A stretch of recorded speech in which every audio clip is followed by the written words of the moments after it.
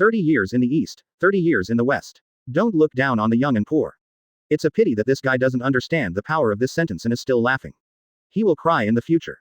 Advertisement. Brother Gojo is only 3 years older than me. It must not have been easy for General Aokiji to win. A strange girl stood next to Gojo Toru, took the empty cup, and said to Kuzan with her back facing him. Huh. The smile on Kuzan's face froze, and he suddenly felt like his girl had run away with the yellow-haired guy. Robin, you'd better stay away from that guy. I heard that he has been flirting with girls in the headquarters. Even Gion is said to be very close to him. He said indignantly. Ever since Gojo Toru spoke out everything, Kuzan's attitude towards Robin is not as cold as before, otherwise Gojo Toru would always make fun of him for following him. He also felt that Gojo Toru's plan to place Robin was feasible. Perhaps only in this way could the last O'Hara survive. Gojo-san is my boss, how can I stay away from him, you nagging uncle? The unfamiliar Robin pouted at him. Of course, the homeless Robin readily agreed to the job offered by Gojo Toru. Now this unfamiliar face is also the masterpiece of Gojo Toru. When she came out of the room, everyone on the ship was shocked and thought she was a woman of unknown origin. The originally dark and skinny ugly duckling, after being touched by his hands, became fair-faced, with red lips and white teeth in the blink of an eye, and his jet black hair was tied into a refreshing high ponytail. It was like a completely different person.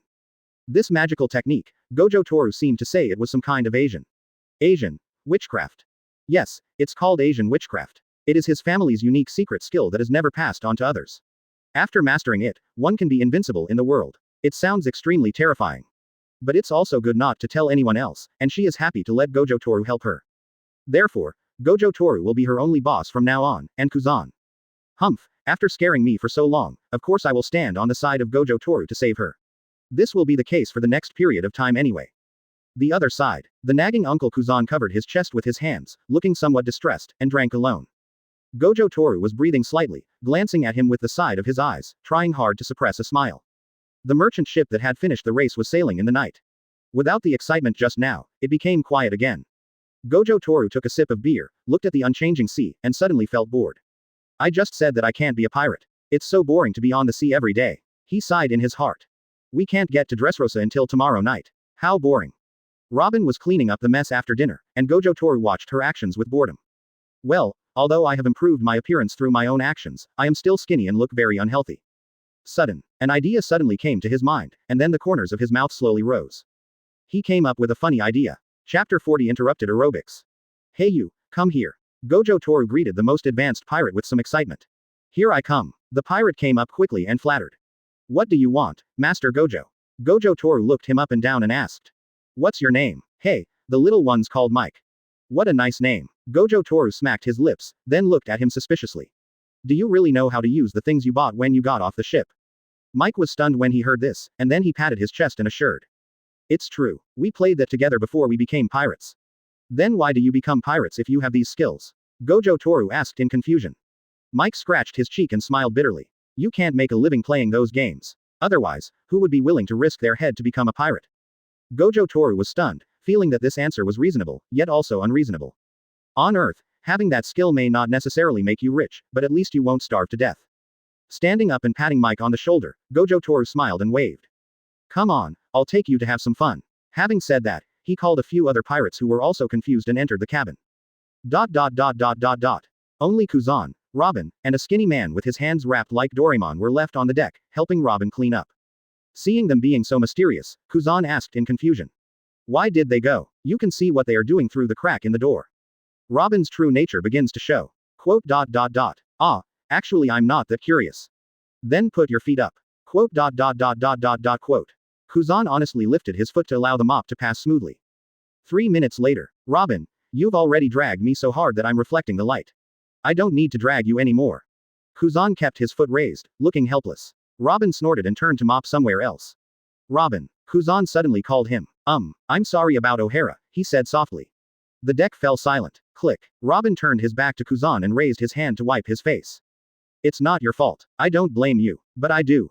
She interrupted with a choked voice. I feel very happy knowing that there are still people in this world who care about me. I just want to experience what it feels like to act like a spoiled child, sorry. Ah, that one you're talking about. Kuzan scratched his head and said with a smile. This is also the first time I've seen you act like a normal girl. I think it's quite interesting. After a pause, he smiled bitterly. Advertisement. Sorry for bringing up something bad. The faces of the people who died that day kept flashing in Robin's mind. He said, weakly, and Kuzan didn't know what to say. And just at this moment, bang, the cabin door was suddenly kicked open from the inside, and the loud noise interrupted the silence on the deck. Look over there. Then Gojo Toru rushed out, shouting, oh, in a strange way, with a guitar hanging on his body, and looked extremely excited. Behind them were pirates holding various musical instruments, and they quickly stood on the deck, ready to face Robin and the others. Robin and the other two stared at the scene in a daze, not yet able to react. After taking his place, Gojo Toru raised his sunglasses, raised his mouth into an evil arc, and shouted. Are you ready to dance? Robin, Kuzan. Huh. The little pirates holding musical instruments responded loudly and excitedly. Ready. Oh, K. Snap. As he said that, Gojo Toru raised his hand and snapped his fingers. Next second, the accompaniment of Let's Dance sounded on the deck, which you must have heard on Earth even if you can't sing it. After all, Chibi Maruko-chan was a household name back then. Come on, I'll teach you a set of exercises to strengthen your body. Gojo Toru looked at Robin and Kuzan. Oh, the little pirates also accompanied the music and made noises. Robin and Kuzan raised their hands and pointed at themselves, both with confused expressions on their faces. Then, Gojo Toru was seen jumping up and down to the music, performing a dance that was even worse than the radio gymnastics. Then Kuzan was dumbfounded. What is this? Let him have a big future for this. Kill him. Robin's eyes flickered slightly, and he seemed very interested, and ran over eager to try. Gojo Toru looked at Kuzan again. This cute dance would be even more fun to dance in the future. Thinking of this, he immediately pointed at Kuzan and said. Come together. That's right. I'll teach you. Hurry up. Hearing this, Robin's eyes sparkled, and he clasped his hands behind his back, agreeing expectantly. If Uncle Kuzan is with me, I will definitely be able to learn it quickly. Without waiting for Kuzan to express his opinion, Gojo Toru directly teleported twice and brought Kuzan over from his original place. Wait, I'm jumping. Stop pulling my pants. Ha ha ha. Shut up, you bunch of idiot pirates. Kuzan cursed angrily while adjusting his pants. Now he had no choice but to get on with it. After confirming that his pants were okay, Kuzan took his position next to Robin and said, come on. Okay, let's start. Gojo Toru turned around and gestured to the pirates. The dynamic accompaniment started playing again, and he began to sing along. Anyway, let's all dance together. Musical note, yeah. Everyone followed Gojo Toru's lead, swinging their hands back and forth and jumping their feet in a strange rhythm. Suddenly, a deceitful uncle appeared from the pot. Musical note. Robin and Gojo Toru jumped to the sides, then pointed at Kuzan in the middle with smiles on their faces. A black line appeared on Kuzan's forehead. I will never forget that Edison was a great man. Musical note. He walked in place, swinging his arms like a fool. Advertisement. Kuzan stopped with a twitching mouth, stared at his dance steps and tilted his head in embarrassment. Don't stop. It's coming. Gojo Toru slapped his shoulder while singing. This is common sense that everyone knows. Da da da la lila. Musical note. Kuzan could only force himself to continue twisting his body. Robin and the little pirates laughed so happily that they started to dance as well, singing loudly. Pip, papa papa, da da da la lila. Musical note. Twist like seaweed. Kuzan. All the pirates looked over, bending over and giggling quietly while playing their instruments expertly. When he sang to the point of ecstasy, Gojo Toru jumped to the center of the deck and sang in a strange voice. From the shadow of the telephone pole, a comedian appears. Musical note. Hey. Dot. The night before they were about to face countless pirates, Gojo Toru and his companions did not feel the slightest bit nervous. This is the confidence that comes with having two general-level fighters. The uniform chorus of Da da da la la musical note spread from the boat to the outside. Kuzan tugged at his collar, laughed and shook his head, but gradually let go. From time to time, he was pushed to the front by Gojo Toru and Robin, leading funny actions, which made everyone on the boat laugh. Gojo Toru also regretted not bringing the Den Den Mushi. Boom boom boom. The atmosphere was at its climax when the sudden sound of artillery fire from the surroundings interrupted everyone's aerobics and singing. Everyone stopped and looked over there. They saw about 20 pirate ships surrounding them tightly with great momentum. On each ship, there were dozens of pirates with grim smiles on their faces, approaching them. The sound of gunfire continued. It seems like they are just like the previous group of pirates, coming here to eat meat. Veins bulged on Gojo Toru's forehead. Being interrupted at a concert is a feud. Kuzan was also very unhappy at this time. He had just found some of the feeling he had when he was young, and then a pirate came to spoil his fun. The aura emitted by the two people at this time was extremely terrifying, which scared the other little pirates so much that they quickly pulled Robin and evacuated to a safe area. At the same time, I sighed in my heart. You dare to rob these two living devils, may the gods bless you and let your bodies remain intact. Gojo Toru and Kuzan looked at each other and said calmly, a fight. One on each side. Kuzan's mouth was cold. The loser has to admit in front of everyone that he is not as good as the other person. Okay. After saying that, the two of them walked to the side of the deck, whispering to each other, brewing their strongest moves. Phase, dusk, eyes of wisdom. Hu Hyoga. A terrifying force suddenly rose up from both sides of the ship, like the end of the world. The pirates on the opposite side only realized at this moment what kind of existence they had provoked. But there is no medicine for regret in the world. Ritual rotation. Kang. Ice Age. Boom. Boom. Ka. Unrivaled power came, and the pirates felt that the whole world was bright. No time to feel any pain, no time to wail. Infinite contraction and extreme freezing engulf everything. The pirate group was wiped out. Chapter 41 Temporary Pirate Alliance. Ding ding dong dong. At dusk the next day, the town of Dressrosa was filled with shouting, screaming and wailing. At the window of a tavern, the disguised Robin crossed her hands, posing as if she was using the power of the Hana fruit. After a moment, she turned around and asked in confusion. How strange. I heard that King Riku was a kind and virtuous king, but now his army, and even King Riku himself, are following the pirates to kill his own people. Was it all a disguise before? Gojo Toru sat opposite, with a cloak of justice borrowed from the marine station beside him, a cup of hot milk in front of him. He glanced at the strange battlefield outside and smacked his lips twice. It is true that King Riku is a kind and virtuous king, but someone wants others to dislike him, not a kind and virtuous one. After going to the island separately with Kuzan, he heard some rumors. The pirates were attracted here because King Riku coveted the devil fruit.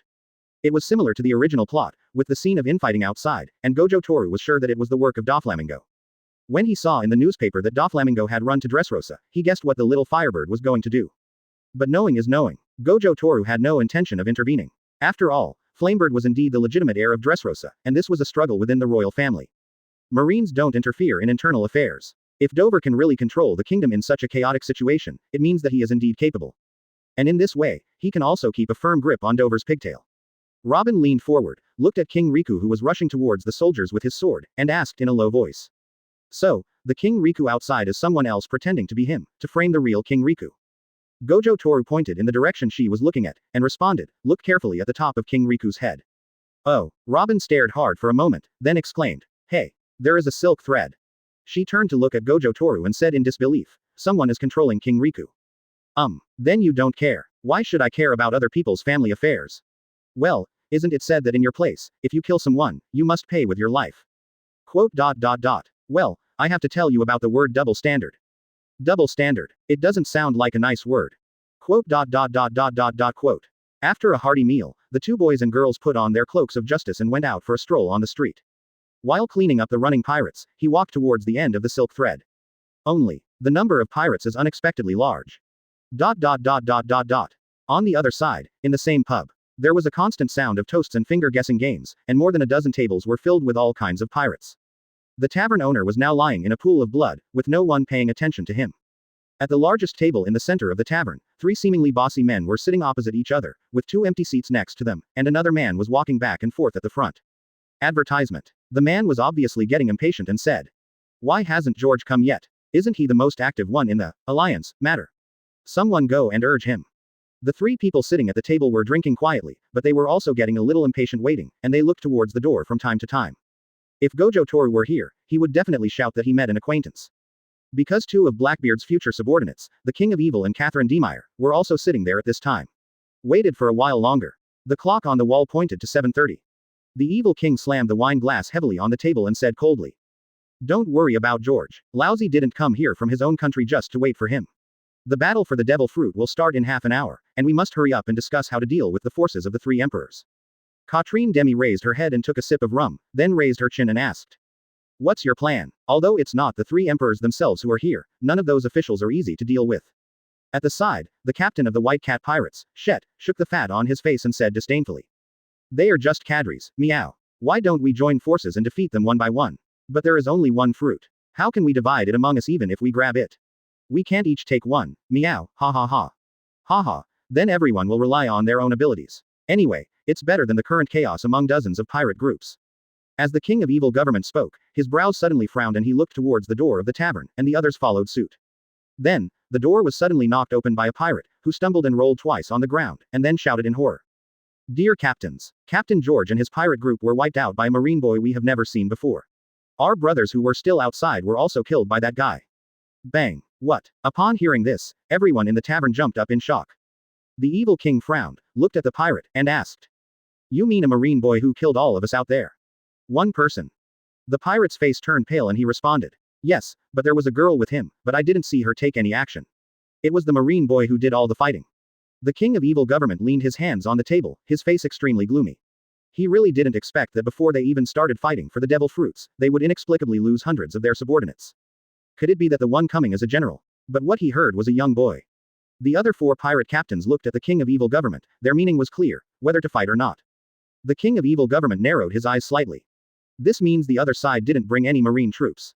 Although it sounds like that marine is very powerful and took care of one of their allies and a bunch of his minions in a short time, their main forces are all here and have not left. George's strength is good, but if it's just a talented marine kid, with the few people present, it's obviously a sure win. The king of evil government only thought about it for a few seconds, then his eyes turned cold and he raised his chin slightly. Seeing this, several other captains stood up at the same time, their eyes bloodthirsty. Let's see how Lousy blows that guy away. You little fool who doesn't know how to live or die, meow. Advertisement. ... The other side. Gojo Toru stood in the middle of the street stained red by the setting sun and blood, noticing the figures peeking out from afar, and said loudly. Marine is doing business, everyone else please leave. The dusty Dressrosa residents hiding in the corner saw the hundreds of pirate corpses lying around Gojo Toru. Their faces turned pale and they didn't dare to stay for a second and immediately fled into the distance. Tap tap tap. Following a chaotic sound of footsteps, the street soon fell into silence again. Gojo Toru nodded with satisfaction and continued to stand there, as if waiting for someone. His spear was currently stuck in the chest of the pirate who died with his eyes open beside him. He remembered that the other pirates called him captain. I was originally planning to look for Doflamingo, but on the way I met this guy who wanted to steal Robin, so I just killed him. When he heard that they had a pirate alliance, he let one of them go to report the news, asked Robin to find a place to hide, and waited there himself. To be honest, he felt something was wrong with him. Gojo Toru used his 6 eyes to observe any movement around him, and the cloak of justice behind him fluttered in the wind. The wait won't be long. He saw the pile of goods in the alley on one side suddenly explode, and at the same time, dozens of black beads penetrated the wooden boards and poured towards him like raindrops. Boom boom boom. A series of deafening explosions rang out on the quiet street, and the blinding flames instantly engulfed the 5 streets, almost covering the entire street. Tap tap tap. The sound of heavy footsteps came from the other end of the street. Soon, the King of Evil and 2 other captains arrived at the scene with their subordinates. Looking at the streets burning due to the explosion, the King of Evil frowned. So weak. Captain Peng K of the explosion pirates walked out of the alley with a few black beads between his fingers, mockingly saying. Could it be that George, that idiot, suddenly got sick and was taken advantage of by that brat? We made such a big fuss, but in the end, it was just a pretty boy. Lousy solved it himself. Katrine Demi put her hands on her hips and looked at him with displeasure. Didn't I just tell you to be gentle and leave that handsome boy to me? Stop talking nonsense. How did Lousy know that the kid was a loser? And if you wanted a man so much, why didn't you do it yourself just now? Just go away. He's just a kid who doesn't know how to live or die. Why are you making such a fuss? The evil king interrupted the 2 and turned around to take his men away. We should go and prepare to snatch the green dragon fruit. Tread. Boom. Before he could finish his words, a cold light flashed on the street. All the pirates present felt a suffocating aura coming before they could see anything clearly. Then came a cold voice. Did Lousy let you go? Chapter 42. How about you blow it up again? Boom. The invisible curse power gushed out like a flood. The blazing flames were instantly torn into pieces. Gojo Toru pointed his gun at the ground and walked out slowly, his body unharmed. After seeing the evil king and his men half turned around with surprised faces, he raised his eyebrows slightly and said in a slightly surprised tone. Hey, there's an acquaintance here. There was no response, and the expressions of the evil king and his companions became serious again.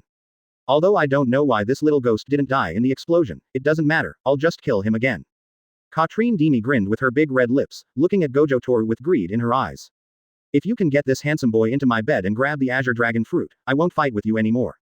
You said it. Peng K said with a grin, looking eager to try. FKU. Your nose is longer than Usopp's and you're uglier than Auntie. You're dreaming. After hearing what Katrine Diem said, Gojo Toru couldn't stand it anymore. Wasn't this a pure mental attack? As a witness, she was the first to do it. Shua. The tip of the gun cut through the air, and his figure turned into a black iron wire, and in the blink of an eye, it was pulled from the original position to the front. Along the way, he chopped 2 pirates to death who were unable to dodge, with the tip of his spear pointing directly at Catherine Demi. Katrine Diem is a user of the mythical beast fruit, but her own strength is not particularly outstanding. Before she used the fruit to copy powerful abilities, she would be in trouble even if she encountered Gojo Toru head-on. 2 pots. But with so many allies present, they are obviously not blind. Gojo Toru shot the 2 men with a lightning-fast spear before he reached Katrine Demi. Then, the man who threw the shell just now quietly stood in front of Catherine Demi, his hands flying quickly. Whoosh, whoosh, whoosh. Dozens of black beads shot out and exploded in the 5 doors in an instant. Bang. The smoke and fire once again obscured Gojo Toru's figure. But the next second, a big hand penetrated the smoke and swung violently to the side. The thick smoke produced by the explosion was dispersed, and Gojo Toru rushed out without slowing down. What a joke. Peng K couldn't help but take a step back, roared in disbelief, and threw out several shrinking shells again. But the explosion still had no effect on Gojo Toru. Punk retreated decisively. Even if the shells hit his face, it would be useless. What on earth would he care about Katrine? But Gojo Toru was already within reach. Stop looking down on me, little brat. Captain Shatter of the White Cat Pirates reacted, and his bloated body was covered with a layer of white hair in the blink of an eye. Even the little cat ears and tail appeared in an extremely incongruous manner. The cat's face was so distorted that it was hard to tell what breed it was. But his speed was as fast as a cat. He attacked extremely quickly and raised his cat claws to hit Gojo Toru's temple. Die. The air wave started from the claws and exploded with a loud bang, and the rubble on the street was blown away in an instant. It's gravel, not Gojo Tetsu. Meow. Shet looked at his claws hitting the air and was at a loss. The shadow blocked out the setting sun. Sheth raised his head instantly. Gojo Toru, who had stopped at some point, was standing in front of him, looking down at him. Sheth shuddered all over. Advertisement. He didn't know if it was an illusion, but he always felt that there was some ominous light in Gojo Toru's eyes. Squeak. The soles of Gojo Tetsu's shoes rubbed against the ground, and due to his violent spinning, a harsh sound was made. Then, a spinning kick with huge potential energy hit Shet's head. The power has a release point. An instant outbreak. Shetter kept leaning forward and swinging his claws, then slammed his head against the ground, breaking several of his teeth. Lousy not only doesn't want to touch you with a gun, but he doesn't even want to like cats anymore. What the hell has he become? It's disgusting. After complaining, Gojo Toru withdrew his polluted gaze. He once again demonstrated his amazing explosive power, tearing through the crowd and rushing towards Peng Kei, who was playing the dice game. Peng Kei was horrified and retreated in a hurry. What's wrong with this kid? Why is his attack useless? The evil king took a look at Shet, who was lying on the ground, and combined with Peng Kei's words, he thought. The power of the devil fruit, barrier. Or some other defensive power. But it doesn't matter. In front of Haki, the fruit ability is invalid. The king of evil government had a sinister smile on his face, and his right hand hanging by his side was covered with a layer of armed color. Became the third person standing in front of Gojo Toru. His speed was even faster than that of the cat people. He arrived next to Gojo Toru in an instant. Break it for lousy. The king of evil government raised his fist covered with armament Haki and smashed it towards Gojo Toru with confidence. Bang. There is no feeling of hitting a solid object. The confident smile on the face of the evil king suddenly froze, and he looked up. I saw Gojo Toru sticking out his index finger, and his fist hitting it. But it couldn't move forward even a centimeter. What are you talking about? The evil king, who was doubting his own life, subconsciously wanted to roar, but suddenly he saw Gojo Toru raising his spear. He tried to dodge, but it was too late. Gojo Toru swung the spear like a stick and hit him hard on the waist. Bang! There was an obvious sound of something breaking coming from the waist of the evil king. If it was shot in slow motion, you would be able to clearly see the muscles of his entire body shaking as his waist collapsed. Then the whole person turned into a hunched shrimp and was smashed directly onto the street behind. Boom! The blood on the street was shaking, and circular ripples appeared. But the next second, go to hell, Katrine Demi sneaked up behind Gojo Toru at some point and slashed at the back of his neck with the sword in her hand. Although she saw Gojo Toru's incredible defense, she didn't believe that he could even defend against attacks from behind and around his neck. Puff. The sword blade paused for a moment, but then it actually cut in an inch. Catherine Demi grasped the hilt of the sword, her expression instantly becoming ferocious. With twisted pleasure, she put all her strength forward, her expression extremely crazy and ugly. But she soon discovered something was wrong. The sword had indeed cut in an inch, but it was only an inch. If it went any further, it couldn't cut in even a little bit. Hey, I'll give you some motivation, and it'll become even uglier.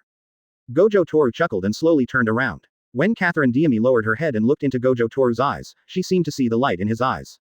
Advertisement. At this moment, she deeply realized how terrifying Gojo Toru was. Shua. It was just a moment of daze. Catherine Demi suddenly felt a pain in her lower body, and then her body began to fall uncontrollably. Without waiting for her to move, Gojo Toru grabbed her neck, lifted her up again, and said with a smile.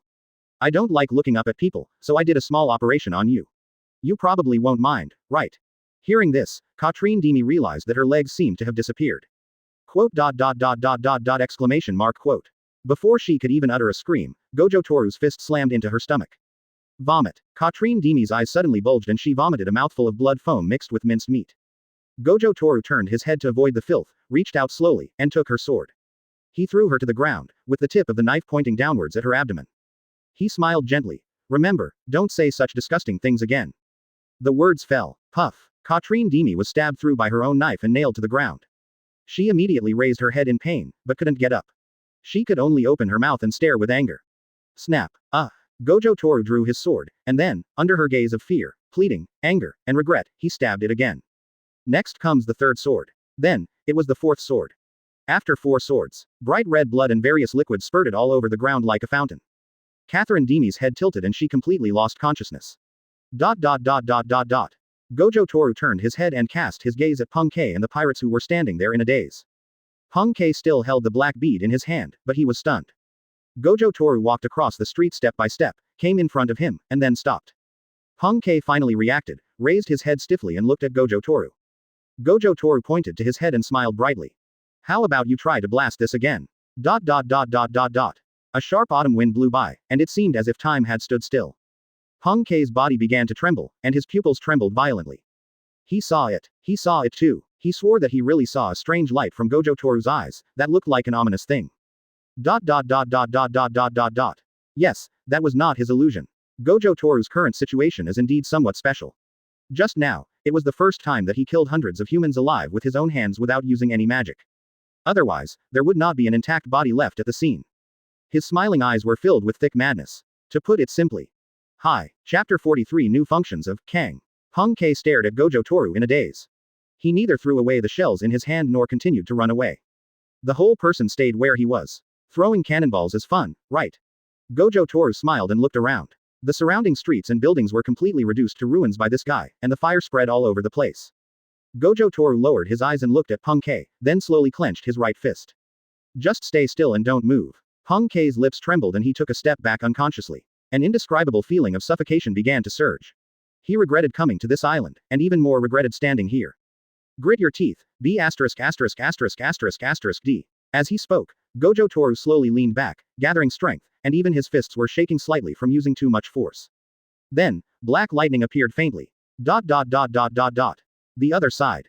Robin hid in an empty house, looking through the gap in the second-floor window in the direction of his boss in the distance. To be honest, as a 14-year-old girl, Robin thinks that he has a strong psychological endurance, even some adults may not be as good as him. But at this moment, Robin had to admit that he was still too young. She raised her hands to cover her big eyes, squatted down, and did not dare to look at the next punch from her boss. What is that? There are sparks and lightning, will it really not break people into pieces? Next second. Boom. Robin was frightened by the loud noise outside and trembled all over. He quickly patted his chest and took 2 deep breaths. This is so scary. Is this how all the strong men on the sea fight?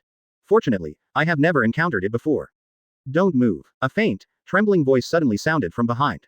Then, Robin felt a chill on his neck. Without doing anything rash, she raised her hand and slowly turned around, and saw a somewhat familiar face. It was the pirate that Gojo Toru had let go before and went to report the news. You want to take me hostage? Or kill me? Robin quickly calmed down, showing no fear of the knife at his neck, and even took the initiative to question the other party. The main thing is that the guy opposite me has an 800-word essay titled, "I Miss My Mom," written all over his face. She could find an opportunity to break the opponent's neck and kill him. The pirate who was frightened by Gojo Toru to the brink of collapse was stunned by the question. Why doesn't this kid play by the rules? Shouldn't he scream out in fear and ask the killer outside to let him go in exchange for his life? But looking at the kid raising his hands in surrender in front of him, there was nothing in his eyes except a hint of disdain. The pirates went berserk. He grabbed Robin by the collar. Veins popped out on his forehead. Are you kidding me? What's that look in your eyes? If you move again, I'll chop off your head. I didn't move. You're still. Shua. Advertisement. A long spear whistled and shot through the wall. Neither of them reacted yet. Boom. Robin felt like a watermelon exploded in front of him, and red juice sprayed all over his face. There were also some smelly broken bones. Robin wiped his face blankly. His hands were red, white, and yellow. Adrenaline in the body explodes instantly. Whole boss. Just cursed. Robin rolled his eyes and fell to the ground like a rag doll. After a moment. Step. Gojo Toru walked in through the door with brisk steps.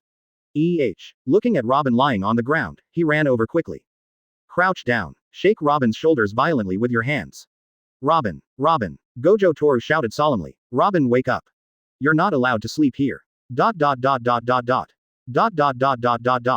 3 minutes later. Seeing that she was still not awake even though he was about to shake her apart, Gojo Toru sighed helplessly.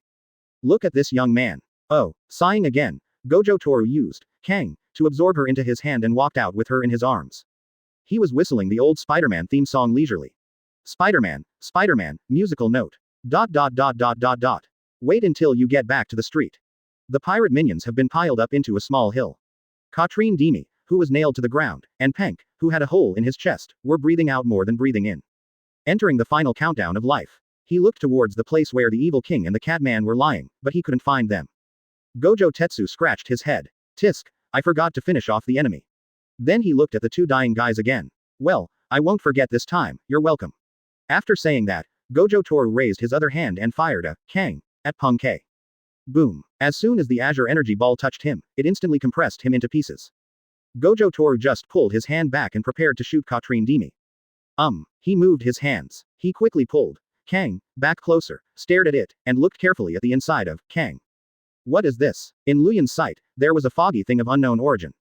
Advertisement. That thing seemed to have life, struggling wildly inside. But he could not escape the attraction of Kang, and was trapped. This thing. A bold idea came to Gojo Toru's mind. Isn't this the consciousness of a devil fruit? Thinking of this, he immediately understood why Punkei's marble-sized black beads were so powerful. That guy used a devil fruit to shrink the cannonball. He thought the guy was a wielder of hidden weapons, but it turned out to be a person with special abilities. But soon, Gojo Toru was troubled by the consciousness inside Kang. So how do I install you on the fruit? The consciousness ignored him and was very cool, just struggling madly. Gojo Toru felt that as soon as he lifted the spell, this thing would immediately run away and disappear without a trace. If he had, he could also try to force this thing into the fruit, but the key is that he doesn't know how to.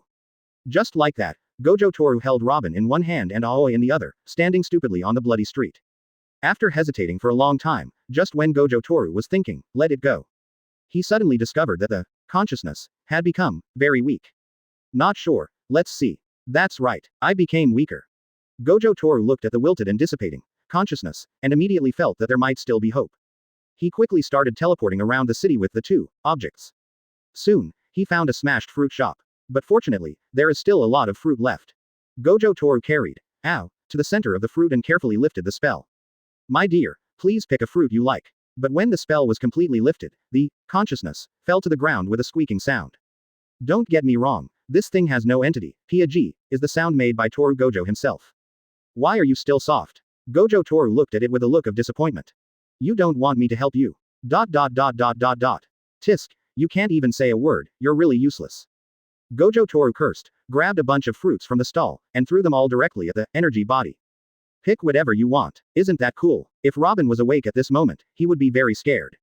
Waited 2 or 3 minutes. Gojo Toru felt that this time should be enough for ordinary people. Then he bent down and began to rummage through the pile of fruits. Oh, it's done. A cry of surprise. Gojo Toru jumped up, holding a strange-looking apple in his hand. I did it. But the next second, he fell silent for unknown reasons, as if he had thought of something. Then he suddenly ran out, uttering a sharp cry. Diame-chan. Please don't die, Diame. Chapter 44 Kuzan. %*#%. 10 minutes later, Gojo Toru carried Robin, waved his hands happily, and strode down the street. My arms are bulging, as if I have 2 big thunderbolts. We ordinary people are really happy tonight. Musical note. New Year's Eve is about bidding farewell to the old and welcoming the new. Musical note. Today is a good day. Everything you wish for will come true. Musical note. Robin, who was almost thrown into the air, woke up dazed. Before I opened my eyes, all I could hear was the sound of the wind and an idiot singing excitedly. Robin shuddered violently and woke up instantly. What are you doing? Put me down now. Her face was hurt by the cold wind and her body struggled violently. You're awake. Gojo Tetsu had just thrown Robin over his head, but he stopped immediately when he heard the voice. I thought you were going to sleep until tomorrow. Thank you for your concern. Can you put me down now? Robin stood in the air expressionlessly, hugging his cold body.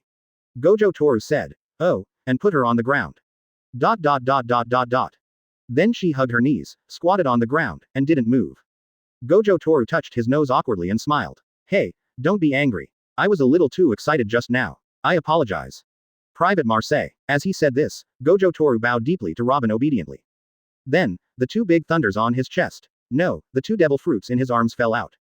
Gurgle gurgle. Robin squatted on the ground, blinking his eyelashes as he looked at the 2 devil fruits that rolled in front of him. Devil fruits. 2. She didn't care about being angry anymore. She looked at Gojo Toru in shock and asked. You stole it, but it doesn't look like a blue dragon fruit. Gojo Toru immediately put his hands on his hips, raised his chin, and spoke proudly. This is your boss, me. I sucked it out from Punk and Katrine Demi. Quote. Something is wrong X2. Both of them suddenly stopped talking, and the atmosphere became a little awkward. You turned out to be a pervert. As soon as Robin broke the silence, Gojo Toru interrupted her hastily. Shut up. I didn't suck it with my mouth. So which body tissue did you use? Quote. Gojo Toru collapsed and helplessly spread his hands. Use my abilities. Then he specifically rolled a Kang, as seriously as Naruto rolling a meatball. He was afraid that Robin still thought he was some weird pervert. Seeing this, Robin nodded. All right. Hey, Hey, what the hell is that disappointment on your face? Are you disappointed that I didn't use my body tissue to absorb it? Nothing. Advertisement. Robin picked up the two devil fruits, looked at them carefully, and identified the types of fruits. If you treat your boss like this, you'll get your salary deducted. Gojo Toru protested back and forth behind her. Hey, I see. Robin continued to observe carefully, but then she suddenly turned her head and stared at Gojo Toru. You haven't mentioned salary to me yet. I think we can talk about it now. Quote. Gojo Toru was instantly speechless, his eyes were wandering and he was whistling. Are you kidding? I haven't even received my salary yet. Where do I get the money to give to others? Robin snorted softly, lowered his head and continued to study, with a hint of complacency secretly raised at the corner of his mouth. Just a moment. The characteristics of the two devil fruits finally matched the illustrated books in her memory. Seeing her like that, Gojo Toru wondered. Why don't you just ask me? Exercise your memory. Quote. All right. Aren't you going to get the Azure Dragon fruit? Robin looked up at him. The battle for something has already begun. Gojo Toru was stunned when he heard this. That's right, wasn't I planning to ask Doflamingo for it directly? I looked at the dark sky. The battle has to start for a while. Thinking of this, he hurriedly urged. Go. Don't let the fight end before we get there. If I do, then I'll have given away the Azure Dragon fruit in vain. Robin said speechlessly. So the blue dragon fruit is not as important as fighting. She looked around and picked up a small cloth bag in front of a store. After putting the devil fruit in, he looked at Gojo Toru. I won't go, to avoid dying in your hands. Besides, it's inconvenient to carry two fruits with me. Please send me back to the ship and wait for you. Hearing this, Gojo Toru thought about it for a moment, felt that what she said was right, and nodded. Okay, then you keep an eye on those little pirates on the ship, is that okay? Well, I can still do this. Without saying anything more, Gojo Toru put his hand on Robin's shoulder. Shua, the two figures disappeared on the spot. A cool evening breeze blew by, taking away the thick smoke and smell of blood on the street. On the other side, King's Terrace. The curtain on the wall of the palace shows a forest. The battle for the blue dragon fruit organized by Doflamingo is taking place there. To win the hearts of the people, Doflamingo first spread false information, then controlled King Riku, then announced in public that he would take out the blue dragon fruit for Dressrosa, and finally chose an uninhabited forest as the location for the competition, saying it was for the purpose of not harming the people. After all this, his reputation reached its peak in the hearts of the people. But Doflamingo was a little dissatisfied at this time. His original plan was to give the fruit to Gojo Toru as agreed, so that Gojo Toru would become the public enemy of all pirates. Then he could use this opportunity to easily get rid of that nasty little devil. But he waited for a long time. In the end, not even a hair of Gojo Tetsu was seen. Therefore, he was so angry that he had no mood to watch the live broadcast. Haven't you found Gojo Toru yet? Advertisement. Doflamingo frowned and asked Toribel who had just arrived. Didn't you say before that your men saw him appear in the city? Toribel sniffed his nose and replied with some embarrassment. When I sent people there again, there were only corpses on the ground, and no trace of Gojo Toru was seen. After considering his words for a moment, he continued. His whereabouts are very strange. It's like he's traveling. He runs around everywhere. His men can't catch him at all. Quote. Doflamingo was speechless. He had never thought that sending a fantasy beast fruit would be such a difficult task. Forget it. Forget about him. Let the people below withdraw. Yes. Hey, Dover. Gojo Toru appeared. Toripal, who was about to go out, saw something flash in his peripheral vision and stopped immediately, pointing at a corner of the live broadcast screen on the wall and shouting. Swoosh. Gojo Toru suddenly appeared at the scene of the battle, as if he had been copied and pasted directly. Cut them for lousy. Kill. That's one of ours. Idiot. Deafening roars and shouts of killing resounded throughout the night sky. Gojo Toru stood under a tree, looking at the battlefield which was even more messy than his math test paper, and twitched his lips. Is this competition serious? Raising a GU. Even if they raise GU, there are not tens of thousands of them working together. The flashing swords and shadows danced like a net, and from time to time someone fired a hidden gun. There was even a pirate standing on the tree next to him. He was firing a gun and spitting phlegm. Who? ? Gojo Toru took on 5 large pirate groups alone and accomplished the feat without even blinking an eye, but when he saw this scene, he was still stunned for a moment.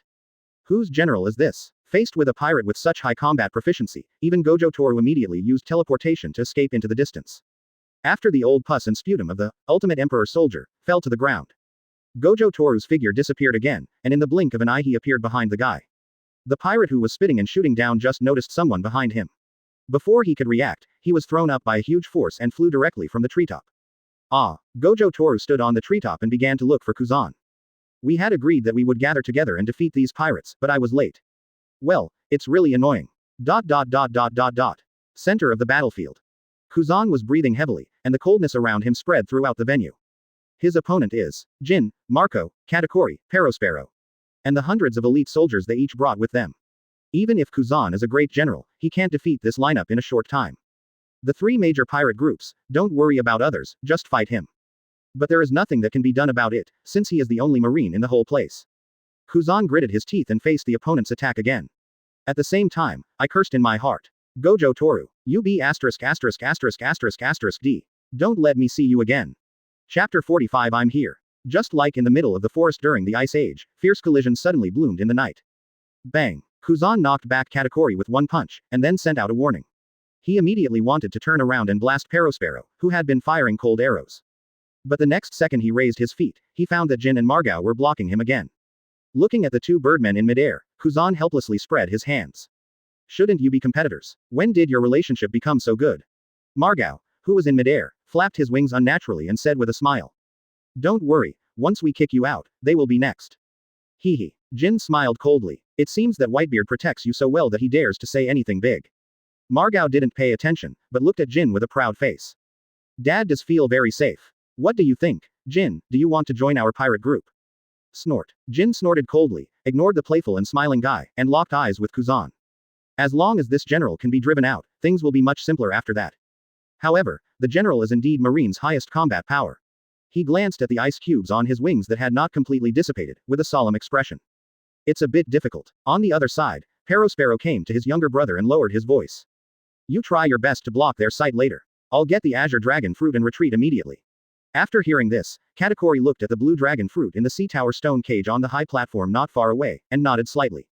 Their goal is the fruit, and there is no stipulation in the battle that only the winner can get the prize. Any means is within the regulations. But looking at Kuzan and the others, he felt a burst of fire in his heart. After you get the fruit, just leave and don't worry about me. I'll hold Jin back, otherwise he'll be able to catch up very quickly with his speed, and Marine's support is coming soon. It will be even more troublesome to leave then. Perospero thought for a moment and felt that what he said was right, so he nodded. Then be careful. After all, your opponents are the general and those two guys. It'll be okay. After saying that, Katakuri raised his hands, and a large amount of soft rice cakes poured out, forming two huge fists in the blink of an eye, and the armed colors were entangled. Kuzan and the others on the other side were moved in their hearts and turned to look at them at the same time. The next second, unparalleled rice cake. There was a loud shout, and Katakuri's two giant fists were like battering rams, slamming hard in Kuzan's direction. Even Jin and Margao were on the edge of the attack range. Hey, Katakuri, please keep a closer look. We're still here. Margao quickly flew away and shouted dissatisfied. However, no response was received. Kuzan looked at the incoming giant fist, raised his right hand, and cold air escaped from the corner of his mouth. Advertisement. Frozen time capsule. Click. The cold air that seems to freeze everything rushes out instantly. In the blink of an eye, the giant fist that had arrived in front of Kuzan was frozen in place, unable to move even an inch. However, Katakuri's attacks did not stop. After pulling out his fist, he immediately moved to another direction, as if he didn't believe in evil, and used unparalleled rice cake to attack Kuzan one after another. Kuzan responded as usual. Soon, the place was filled with huge frozen rice cakes. Although Jin and Margao were a little confused about Katakuri's actions, they still chose to go down and help. After all, Kuzan is now their common enemy. Boom boom boom. The huge battle resumed after a short intermission. The rest of the pirate group didn't even dare to get even a little closer at this time. The horrific aftermath of the battle alone had already forced them 100 meters away. There was nothing they could do about it. At the edge of the battlefield, Perospero, who had escaped from the battle at some point, was hiding behind the frozen giant fist and quietly moving towards the high platform. Thanks to Katakuri's cover, the other people on the field were unaware. Haha, the truth is to quietly grab what needs to be grabbed and then retreat. Perospero licked the scepter with his long tongue. A fool who only knows how to solve problems with his fists will always be a loser, he. Soon, under the cover of the huge rice cake, Perospero came to a place not far from the platform.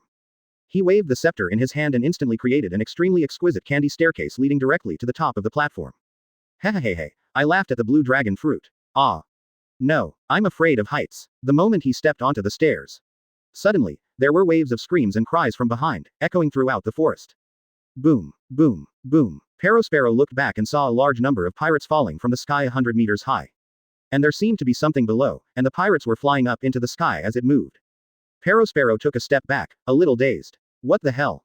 How come the direction of movement is towards? Next second.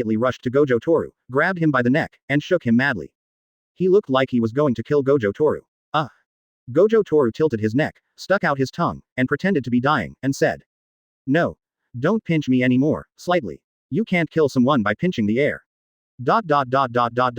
Kuzan was so angry that he looked down and realized that his hand had not touched Gojo Tetsu at all. What a disgusting ability. Kuzan threw him away and became even angrier. Then he looked at Jin and the others. If I can't beat this B**********, can I still beat you? As long as Gojo Tetsu can contain one of them, he will be able to. Ha ha ha ha, that guy is so funny. At this moment, a burst of laughter was heard in the distance, and several people turned their heads to look. I saw a red-haired man wearing a straw hat, holding his stomach, laughing so hard that tears came out of his eyes. There were a few people holding guns and meat next to them, and they looked like the younger brothers. Them. Never mind, I don't know him. Kuzan withdrew his gaze and didn't pay any attention to those strange guys. He glared at Gojo Toru and said, "Stop messing around. Pick an opponent and I'll help you as soon as I can deal with the other two." After saying that, Gojo Toru was still looking at the straw hat man without responding. Kuzan frowned and urged, "Did you hear me? Put an end to this farce as soon as possible." "Ah. I heard it, no problem." Gojo Toru came to his senses and nodded in agreement. "Well, which one do you choose? The strengths of the three of them are not much different. I suggest. I choose Shanks. Give me some face. Let's fight." Before he could finish his words, Gojo Toru rushed out screaming like an excited baboon. Advertisement. Quote. The cold wind blows, and a fallen leaf floats by gently, bringing a hint of bleakness. Kuzan's hand froze in midair. He looked at Gojo Toru who was running away, and opened his mouth silently. Phoenix seal. Swoosh. The sound of breaking wind came. Kuzan immediately came to his senses and dodged the attack. "You don't take us seriously, General Aokiji. You picked us." Marco in human beast form flew out of the pit with a look of dissatisfaction on his face. At the same time, swish swish, Jin and Katakuri also attacked Kuzan together with anger.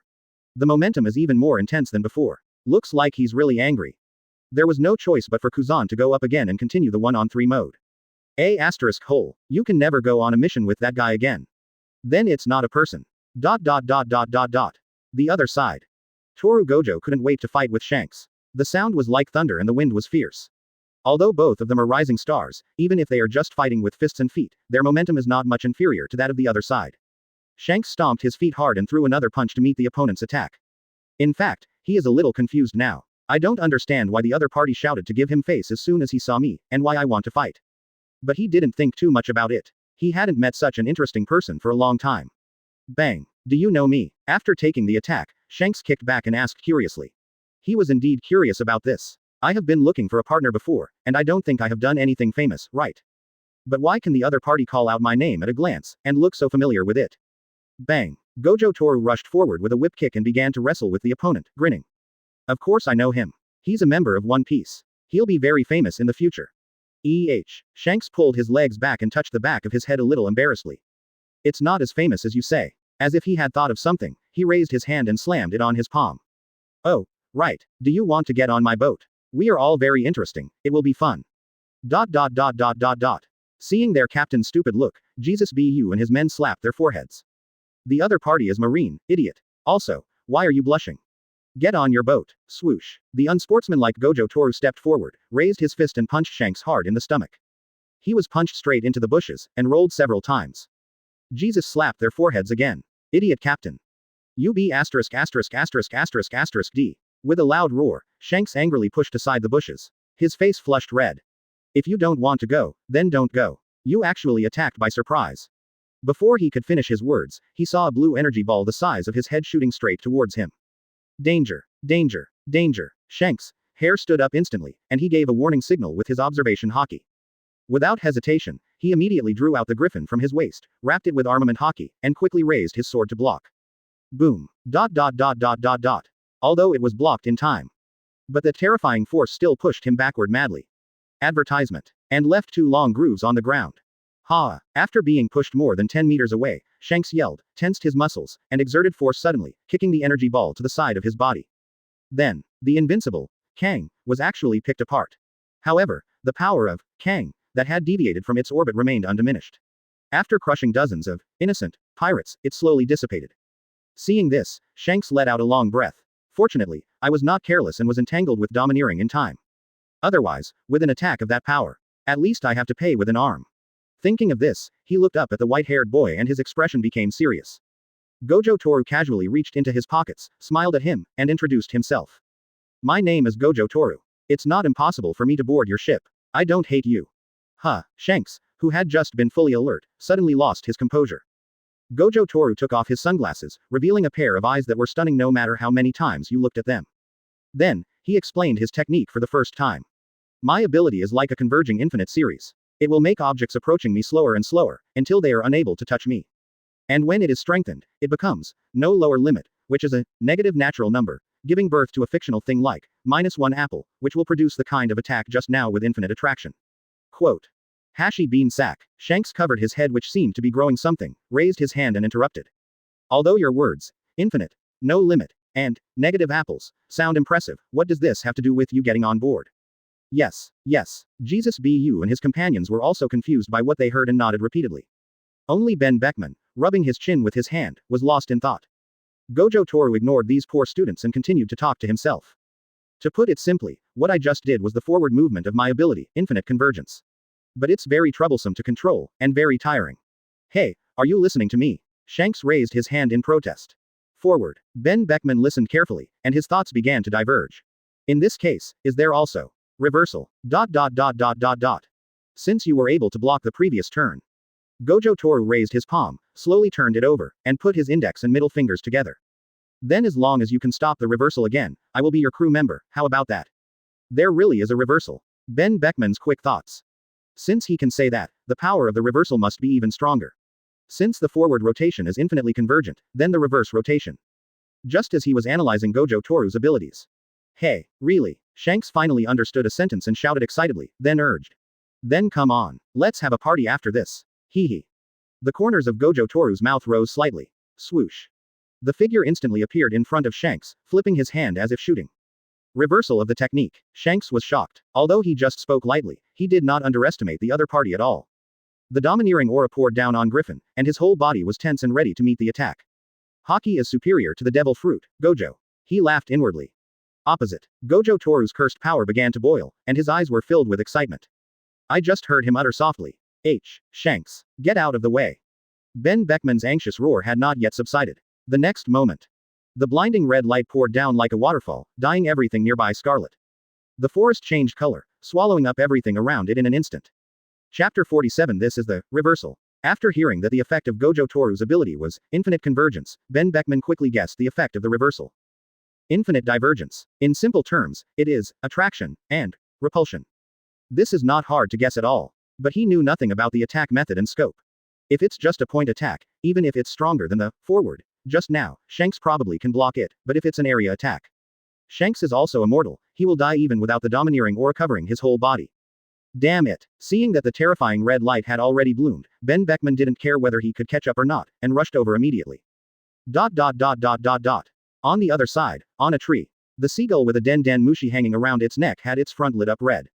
It was supposed to focus on the battle between Admiral Marine and the three major pirate groups, but with the arrival of the white-haired man, its attention was immediately drawn. Because it had seen this strange man before, it remembered very clearly that it had diarrhea that day. And ever since this guy came, the boss in the headphones has been very excited. Say this guy will definitely become a hot topic, and then let it focus on this guy for the entire live broadcast. That's right, live broadcast, and it's live broadcast to the world. After all, it's such a big event, and it was the boss's effort, so how could he miss such a hot spot?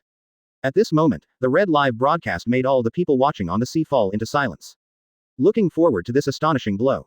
Dressrosa Sea. 10 warships were sailing in the pitch black night. On the central warship, Zephyr and the other marines were all watching the scene on the screen in silence. To be honest, he was almost mad after seeing the note that Gojo Toru left for him that day. He didn't know how that brat dared. There were at least 100 pirate groups heading to Dressrosa. But that brat actually ran over there alone. His blood pressure almost went through the roof. D. Why don't you bring more people with you? What if something unexpected happens? Fortunately, Kuzan contacted him yesterday and said that he would go to Dressrosa with Gojo, which made him feel relieved. Otherwise, when I see him, I will definitely let him have a taste. It's amazing not to eat sweets for 3 days. Yes, 3 whole days. Zephyr thought viciously in his heart. Aside, Gion and several of his classmates were staring at Gojo Toru intently. In fact, they were also shocked when they first heard that this guy had run away. But I wasn't really surprised, after all, it was that guy. At this time, they are more concerned about the reversal in the 5-hand hand. At the same time, a question arose in his mind. What kind of fruit did that guy eat, and why did he have 2 completely opposite abilities? His previous forward turn was already so horrific that they didn't dare to imagine what the reverse turn would be like. Wrong. There are 3 types. He also has a perverted ability that makes him untouchable. Is this a human advertisement? Back to the scene. After Kuzan and his companions felt the powerful aura, they also stopped fighting. Everyone headed this way. Just see. An extremely dazzling red light bloomed from Gojo Che's fingertips. Shanks was shocked and was instantly engulfed. It was too late for Ben Beckman, his eyes were bloodshot. Jesus Bu and his men also reacted and realized that their boss might not be able to withstand this attack. I also felt extremely angry and regretful. However, all this was in vain. There was nothing they could do at this point. Next second. Shanks' figure completely disappeared under the light. Gojo Toru's eyes seemed a little excited, and he thought. The control of the cursed power was very smooth this time. Could it really be? Woo. Just when he thought he had finally mastered the reversal technique, the cursed energy at his fingertips suddenly became disordered. Then the technique began to collapse and dissipate. The dazzling red light gradually dimmed and went out. Failed. Gojo Toru's smile froze, and he immediately began to curse IIVV madly in his heart as usual. Everyone who saw this scene was stunned. A kidney accident occurred. Is it over? Where's the ultimate move? Where's your red spiral flash cannon? It's such a big noise. Just show us a flash, right? RNM. Give me your money back. As for Shanks, the person involved, he actually covered his entire body with armed color the moment he realized something was wrong. Although the intensity is not as good as concentrating it, it is still better than resisting it with the body. But what is happening now? What about attacks? He stood there, holding Griffin in his hand, in a daze. The next second, Gojo Toru, who was feeling depressed and had nowhere to vent, did not hesitate at all. An action completely out of instinct. He jumped up directly and did a Leo flying kick. Shanks was knocked to the ground in an instant. He was stunned. But that's not all. Gojo Toru then used continuous trampling and continuous punching to beat Shanks madly. Don't you ever call me mean, Shanks. Gojo Tetsu explained as he fought. Use the flash bomb to confuse the opponent first, then take advantage of the opportunity to defeat him. This is my reversal. Quote. Advertisement. Quote. The whole world fell into dead silence. Throughout history, this should be the only time that global unification has been achieved. It is a great achievement. At this time, everyone has a deep feeling of powerlessness, wanting to complain but not knowing how to start. Forget it, I won't refund the money, it's bad luck. The little drama on the screen continues. I get it. Shanks, with a bruised face, waved his hands and shouted. I surrender. I won't pull you on board. Stop it now. What? Gojo Toru's eyes widened, and he quickly helped Shanks up. The Oscar statuette began to merge. I was reckless, but this is also your fault, Lao Shang. Why didn't you say it earlier? What do I say? Shanks thrust his face forward and said angrily. What the hell are you talking about? Gojo Toru interrupted him with a kick. I am a righteous marine. Fighting pirates is a natural thing. Why should I explain to you evil reactionaries? And you, the guy who taught a kid to be a pirate, watch out. Bang, bang, bang. Then, Shanks was so confused that he was beaten up again. The scene was extremely brutal. He was beaten so badly that he could hardly fight back or speak. I've been a pirate since I can remember, can you blame me for this? Besides, when did I teach a kid to be a pirate? At this moment, the parents in front of the TV covered their children's eyes. This is not suitable for children. Beside the scene, the crew members of the Red Hair Pirates stood there, raising their hands, then lowering them, raising their hands, then lowering them. Finally, he covered his eyes. The people have already been thrown out, and they don't want to be labeled as accomplices again. But maybe a beating from society could cure our captain's idiocy. Kuzan on the other side also hunched over slightly and raised his hands to cover his face. He felt the same as them. But what they don't know is their own identity. It had already been spread to the whole world by the seagulls in the distance. From then on, the Red Hair Pirates and Gojo Toru. Well, after a while, Gojo Toru stood up happily and stretched, then tilted his head to glance at Ben Beckman. How is it? My reversal is not bad. Chapter 48 1v1 Real Man Battle. Quote. Ben Beckman twitched his lips and said nothing because he didn't want to bother with this BCH. Finally, he was very righteous and helped Shanks up with his lifeless eyes. Ben Beckman is really afraid of Shanks now, he will leave an indelible psychological trauma. To be honest, if he was being ravaged like this in front of so many pirates, he probably shot himself. Well, let's go. Ben Beckman turned around and called to his companions. Jesus Bu and the others who were clasping hands were stunned for a moment after hearing this. Aren't you going to grab the fruits? Mythical beasts are very valuable. Although their pirate group does not eat devil fruits, they can still sell them. Besides, the Azure Dragon fruit must be worth at least 10, 20 or 30 billion. What else are you robbing? Ben Beckman reluctantly mentioned the dead Shanks. Go find a psychiatrist right away. Quote. Oh, yes, let's go. After figuring out which of the two matters was more important, the few people hurriedly helped to carry Shanks and hurriedly evacuated the scene. I guess this interesting journey will be something they will remember for the rest of their lives. It's really youthful. Gojo Toru watched their backs go away with a gentle smile on his face, and only turned around when they disappeared from his sight. There is no need to keep them, it is impossible to keep them and there is no need to do so. That's good enough. He looked in the direction of Kuzan and the others. When Jin and the others were stared at by Gojo Toru, they shuddered all over. To be honest, they don't want to fight this guy. Not only is his strength not bad, but his ability is also limitless.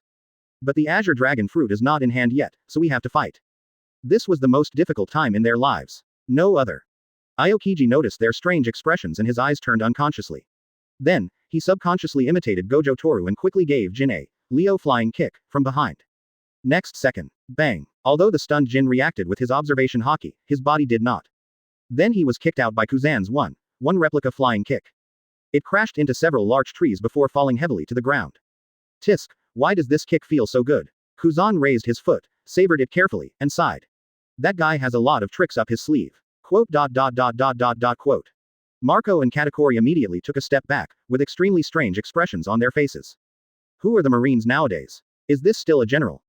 Just a moment. Advertisement. As Jin stood up with trembling fists in the distance, Kuzan looked at Gojo Toru who was squinting at him and grinning evilly. Quote. Ahem, Hurry up and get to work, Robin and the others are still waiting. After saying that, he didn't stop for a second and rushed towards Marco. Damn it, that guy saw me. ... Looking at Kuzan's embarrassed back, Gojo Toru smiled wickedly. Everyone laughs at Wang Jing's, everyone is Wang Jing's. Even though he joked in his heart, Gojo Toru did not forget his main purpose.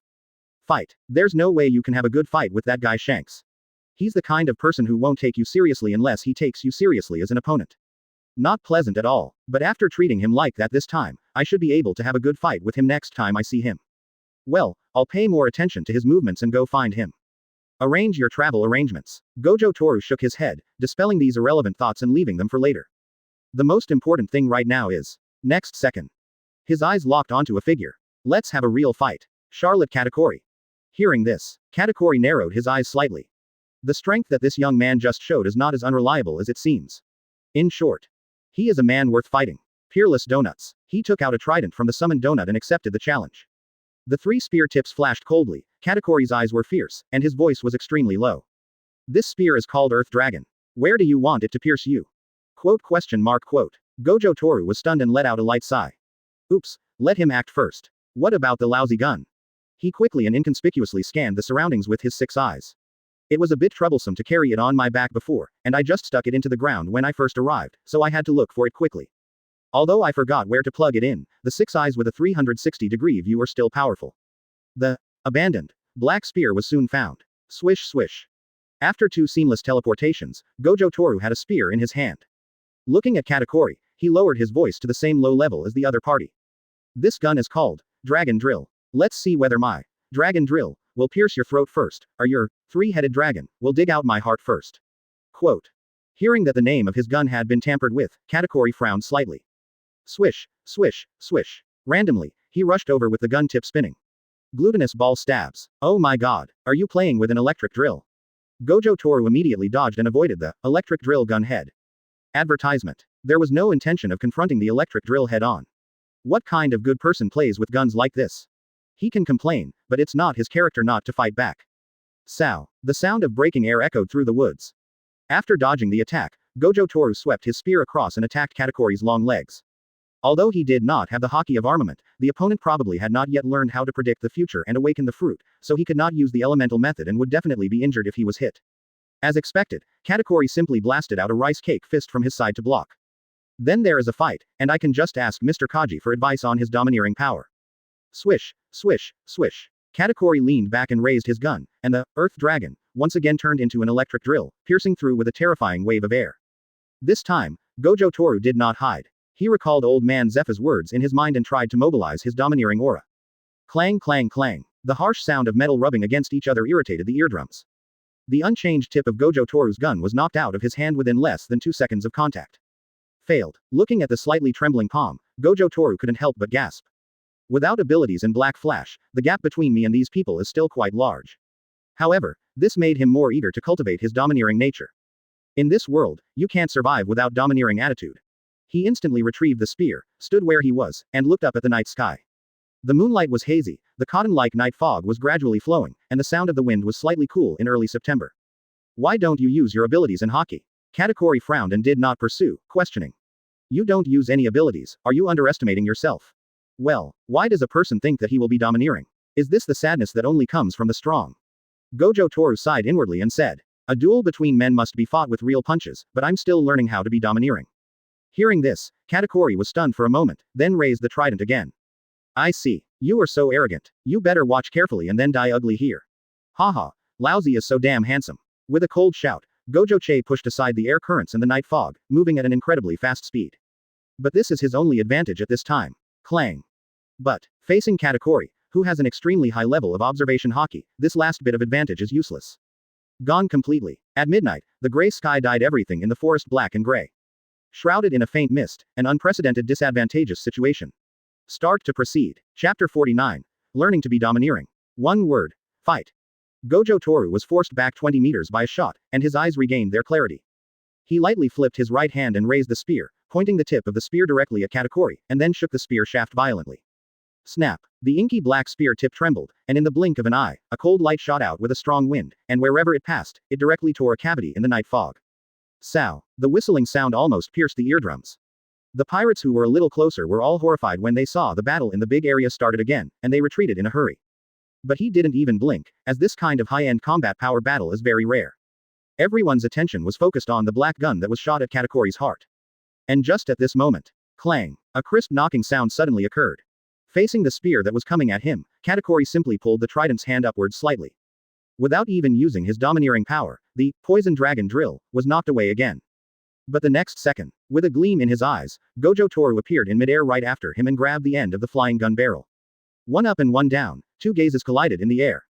But only for a moment. Gojo Tetsu, suspended in the air, felt the power in his muscles, and then used his unreserved force to split Washin Mountain. He smashed it down from the air. But Katakuri is not a turtle who only knows how to defend. After figuring out Gojo Toru's strength, the trident in his hand was instantly wrapped with armed color domineering, and then he lashed it upwards fiercely. Boom! With the loud bang, the surrounding trees shook.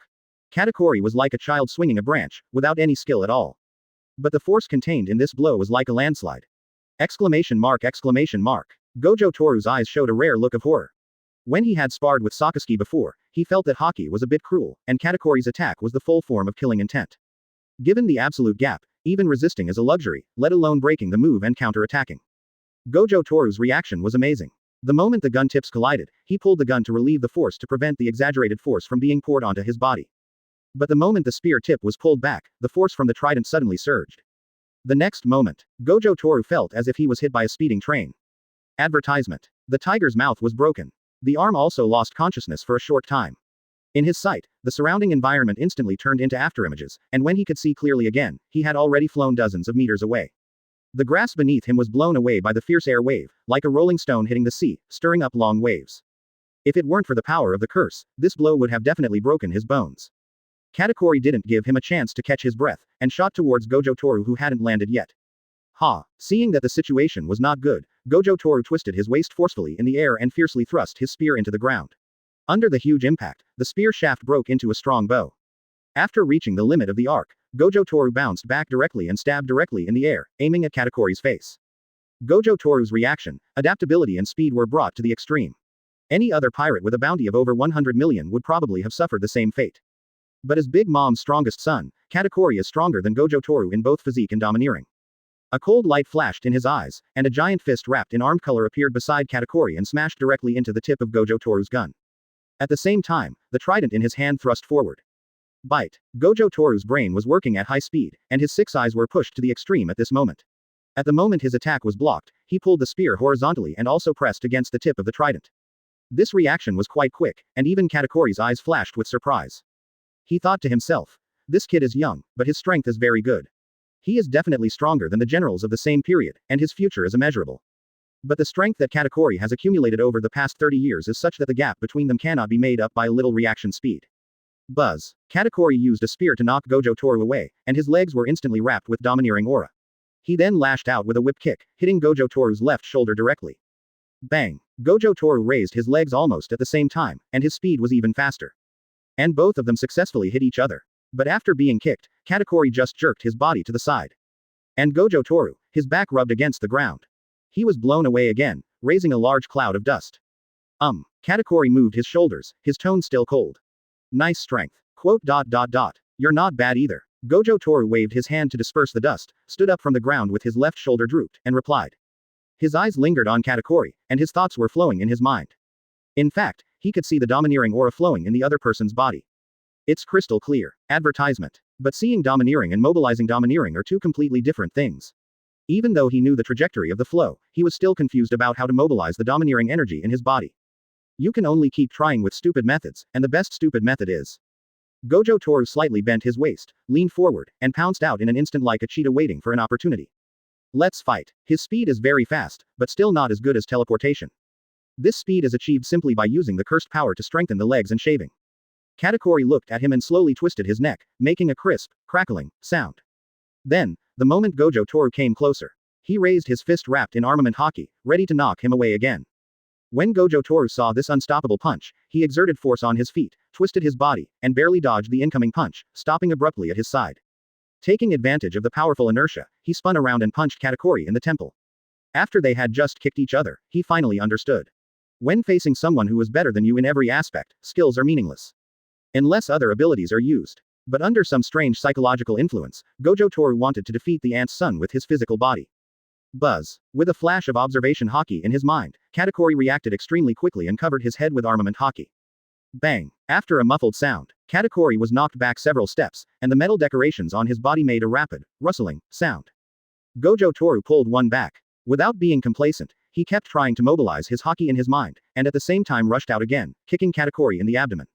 But the moment Katakuri stopped, he guessed Gojo Toru's thoughts, then raised his hand and grabbed Gojo Toru's ankle. He continued to move, swinging Gojo Che in the air for a circle before smashing him hard onto the ground. Boom. After a deafening bang, Katakuri lowered his eyes slightly, looked down at the figure in the deep pit, and said indifferently. If that's all you are, then you are just a piece of meat on the chopping board. Ahem. Hee. Gojo Toru propped himself up with his hands, patted his uniform which had never been so dirty, and grinned. It's just a warm-up session, why are you so proud? Really? So you're finally going to use those abilities? Chapter 50 The Strongest Fist. Katakuri crossed his arms across his chest, his expression calm. In fact, he wanted to fight with all his strength, not like now. Extremely boring. Gojo Toru twisted his neck, stretched his waist, then raised his index finger and shook it. Unnecessary. In an instant, veins popped out on Katakuri's forehead, and he moved his feet, causing the ground to suddenly collapse. In the blink of an eye, he was next to Gojo Toru. A simple punch hit him hard on the side of the face. Bang. Gojo Toru leaned backwards, but this time he did not fly out and managed to hold his body up. He turned around suddenly and punched back. Katakuri was also hit on the side of the face by a punch, but he only shook slightly twice. Do you see the difference, you arrogant boy? He took a step forward and approached Gojo Toru again. This time, his fist was filled with domineering aura, and he raised his arm and pulled it back, hitting Gojo Toru's abdomen hard. Puff. Gojo Toru's eyes suddenly widened, and the next second he vomited a large mouthful of blood, and his body hunched over like a shrimp. Katakuri looked down at him. I asked, did you see clearly? You don't even know how to be domineering. Domineering. Another domineering attitude. Without domineering, you are nothing, right? Whoosh. Whoosh. The power within. Everyone has it. Everyone can use it. Being able to awaken conquerors means that you are almost the same as the people in this world. The armed color born from the body and spirit. Now all that's left is to catch it. Gojo Toru closed his eyes and looked inward over and over again. The six eyes, like a supercomputer, run at high speed without any scruples. ... Just when his brain was about to burst into smoke, he suddenly thought. Armament Haki is definitely not difficult or complicated. Otherwise Luffy would never be able to learn it. Wait a moment. Got you. September weather. Gojo Che exhaled 2 streams of white air, carrying billowing hot breath. The cells in the body are like ignited sparks, spreading across the prairie. Start boiling vigorously. Ahem. Ha. Pulling his thoughts back, Gojo Toru endured the severe pain in his abdomen, slowly propped himself up, tilted his head and spat out a mouthful of blood foam. Tread. He took a step forward. He leaned forward and put his ear close to Katakuri, with a hint of red light escaping from the corners of his eyes. Although it was a little difficult to speak due to the pain, his tone was still full of arrogance. What did you say just now? Ask again and I will answer you. Katakuri's expression remained unchanged as he clenched his fists with even stronger armament Haki wrapped around them. Then he smashed directly towards Gojo Toru. I asked, do you see the difference between you and me? You don't even have the domineering side. Bang. With a dull sound, Katakuri's next words were stuck in his throat. Just see. Advertisement. A fist wrapped in armament Haki was hit by another fist that was also faintly flashing with armament Haki. Blocked. Although it was very unstable, Katakuri knew that this guy had really learned. Armed color. Gojo Toru's brain continued to work, analyzing, processing, and refining the armed color he had just captured. It's actually very simple, pure, extremely pure and strong will, and then comes the battle. Soon, the armament color that kept flashing on the fist gradually stabilized and solidified thanks to the supercomputer-like precision control of the 6 eyes. Gojo Toru exerted force with his fist and slowly pushed Katakuri's fist back. He turned around and looked at Katakuri, who was looking surprised. I didn't see it clearly. Also, this thing called domineering. At this point, he tilted his head as if in confusion. Is it difficult? Gojo Toru exerted his strength again and immediately knocked Katakuri's fist back. ... Bang. This is a monster. On the warship that was about to arrive at Dressrosa, Zephyr slammed the table and shouted, feeling both surprised and happy. He had originally planned to wait for Gojo Toru to calm down and learn domineering from him after he was defeated this time. What a result. You didn't learn it from yourself, but learned it by fighting with pirates. Although it was a happy thing, Zephyr felt mixed emotions. On the side, Ghost Spider and his gang were not much better than him. After being shocked, they all slumped their shoulders in their chairs, with expressions of deep frustration on their faces. How come they spent so much time practicing, but this kid seems to be trying to learn it? Could it be that? Is this thing called domineering also controlled by appearance? ... Tap tap tap. After staggering a few steps, Katakuri steadied himself and his eyes returned to their cold state. Although I was surprised that the other party could really learn armament Haki in such a short time. But for a beginner, it is far from enough. I admit, you are surprising. He stared at Gojo Toru coldly. But if you think you can defeat me just by learning armament Haki, then you can give up such naive thoughts. Oh, my shoulder still hurts a bit from being kicked. Gojo Toru rubbed it with his hands, then smiled. You like being spanked, don't you? Since the get out of class is over, lousy will satisfy you. Swoosh. The next second, his figure instantly disappeared from Katakuri's sight. Quick, faster than ever, Katakuri didn't even see an afterimage. Then the sight and hearing color gave a crazy warning. His eyes, which had been calm at first, suddenly changed color, and his originally steady aura also became a little disordered at this moment. After all, no matter how strong Katakuri's talent for observation Haki is, it is not yet at the level where he can predict the future. Seeing Gojo disappear like a ghost, in a flash, he immediately used his rich combat experience to turn the gun around with all his strength and sweep across the side. And this time he was obviously right. Gojo Toru teleported to Katakuri's side and found that the other party had actually reacted, with surprise flashing in his eyes. Advertisement. But that's all. SSSSS's. The trident was extremely swift, making a thunderous sound as it broke through the air at the side. Katakuri instinctively swept his opponent and just breathed a sigh of relief, but his heart immediately sank again. The Earth Dragon that had accompanied him for half his life suddenly stopped the next second after it swept past the figure beside him. The Earth Dragon was like a slap in the boundless sky. Insensitive, powerless, and untouchable. On the opposite side, Gojo Toru held the tip of the trident with 2 fingers, only his hair fluttering in the wind, his body did not shake at all. There was a hint of surprise on his cold face, as if he was saying, "Not bad, quite powerful." Exclamation mark question mark. Katakuri's heart trembled violently when he saw this. After all, he is the strongest under Big Mom, the Emperor of the Sea. He is confident that even if it is Aokiji just now, if he hits him with all his strength, the opponent should respect and dodge. Even if he takes it head on, it won't be easy. But the other party's reaction was as casual as catching a 3-year-old stick. This can no longer be described as exaggeration. Gojo Toru used the power of stopping to easily grasp the tip of the gun, but when he saw that the other party was stunned, he immediately let go. Nodding slightly in pretense, the sound of this gunshot was like thunder, and it seemed quite interesting. Quote. Katakuri quickly dodged and distanced himself, with a look of contempt in his eyes. He remembered. Gojo Toru said before that he had an ability that no one could touch, and I guess that was the case just now. Unable to touch. Then, Katakuri used all his armament Haki to wrap around the Earth Dragon, and his arms turned into rice cakes and began to spin. There is no fruit ability that cannot be restrained by Haki. If so, it means you are not domineering enough. Buzz. As the Earth Dragon rotates at high speed, it emits bursts of piercing wind sounds. Glutinous ball stabs. Katakuri roared, and the trident shot out like lightning, hitting Gojo Tetsu's throat. Gojo Toru looked calm and raised his hand to shake it. I'm in a good mood today. As long as you can block this punch, I will let you live. After saying that, his fist was instantly wrapped with armed color domineering. Then, black lightning suddenly burst out. At last. A ball of beautiful blue energy enveloped it. Under perfect control at the atomic level, the 3 are stably combined. There were no violent winds, no dazzling lights, and no terrifying noises. Only black, blue, and a hint of deep red. A punch that combines the 3 major moves of armament Haki, black flash, and blue. On this, Gojo Toru's strongest attack to date was born. He himself didn't know how powerful it was. All I can say is, I hope Katakuri can survive. He looked with a slightly pity at Kaji, who was already very close and stabbing towards him. Gojo Toru threw the punch at the opponent without hesitation. Chapter 51 The Tide of the Times. It seemed like a moment, but also like a long time had passed. At this moment, all the people watching the live broadcast opened their eyes wide and their mouths wide, staring at the extremely horrifying scene on the screen in amazement. Tick-tock, tick-tock. The king's terrace, inside the imperial palace. Doflamingo kept leaning forward subconsciously, and the goblet in his hand broke, dripping with scarlet liquid. He stared at the screen, as if trying to determine the authenticity of the live broadcast. But the more he looked at Doflamingo, the gloomier his expression became, and a hint of regret gradually appeared in his eyes. Silence. The palace fell into deathly silence. Toripal, who was standing aside, became the same as last time, silent as a cicada. Click, click. Fleet Admiral Office, Marineford. UB *********D. Can you please stop eating senbei in my office? Zongguo and he were sitting on the sofa together. As soon as he turned his gaze away from the live broadcast, he immediately turned around and cursed. Crack, crack. Garp handed him a cup of tea and said indistinctly. What's the matter? Quote. Zongguo stared at him expressionlessly. The leave you requested is no longer available. Tang. Garp jumped up immediately and yelled in a tone that did not allow for negotiation.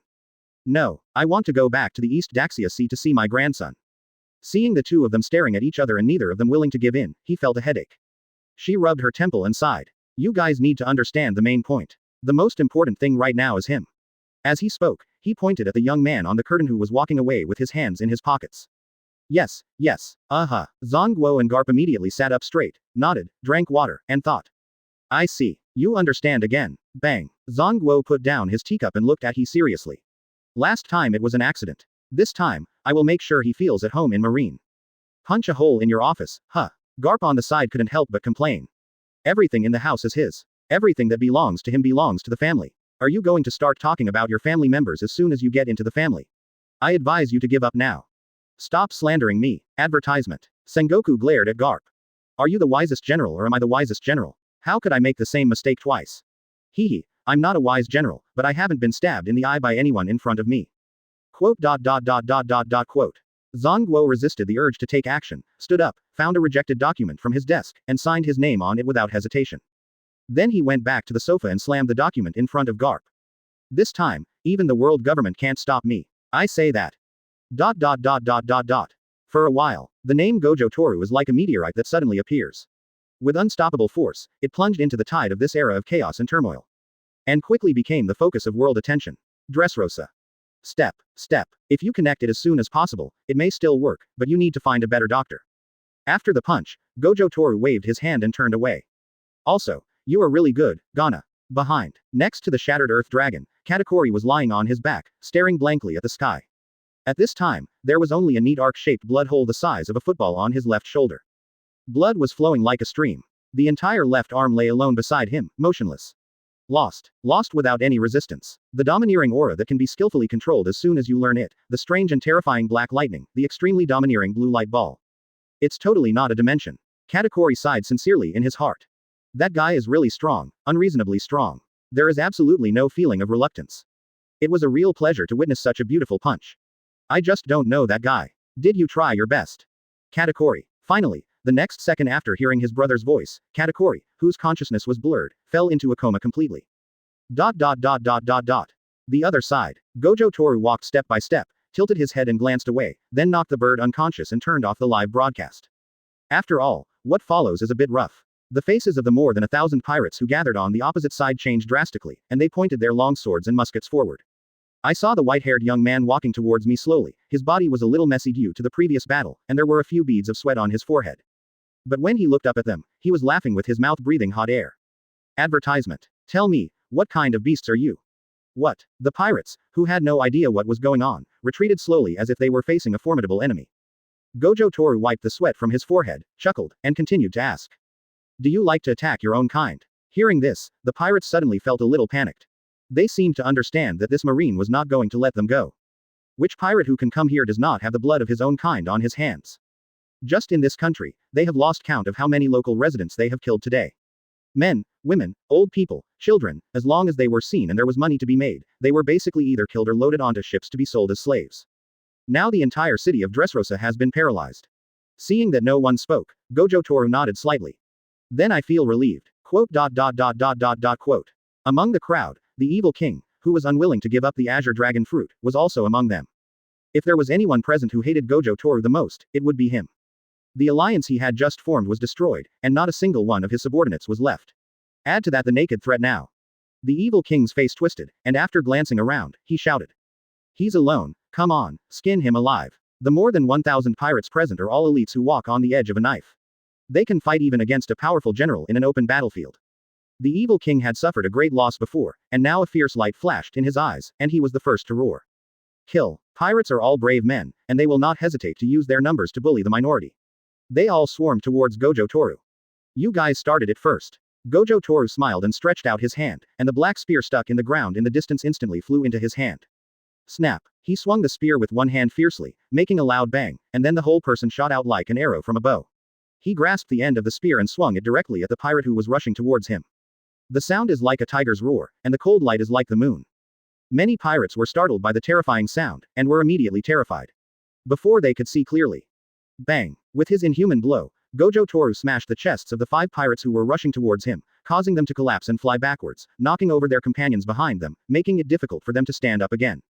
Go to hell. Seizing the opportunity, the king of evil government rushed over like a siege vehicle and swung his basketball-sized fist at Gojo Toru's head. The fist wrapped in armed color brought up a whistling sound that broke through the air, and the force was so great that even the city wall would be shattered into pieces. But Gojo Toru, who had no blind spots in his vision, had already discovered him. I really didn't expect that this guy would dare to appear in front of me. Without any reservation, Gojo Toru stomped his feet on the ground again, and soared into the sky to avoid the heavy punch, and then clenched the spear with both hands and smashed it down with the force of splitting the mountain. SSSSSs. The spear swung in the air with a dragon's roar. When the evil king's punch missed, his hair stood on end. Without the slightest hesitation, he tried to dodge quickly. It's a pity that I was still a step too slow. The spear in Gojo Toru's hand shrank into a full moon, carrying black lightning from top to bottom, striking down at the head of the evil king. Cannon cart. Watch out. Chapter 52. 3 minutes and 45 seconds. With a roar, the spear chopped into the head of the evil king like a broken bamboo. It was like a rolling knife into butter, it passed by without any pause until the soil on the ground was cracked. Seeing this, the charging pirates slammed on the brakes collectively. Having been out on the sea for so long, they had seen people being split in half with a knife before, but to split a 5-meter-tall giant in half vertically. It can only be described as a horror movie. The pirates were so frightened that they dared not fight anymore and retreated madly, rolling and crawling. The evil dynasty that was split in two fell heavily on both sides, and blood and internal organs smashed onto the ground to form a pair of scarlet wings, raising a blood mist. There is only one clown cat left. Gojo Toru whispered as he continued to stride towards the frightened pirates. Under the hazy moonlit night, his eyes glowed with cold light, like a Shinigami projected into reality. The pirates were at a loss as to how to see the sun tomorrow. Snap. 5 minutes. Gojo Toru thrust his spear into the ground, lowered his head slightly, and smiled wickedly at them as if they were toys. You have 5 minutes. If you survive after 5 minutes, congratulations, you be **********D. You can enjoy the warm sunshine, but of course, you will also get an ugly mask of fear. Okay, from now on. He slowly spread his arms like a savior. Praise me as much as you can. .. Devil. Devil. Madman. Run away. He's not human. Get out of the way. Don't block the road. Endless evil words came like a tidal wave, overwhelming the sky and the earth. And Gojo Toru embraced them all in his arms as if to welcome the coming carnival. The crazy secretion of dopamine in his brain made him feel unprecedentedly excited. The incomparable sense of pleasure and satisfaction fills the brain's reward system. You're not going to hire a psychologist, are you? Please spare me, I don't have the money to pay him. As if he had realized his own morbid psychology, he hit his head with his hands, shook his head and laughed. Well, let's look for it. I always feel that. This feeling is really. Gojo Toru tilted his head and raised his head with a weird smile. It's so addictive. Swoosh. A figure suddenly appeared. Pounce on the fleeing pirates. Sheila. The sound of flesh being torn off came from behind, and the pirates subconsciously looked back. Moment. The biting coldness rushed from the brain straight to the tailbone. Their expressions could no longer be described as terrified, or rather, they were no longer able to make any expression at all. Because they saw the most horrifying scene in their lives. That marine actually. Sheila. Advertisement. A pirate's head, with the spine, ripped off alive. Devil. The real devil living in the world. This is hell. For a while, the pirates were in a state of panic, bursting with an unprecedented desire to survive, and ran out frantically. Sheila. Anyone who stands in their way, no matter if they are enemies or companions, is an enemy. Tearing, pulling, biting, everything possible. Even if it can only add a little bit of chance. Sheila. At this moment, this group of vicious pirates never felt that 5 minutes was so long. But not even one person felt any remorse, and some were just greedy and pulled the people in front of them down. This is pirates after all. Sheila. The wolf killed the sheep indiscriminately. He ran wildly through the woods, his hands as fast as lightning as he plucked off heads one after another. Crazy and gorgeous. Wherever he passed, there were broken heads and bodies everywhere, and the blood he brought out was like the cinnabar on the talismans. I can't understand it, but it can kill evil spirits. 3 minutes and 45 seconds. Whoosh whoosh. Gojo Che's hair was disheveled in front of his forehead, he was breathing heavily, holding the extremely frightened head of the clown cat in his hand. There was no one left standing around. The 1,000 or so pirates left in the battle were all wiped out.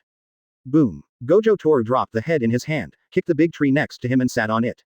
Call. He let out another long breath, and finally had time to look around him. The ground and treetops were full of broken limbs and arms, and the forest was scarlet and sticky. It was no exaggeration to describe it as hell on earth. Well, I think I went a bit too far. 5. Just when he was about to destroy the crime scene, a woman's cry suddenly came from behind the woods in the distance. Gojo Toru paused as he raised his hand, and looked back.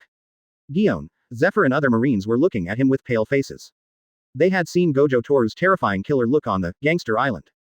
But when I saw it again, I was still shocked beyond words.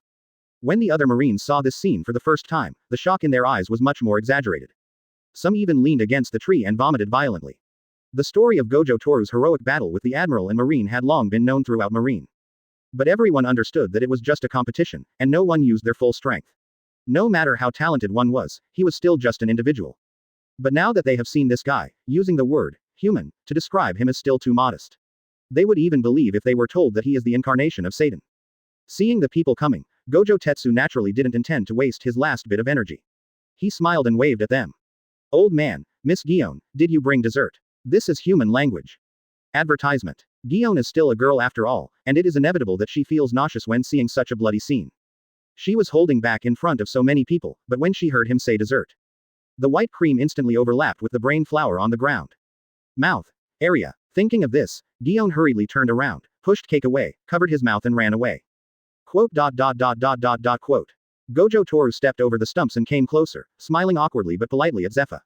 These are all pirates, so it shouldn't be a big problem, right? Wow. You will also consider whether the problem is big or small. Kaji and the others stared at him with eyes wide open. Even Spider-Man, who never showed mercy to pirates, had a strange look in his eyes at this moment. It's true that each wave is stronger than the last. He sighed sincerely. Hey, why are you looking at me like that? Gojo Toru looked at them with dissatisfaction. The city is full of homeless civilians now. If I don't kill them all, will I let them continue to bully people? That's right. Ghost Spider came to his senses and stood on the side of Gojo Toru. If we don't kill them all, more innocent families will suffer persecution in the future. Hearing this, many Marines nodded in agreement. They had all encountered the same situation before. When they looked at Gojo Toru again, there was a little more admiration in their eyes. Although the others also thought it made sense, they did not agree. The main reason is that this method is too oral. Of course, no one objects. After all, it's in front of other people. Aside, Zephyr stared at Gojo Toru with a complicated expression, thinking about their conversation in his heart. In fact, he himself believes in non-killing. But every time he thought about this question, he would think of his wife and children who died at the hands of the pirates. And it is precisely because of this that he is confused about his own justice. He then resigned from his position as Marine General and devoted himself to training the new generation of Marines. Now, my students are also facing this problem. But he couldn't give an answer that would make him feel at ease. Final. Looking at this student who made me hate and love at the same time. Zephyr smiled and stepped forward to pat him on the shoulder. That's good. Let's go back and have a good rest. Let these little bastards do the rest. Gojo Toru was slightly stunned. The other's expression was reflected in the six eyes. Then he lowered his head and smiled. Do you have strawberry daifuku? Have. Chapter 53 The Five Elders' Attention. What do you think about the Marine recruit? He's just an ignorant brat. Just take away the failed product of the Azure Dragon fruit. But the ability of that brat is quite interesting. Have you found out what kind of fruit it is? The atmosphere in the magnificent Marihoa Hall of Power is solemn and dignified. The five old men in neat formal attire had different postures, and their every move exuded the majesty of those who had long been in high positions. And these five people are the pinnacle of power on this vast ocean. Open black lens bracket 5 elders close black lens bracket. That is an unrecorded fruit. The most similar, dark fruit, does not have his ability to isolate everything. Quote. Sitting on the single sofa, the bearded god of scientific defense, Satan said. This is normal. After all, ants love fantasy the most, so it is inevitable that some fruits that have not been recorded will be born. The bald and mustached god of law, Wokurise, responded to this. Perhaps if it becomes like that, the ants will think they can disobey the orders of God. Quote. Nasujuro Sei, the financial god of war, wearing a kimono and holding the first-generation kidetsu, smiled disdainfully.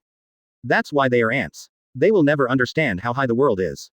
With his back to the crowd, agricultural martial god Peter Saint lowered his head and looked at this morning's newspaper and spoke. And what was reported above was exactly the new marine talent they were discussing at the moment. Open black lens bracket Gojo Toru close black lens bracket. The environmental martial god Mazis, who was also holding a newspaper and had a goatee on his face, said calmly. Although his origins are unknown, didn't we plan to make an exception and promote him to general before the Warring States period? We can use this opportunity to observe his attitude towards the government. If he performs well, it wouldn't be a problem to give him the position of general, given his demonstrated ability. No. Quote. After hearing this, the other 5 elders pondered for a moment and nodded. Second. X4. Seeing that they had no objection, Mazishin continued. The rebels have been making a lot of small moves recently, so let Gojo Toru deal with them. The rebels. Hearing this name, Saint Satan couldn't help but think of the little devil from the Bakani tribe who stole the meatball fruit, and it seemed that he had also joined that organization. In the Valley of the Gods incident 21 years ago. That little devil openly disobeyed his orders in front of him, ate the meatball fruit, and then let hundreds of slaves run away. Also, the brother and sister who instigated the Bakanian brats, have they all joined the rebels? Thinking of this, Saint Satan's eyes gradually darkened, and he said. In that case, I will be the one supervising that brat Gojo Toru. Are you going there in person? Advertisement. He's not qualified yet. Saint Satan picked up the crutches beside him and stood up. Once CP has finished investigating the intelligence, I will send Spandine over to assign a mission to Gojo Toru, to capture someone. Who is she? At the Dressrosa port that was being rebuilt, Gion looked at the girl clinging to Gojo Toru with a puzzled look on his face. It's only been 2 or 3 days since I came out, and there's already a little girl around me. And why are they so intimate? They look like they are underage, right? Looking at Gion with the 5 big words, are you a pervert? Written on his face, Gojo Toru lowered his head helplessly and looked at Robin who was grabbing the corner of his clothes. Noticed the two people's gaze. Robin timidly let go of her hand and lowered her head to pinch the hem of her skirt. The action just now was not because her relationship with Gojo Toru had deepened, but because there were so many Marines around at this time. She subconsciously felt that Gojo Toru could give her a sense of security. Even though the appearance has changed now, the shadow cast over the years cannot be easily healed. After all, the reason why she was so scared was because of the Marine she met before, who either wanted to kill her or catch her. Pop. Robin shrank his neck and found. A big hand patted the top of her head and rubbed it randomly. This is my newly hired secretary, Little Bingo, how do you think? She's cute, isn't she? It was the voice of that hateful fellow above me. Little Bingo. What a bad idea. Robin angrily pulled his hand away in protest. Secretary. Gion crossed his arms and stared at Gojo Toru with narrowed eyes. Let's not talk about whether you need a secretary. At this age, you have the nerve to let someone take care of you.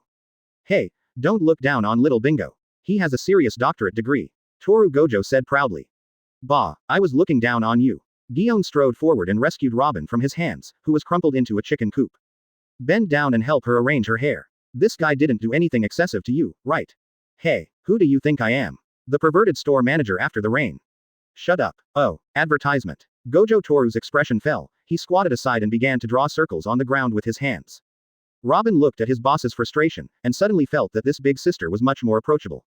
My name is Gion, you can call me Gion-san. Gion gently used his index finger to tuck Robin's hair behind his ears and asked. Can you tell me what difficulties you encountered? Maybe my sister can help you. Robin felt the other party's gentle movements, feeling inexplicably itchy in his heart.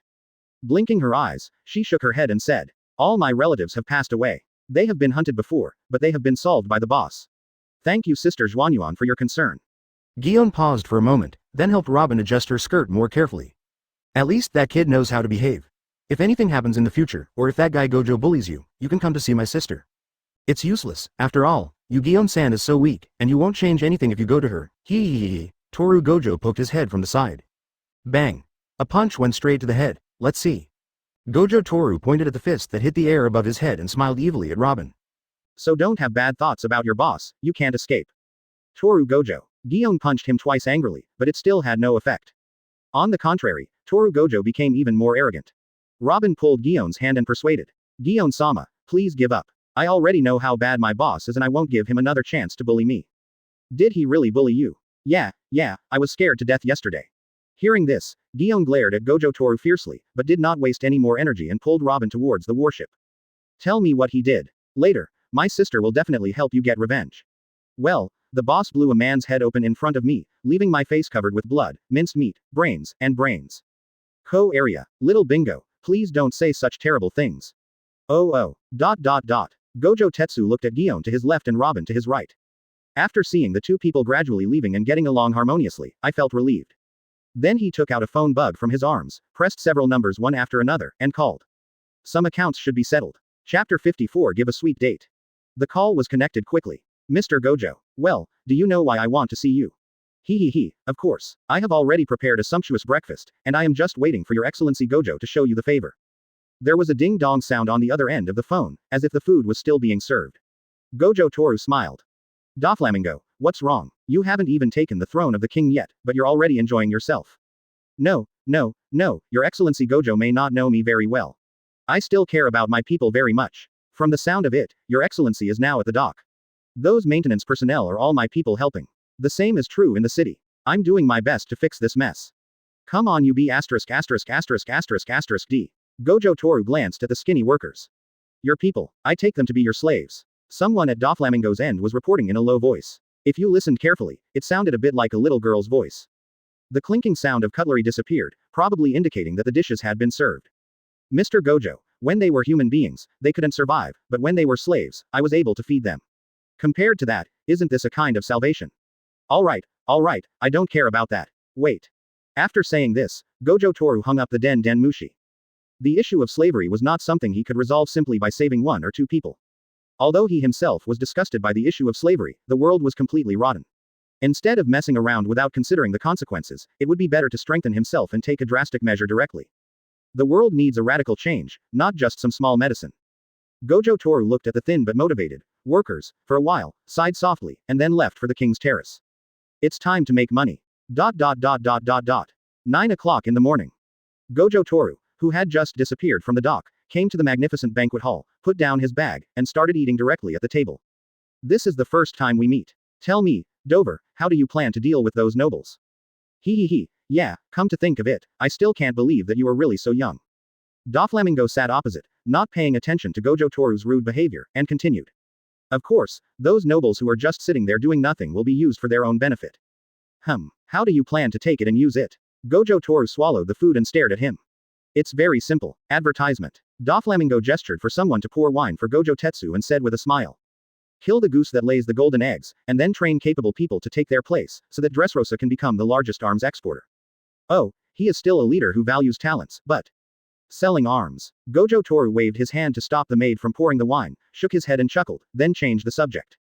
I heard you captured a scientist. Doflamingo put his lips on the wine glass and asked tentatively. What do you mean? Did that guy tell you that he could make devil fruits? Quote. Did he also disparage the fruits produced by Vegapunk as failures? Quote. Quote. Doflamingo inconspicuously checked behind his sunglasses to see if there was any surveillance Den Mushi on him.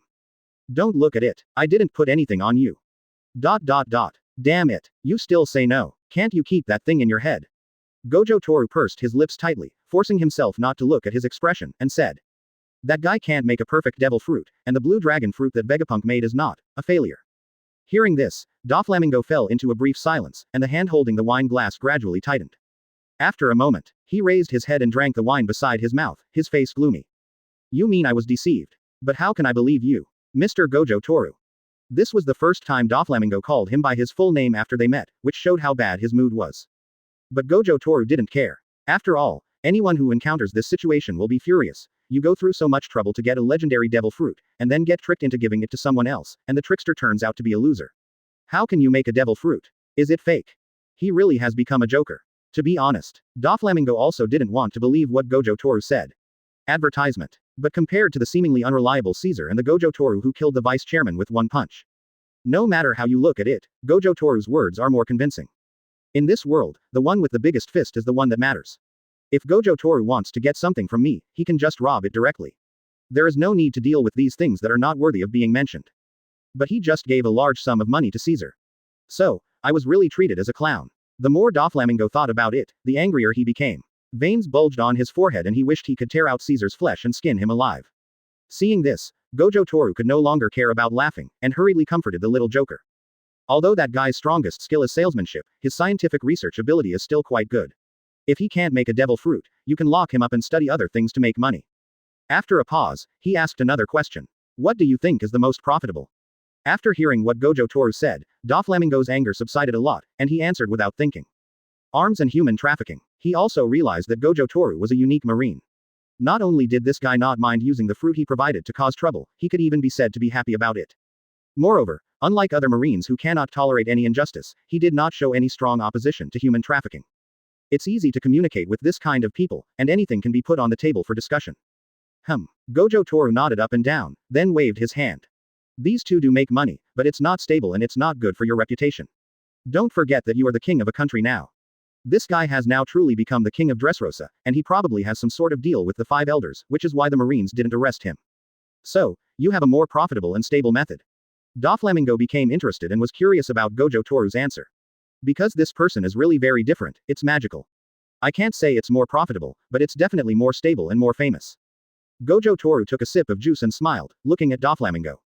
The weapons you are making now are too low end. Slaves can't earn as much as nobles. It's time-consuming and labor-intensive. Times are advancing, and those artillery, muskets, small firearms and the like also need to improve. Can a broken thing that shoots a few bullets be considered a hot weapon? In the future, high-end products will be our core competitiveness. And it's even easier to make money from the nobles. They buy slaves just to show off their status and compete with others. So they take advantage of this mentality and add a little marketing to sell even a plastic bag for a sky-high price. They will scramble to buy it. Bang! 2 pieces of paper covered with pictures and text were placed on the dining table by Gojo Toru. Chapter 55 Another Stick. What's this? Doflamingo, who seemed a little dazed, was brought back to reality by the sound of slamming on the table. Mountains of gold and silver. Gojo Toru raised his sunglasses. One is a weapon blueprint, which you can give to Caesar for development. The other is a description of a high-end product and its marketing methods. This is not difficult, you can figure it out on your own. Doflamingo picked up 2 pieces of paper.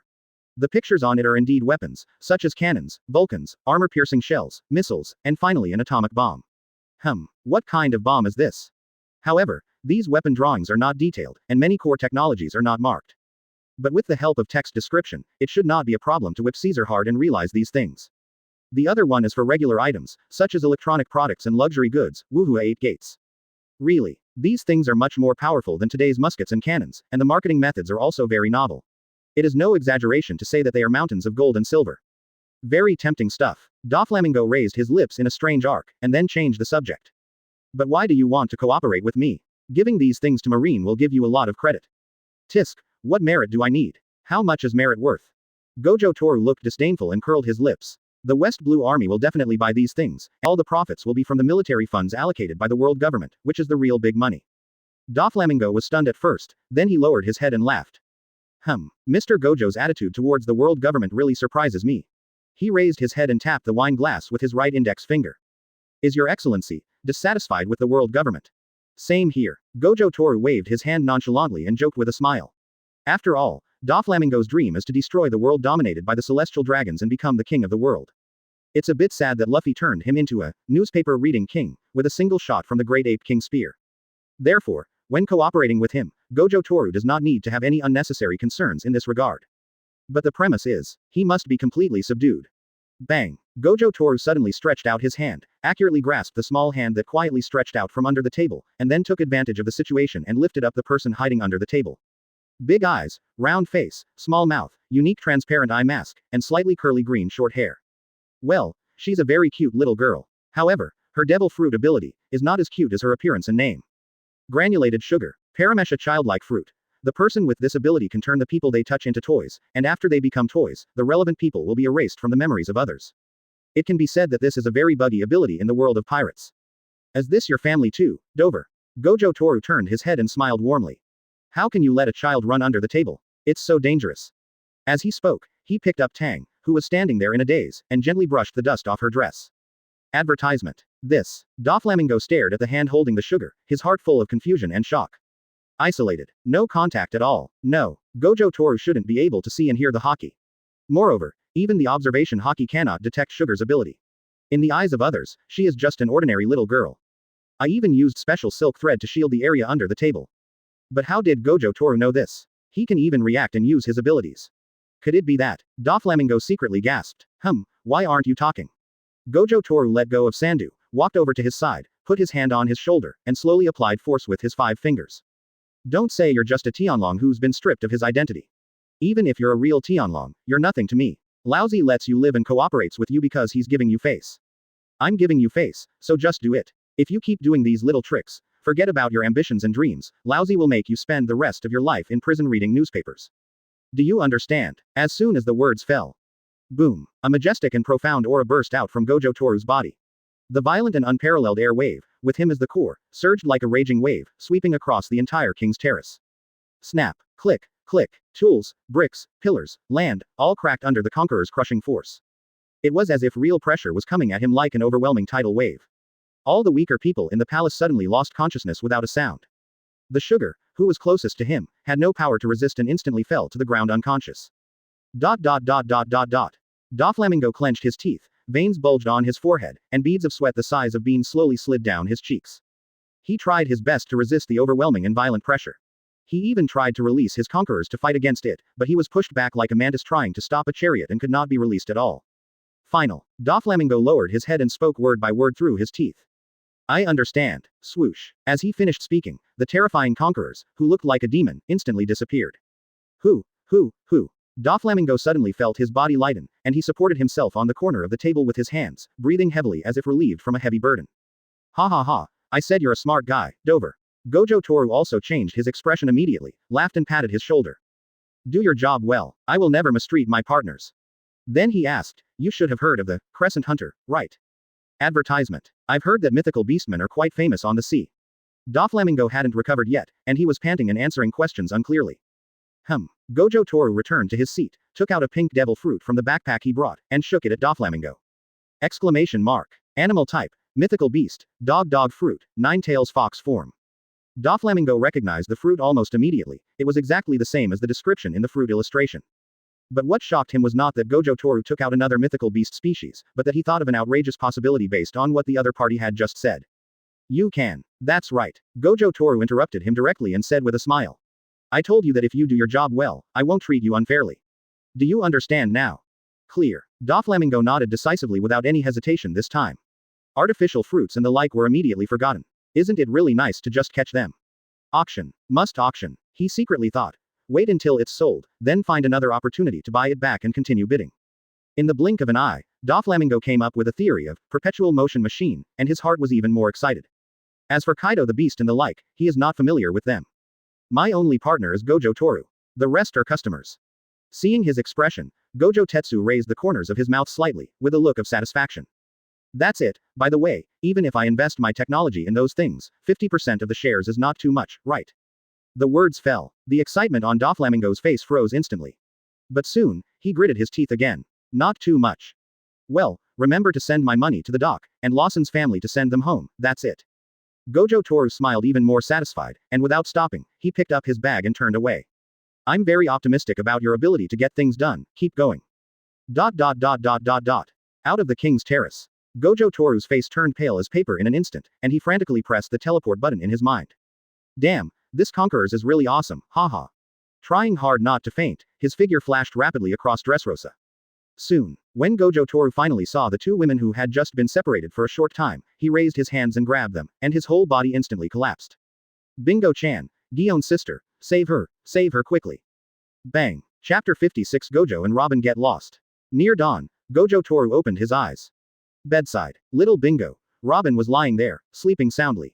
She buried her face in Gojo Che's arms, rubbing them comfortably from time to time. Gojo Toru pulled lightly, but didn't pull it out. It's quite tight. He took off the cold hot towel from his forehead, sat up on the bed leaning against the pillow, and reached for the cup of water beside the bed and took a sip. It's not bad to have a secretary, who even provides bedside service. Putting the empty water cup and towel together, he used Kang to gently put Robin on the bed and covered him with the quilt. Do all this. Toru Gojo came to the table in the middle of the room, where two large boxes and his backpack lay quietly. These are all the spoils he got from this jungle hunt. He first opened the bag and placed the three devil fruits in order, the shrinking fruit, the nine-tails fox fruit, and the blue dragon fruit. Great harvest. There is not a single garbage fruit, two mythical beasts and one paramesha. Of course, not forgetting the original intention is not enough to make him excited and not eat. Then, he opened the box again, and the neatly stacked Baileys immediately came into view. Just one box contains at least 50 million Baileys. Working with Doflamingo is just a pleasure. Hehehehe. Looking at the two full boxes of Baileys, tears of excitement flowed from Gojo Toru's mouth. How many delicious foods can I buy with this? Should we buy out the dessert shop at headquarters first when we get back? What are you grinning about? Just as Gojo Toru was immersed in beautiful fantasies, a voice sounded faintly from behind him. Gah. Gojo Toru suddenly tensed up and quickly raised his hand to wipe his saliva. Ahem. Bingo, you're awake. Have you eaten? Stare.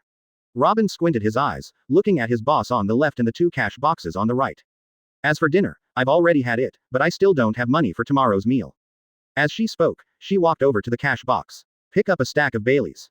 Shake it. Is my boss finally going to pay me? There should be compensation for mental damage during this business trip. Quote. What are you talking about? Am I a stingy person? Gojo Toru waved his hands awkwardly, trying his best to show his generosity. Take it. Take as much as your friend needs for medical expenses. Follow me, and I'll make sure you'll have good food and good drinks. Robin stayed where he was and said nothing. After a few seconds of pausing, she put Bailey down and asked. Are you hungry? Geu. Before Gojo Toru could reply, his stomach gave the answer first. He scratched his head and smiled at Robin. Wait. Robin rolled his eyes and walked out. Hey. ... Soon. Gojo Toru clasped his hands together and bowed to the steaming hot noodles and Robin in front of him. Thank the bingo gods, I'm starting. Robin supported his face and snorted softly, with the corners of his mouth slightly raised. Looking at her boss who was eating voraciously, she chatted. What are you going to do with those 3 devil fruits? You've already eaten them, are you going to sell them? Advertisement. Slurp. Slurp. Gojo Toru slurped his noodles and shook his head. Keep it. Slurp. It's a pity you've already eaten it, otherwise it would be appropriate for Ninetales to let you eat it. If I had the ability to change her appearance, I wouldn't have to go through the trouble of putting makeup on her. Forget it, I'll find some time to teach her some Asian witchcraft. After hearing his answer, Robin picked up the teacup and drank water. Idiot boss. That's right. Gojo Toru held a noodle in his mouth and looked up at Robin. Tomorrow you take 30 million and give it to Gion. Say it's for the families of the 3 students who died last time. I forgot what their names were, but it's fine as long as she knows it. Secretary Robin nodded, then asked in confusion. Why do you do this when you don't even know her name? Gojo Toru drank the noodle soup without thinking. I don't know, but I'll give it to you if you want. Ha, he let out a long sigh of relief, 4.5 stars. Unfortunately, if you added shredded pork, I could give you 5 stars. Snort. Robin pouted slightly, but with some baby fat on both sides of her cheeks, she looked even cuter. If someone can make me a bowl of hot noodles in the early morning, I will definitely put my hands together and give them 10 stars devoutly. That's a pity. Gojo Toru threw away his napkin and spread his hands. It's a pity that you have such a picky boss. Robin rolled his eyes in annoyance, put away the dishes and ignored him. Wait until she comes back. I found that there was an extra mat on the floor in the room for no apparent reason. What are you doing? She stared at Gojo Toru, who was lying on his back with his arms and legs spread out. Shish. Gojo Toru rolled over twice with his pillow like a cat. Your boss was so kind that he let you sleep on the bed. Do you suddenly feel so lucky to have such a nice boss? Quote. I feel like you just want to sleep on the floor, kid. Robin raised his hand to support his forehead. Shut up now, or I won't take you to pick up your friends tomorrow. Hey, the boss is the most *** hole. That's good to know. Snap. Turn off the lights and go to bed. Call. Salty sea breeze, familiar sea surface, familiar sky. Robin deadpanned. The scene before my eyes seemed the same as just now. We've been here before. Don't talk, let me think. On a certain sea in New World, Gojo Toru, who was planning to fulfill his promise to pick up Xiaoyu, had sweat on his forehead and kept looking at the sun to determine the direction. Robin's limbs hung limply in the air, and he sighed. Stop denying the fact that you have a poor sense of direction, boss. When this guy set out, he swore that as long as he knew the direction, he didn't need to bring a record pointer. She now truly regretted believing in his lies. It's been a whole morning. They have been lost at sea for a whole morning. That's not right. Gojo Toru used infinity to hover over the sea, scratching his head frantically. I'm really not a directionally challenged person. How come I can't find the direction? Why? Following Robin's sigh, Gojo Toru confidently teleported in one direction again. But this time, I did find something new. Advertisement. The maritime border of Nanmo Island. A merchant ship. The captain named Moby was standing on the deck, observing the sea conditions through a telescope. A group of crew members behind him were busy with their own things. Captain Moby suddenly grasped the telescope with both hands and stared carefully in one direction. A black spot appeared there. It seems to be heading towards their ship. People, wrong. It's a giant sea monster. Filk, there's a sea monster attacking. Captain Moby shouted hurriedly behind him. The crew members who had not reacted were stunned when they heard the words. When they looked up and saw the outline of the sea beast in the distance, they were so scared that their legs went weak and the goods in their hands fell to the ground. Tread. Right at this moment, a man with a long knife on his waist and a leaf in his mouth walked out from behind the crowd. He definitely has the demeanor of a master. And this person is none other than the merchant ship guard mentioned by Captain Moby, Filk. Then Filk walked leisurely to the bow and spat out the leaves in his mouth. Under Moby's expectant gaze, he slowly placed his hand on the hilt of the knife at his waist.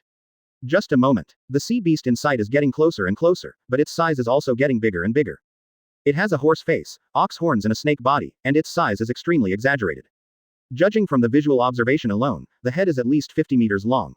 The length of the body under the water is even more unpredictable. The huge wave was also lifted up by its huge body and smashed towards the small merchant ship.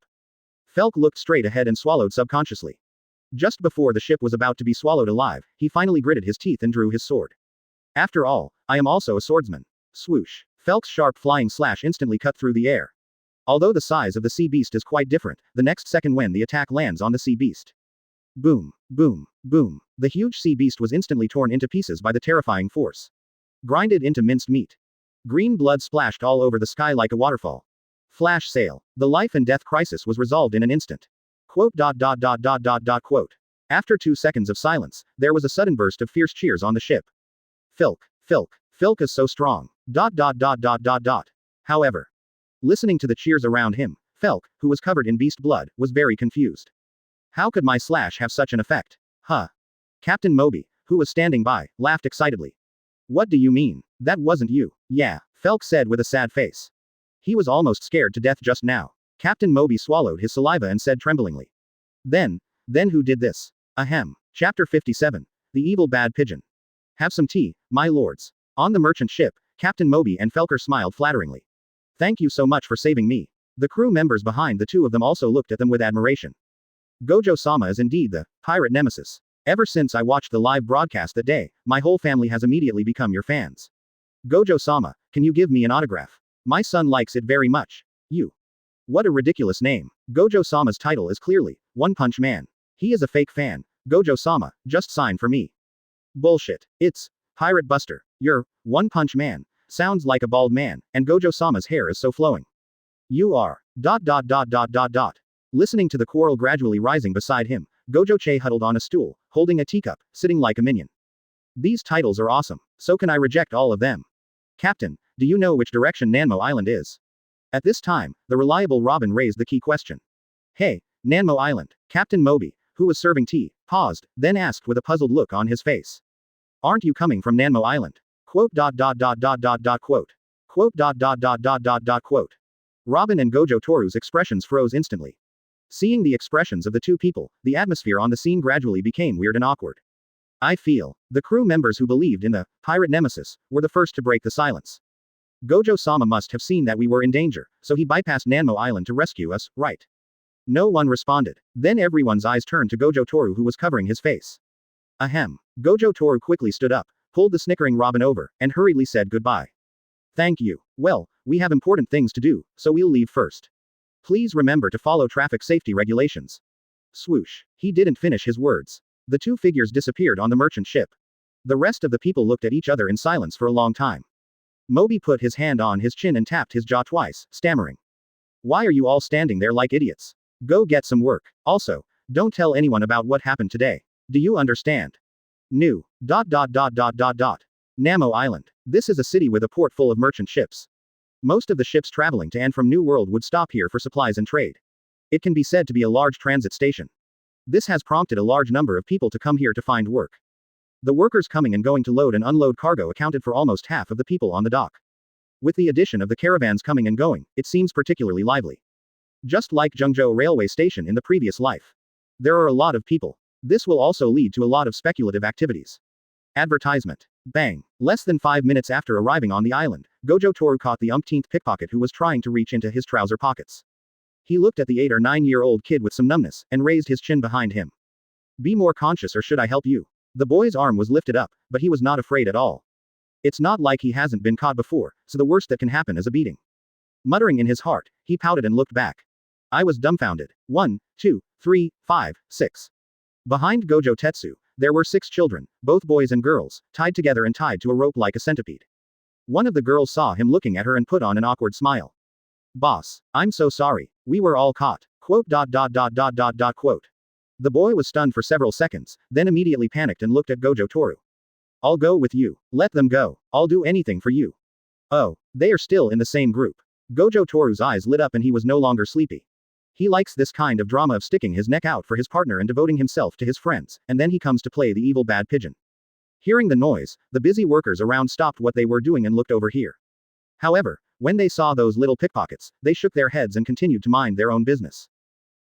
Gojo Toru lowered his head and hid his face in the shadows. Little devil, what qualifications do you have to make demands on me? You dare to steal from me, haha, look at you. It seems that even if you are sold as slaves, no one will care about you, hee. It starts again. On the side, Robin slapped his forehead tiredly. She looked at the children who had begun to tremble, hesitated for a moment, and finally did not speak. Hey, play, it's fine once you're done. However, when the boy heard that there was no room for maneuver, he acted decisively and pounced over to bite Gojo Toru's hand. The result was beyond his expectation. He was easily lifted up by Gojo Che by the collar. However, when he saw Gojo Che's hands grabbing the rope loosen, his expression instantly turned to joy. Regardless of being caught, he turned around and shouted excitedly. Don't worry about me, just run. Go to the secret base and wait for me. I'll come find you right away. When he finished shouting, he finally breathed a sigh of relief. But he found that some of his friends were still standing there stupidly. Go away. Are you going to stand there like an idiot? The boy was so angry that his face trembled. But no matter how he scolded, the 6 children just stood there, with their heads down, not moving a muscle. The girl who had just spoken trembled slightly and choked up as she said, I want to sell it together with the boss. The boy's expression suddenly became dazed, and his arms, which were waving wildly, froze in midair, and then fell down helplessly. These idiots. Didn't you say to wait for yourself? Pa, pa, pa. At this time, Gojo Toru sobbed and slapped the boy's butt with his other hand. It's so right, so right. It really reminds me of my youth that once passed away under the sunset. Then, advertisement. Under the confused eyes of the crowd, he seemed to have made up his mind. Woo woo woo, I've decided. Really. The boy, who was more active in thinking, immediately thought of a possibility. His conscience. Decided to sell you separately. Wahahaha. Won't it hurt? The boy's mentality suddenly went haywire. She cursed madly in her heart this white-haired man who looked like a dog but had a heart as vicious as a snake. The other children were shaking violently all over, and the little girl collapsed to the ground, crying loudly. Boss. Robin finally couldn't bear it anymore and made a faint sound from behind. Ha ha ha. Ha. Gojo Toru, who was no longer in human form, suddenly stopped smiling. When he saw the look in his secretary's eyes, he finally announced the end of the filming. Well, it's over, it's over. But there will be no wrap-up party, he added. Huh. The boy was confused. Snap. Gojo Toru slapped the boy on the buttocks. Who told you to learn from me? Quote. 5 minutes later, the group of 7 children led Gojo Toru and the others towards Xiaoyu's house. The eldest of the children, named Morgan, limped along, muttering. Why didn't you say you were here to see Xiaoyu? How can you meet people with your butt so swollen? It suits you very well, Nanmo, little hip, ha ha ha ha. Gojo Toru laughed unabashedly in mockery. Even Robin tried to hold back his laughter and turned his face away so as not to look at the Lude making the duang sound in front of him. After finally holding back, Robin asked Morgan the question in his mind. How do you know Xiaoyu? Why haven't I seen her before? We just became friends with Xiaoyu, of course you haven't seen her. Morgan said, holding his butt. The little girl with swollen eyes from crying was also jumping around. Xiaoyu can tell us so many stories, and she will share the cake that Sister Lu gave her with us. We all like her so much. She said that it was a sister who told her those things, but it wasn't Sister Lu. Morgan looked back at Robin. That person must be you. Although he was asking, his tone was very affirmative. After hearing this, Robin smiled and did not answer. It turns out that I am not the only one who brings disaster. Single quote. And just as they walked out of the alley. When we arrived at Xiaoyu's house. Xiaoyu, Sister Lu. Morgan's sudden shout instantly brought Robin back to reality. She followed the line of sight. The next second. The smile froze on my face immediately. Chapter 58 I will never make midnight snacks for you again. Assholes. Why are you here again? Morgan rushed out in rage, his originally relaxed expression turning into a ferocious one in an instant. The small courtyard was in a mess, but even so, the sounds of smashing, and cursing continued. Sister Lu, don't. A little girl of 7 or 8 years old collapsed on the ground with blood on her forehead. Her gray pupils were lifeless, but she looked at the pregnant woman in front of her with anxiety. The pregnant woman looked a little pale, but she stood in front of the girl and refused to give in to the villains. It's too dangerous, Sister Lu, you go back first. Morgan rushed forward, supported the pregnant woman and slowly retreated, keeping a vigilant eye on the villains on the opposite side. Xiaoyu's father has paid off all the debts he owes, get out of here. Hearing this, the 6 thugs on the opposite side paused for a moment, then burst into mocking laughter. Bang, bang, bang. As the ground shook, a black mountain of flesh, over 3 meters tall, fat and strong, but covered with muscles, walked out. He lowered his head and looked down at the little bean sprout in front of him, grinning. The principal has indeed been repaid, but what about the interest? Bah, bullshit interest. Morgan spat and cursed. 3 times the interest, why don't you bastards just go and rob? Don't talk nonsense, kid. We are serious loan sharks. How can we do something illegal like robbery? Brothers, right? The Black Meat Mountain spread his hands toward his younger brothers on both sides, looking as if he was wronged. Ha ha ha. That's right. We are formal, ha ha ha. There were mocking noises everywhere. The Black Meat Mountain looked at Morgan again, and his smile made the fat on his face look even more hideous. If Lousy couldn't pay back the money, he would use his daughter as collateral. It just so happened that some nobles liked her style. Catch him. Yes. A younger brother immediately rushed forward and reached out to grab Xiaoyu who was lying on the ground. Xiaoyu. Morgan's anxious shouts echoed in the street. But at this moment, the second round of flowers bloom. A cold voice sounded. Then, countless petals suddenly bloomed from the body of the thug who was about to grab Xiaoyu. Before the thugs could react, the next second. Snap.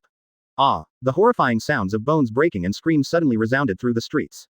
Everyone immediately looked in the direction of the voice. The thug's entire arm was twisted into a knot. And on that horrible arm, 2 more arms appeared without anyone noticing. Advertisement. This move was so incredible that the fighters didn't even have time to react. But if he wasn't afraid of scaring Xiaoyu, he would probably have broken his neck. Devil fruit. The Black Meat Mountain was shocked, but he was very experienced. He pointed at Xiaoyu and Morgan and shouted. Quick, catch them. Black Meat Mountain knew that there were capable people, but as long as he had the hostages, he could take the initiative. But unfortunately, just as the 5 younger brothers rushed out, a girl with an extremely gloomy face stood in front of everyone with her hands crossed. 5 wheel blossoms. Slap. Snap snap snap. The next second, 5 arms grew out of their heads, and then they were slapped madly in the face. Ah. What the hell is this? Stop fanning me. Boss, help me. Along with the sound of slapping people in the face, screams and pleas for mercy rang out from the street. An angry Robin naturally couldn't stop so easily. It's a pity that they are not strong enough and can only separate 5 arms, otherwise they would have followed in the footsteps of the previous man. But when she felt the ground shaking, her heart tightened. She glanced over and saw that the Big Meat Mountain was rushing towards her with a huge hammer. But the tension only lasted for a moment before it disappeared. I am not alone now. Dot dot dot dot dot dot. Dot dot dot dot dot dot. But seeing that the giant hammer was about to fall and Gojo Toru hadn't arrived yet, Robin's heart suddenly rose up again like a roller coaster. Whole boss. I will never make you a midnight snack again. Exclamation mark. It was like I heard her voice. Next second. Swoosh. Gojo Toru appeared in front of Robin in an instant like a ghost. He stared at the rushing meat mountain with unfriendly eyes. Don't bother my secretary from raging. I'd really like to see it. See this scene. The Big Meat Mountain was frightened and trembled, but his hands did not stop moving, and he shouted angrily. Get out of here, lousy. The next moment, the huge hammer came crashing down.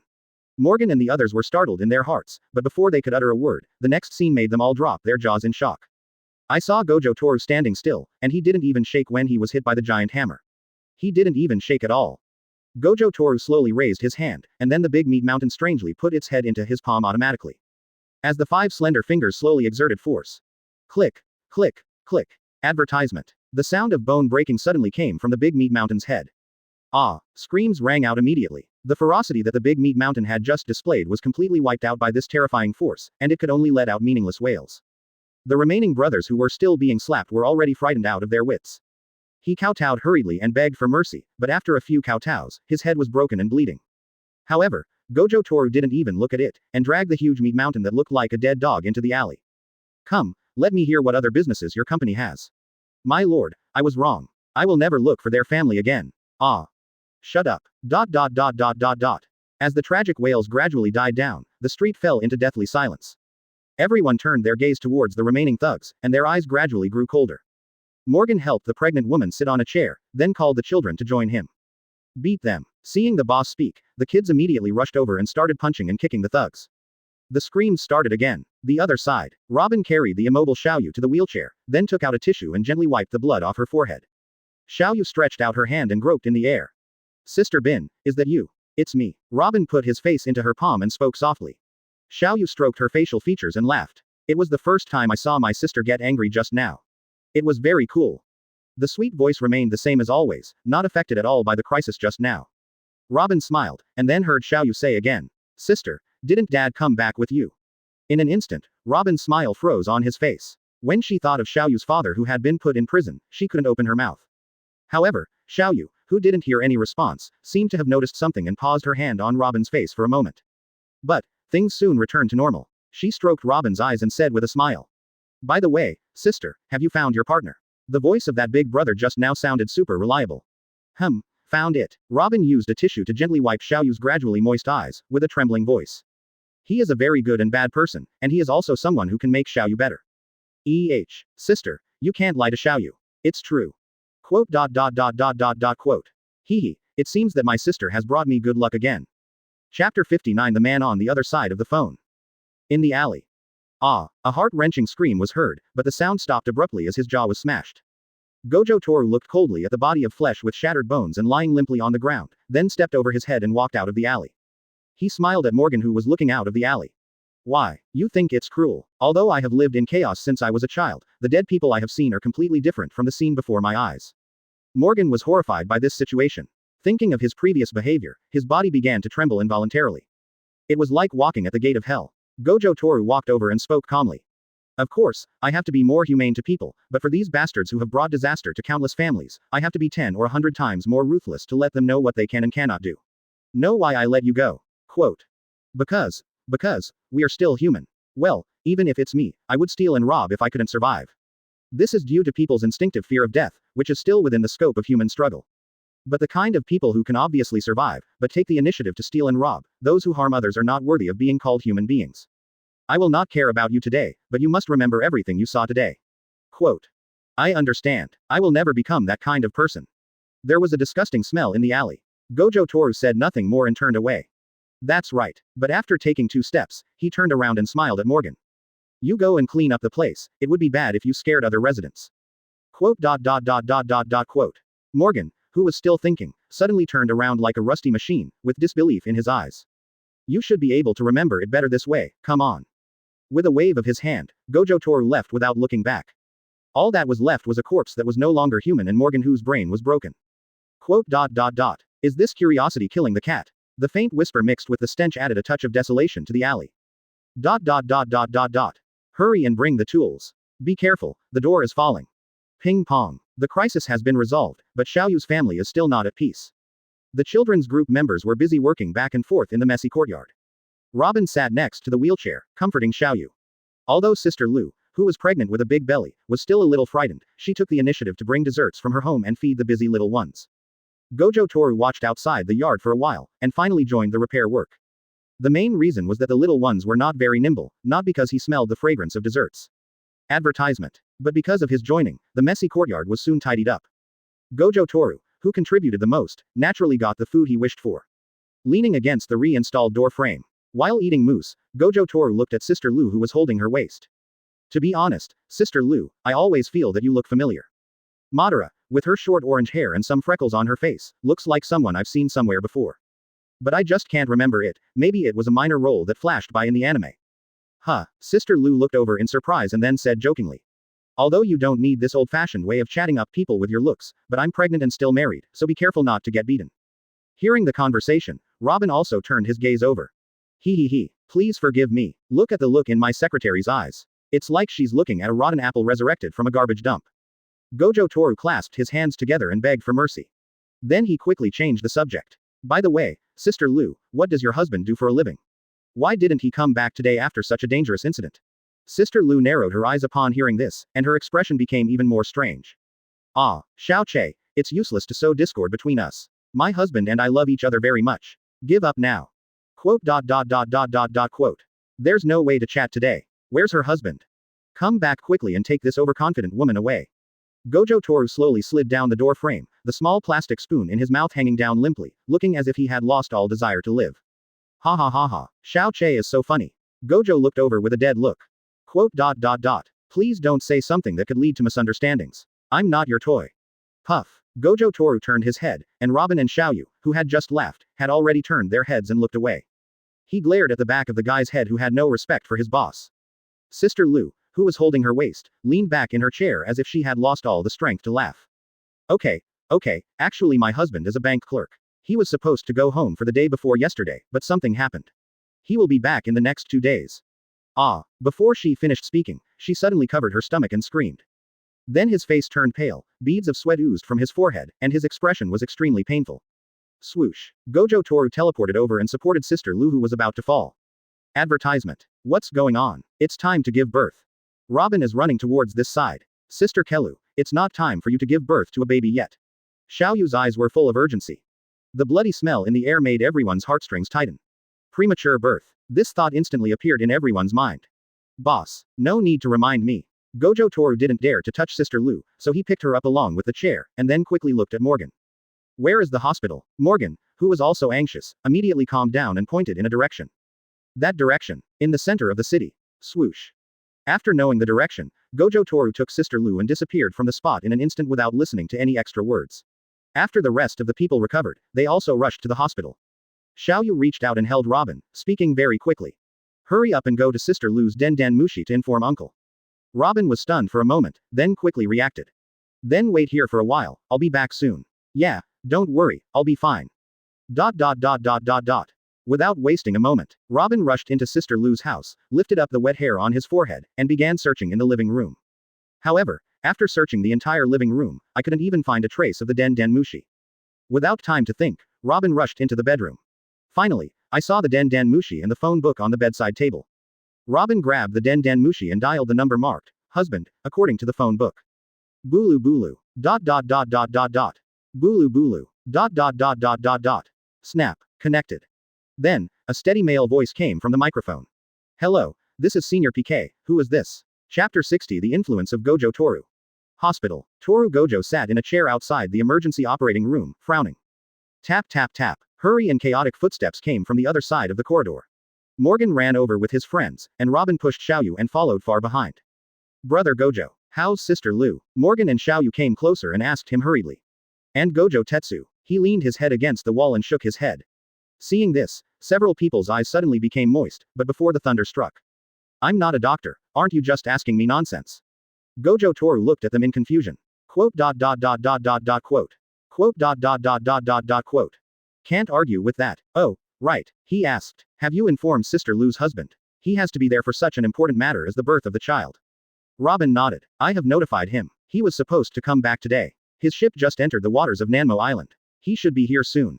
Bang. The door of the emergency operating room was opened, and a doctor wearing surgical gown and a mask came out.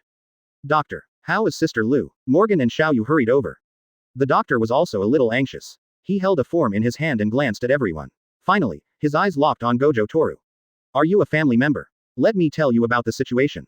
The mother was in premature labor and some problems occurred during the delivery. The baby is currently entangled in the umbilical cord. At the same time, the mother is bleeding heavily. We have taken emergency measures, but the situation is still urgent. Now we must let you know about this and sign this informed consent form. Plop. There was a heavy muffled sound and the sound of impact with the ground. Everyone looked in the direction of the voice. Then, a man in a neat suit fell heavily at the stairs, his suit was wrinkled and the cigarette in his mouth fell to the side. But he quickly stood up, staggered over, and grabbed the doctor's shoulders. How could Lucian give birth prematurely? The doctor said she was perfectly healthy when we checked her out. How could she give birth prematurely? His excited roar filled the entire corridor. But the doctor just shook his head. The mother may have been frightened recently, so. The doctor didn't finish his next words. The man lowered his arms with lifeless eyes, as if his soul had been emptied. And Gojo Tetsu. Looking at this man at this moment, I was stunned.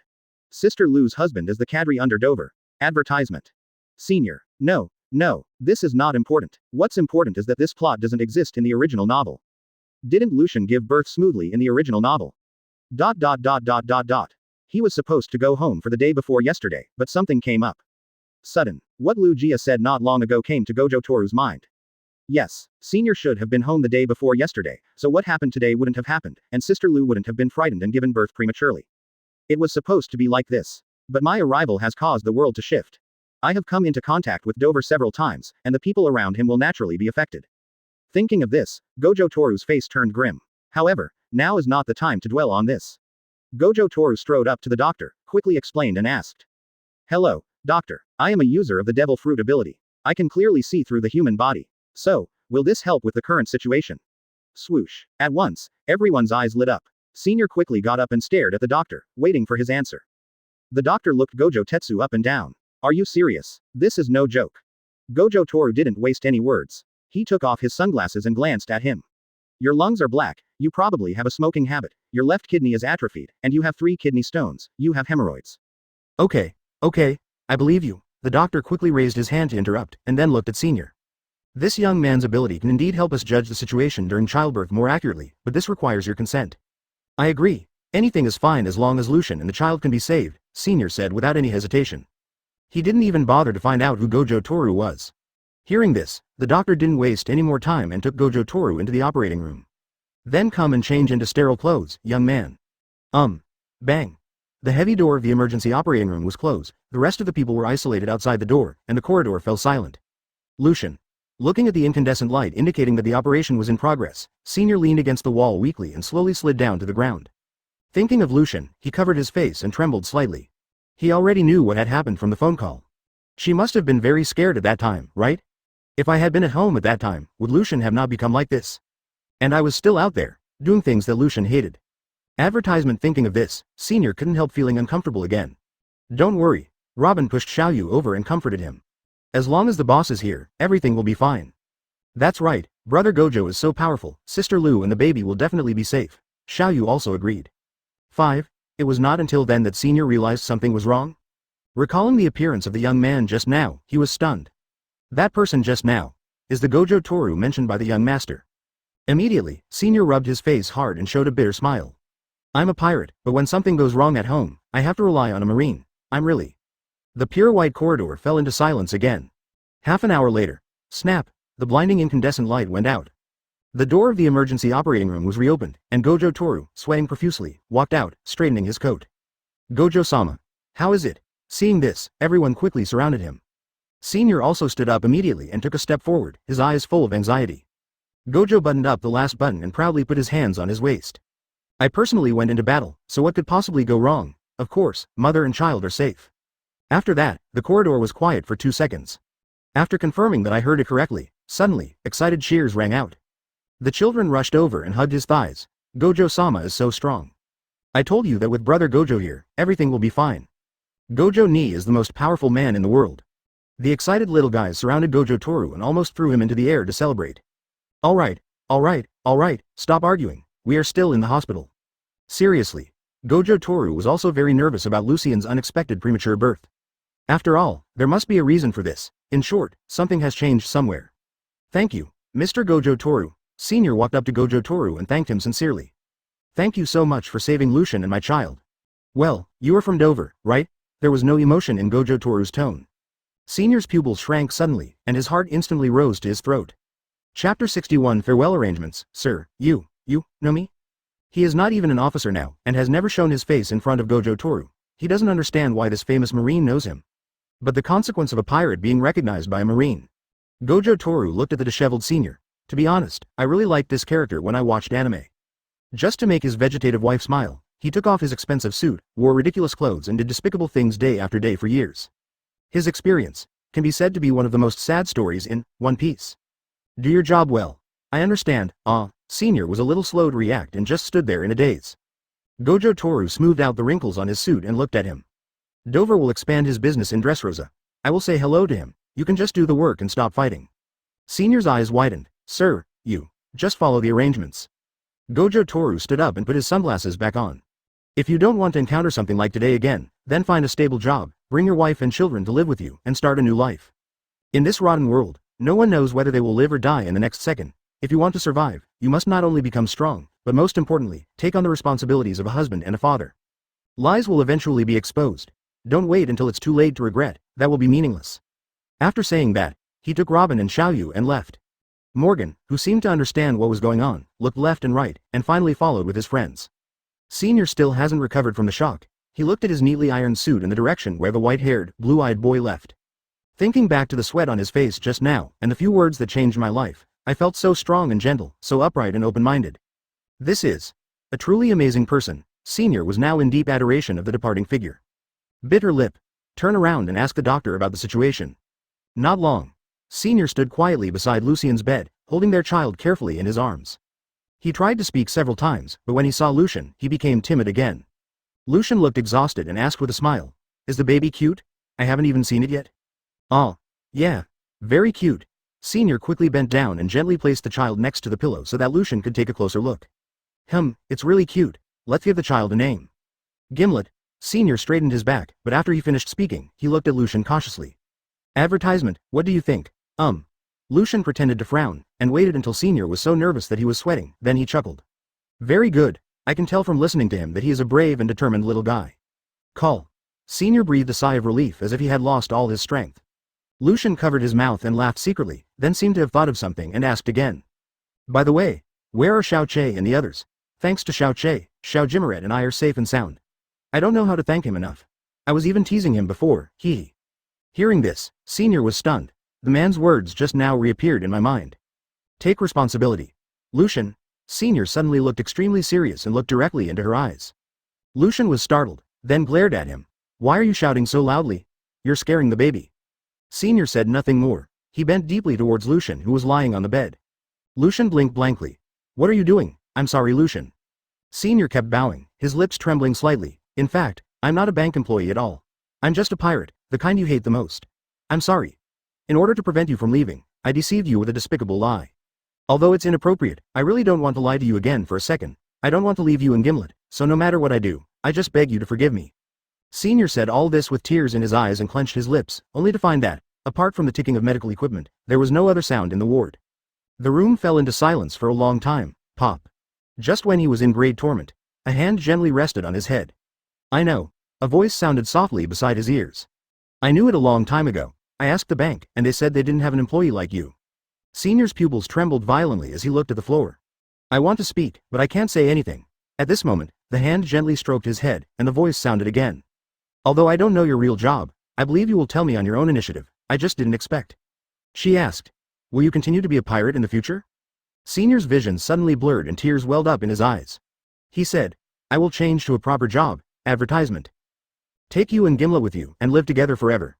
The next second, a pair of hands lifted him up, straightened his scarf, and wiped the tears from his face. Then don't lie to me again, it's getting late. Gojo Toru and his companions arrived at the pier, bought 3 boat tickets, and prepared to take the boat back. Although Lucian's incident was safe, he still felt a little scared afterwards. He also realized for the first time how great his influence was. He is familiar with the plot and can change it in the direction he likes. But at the same time, he didn't want the script to become worse because of himself.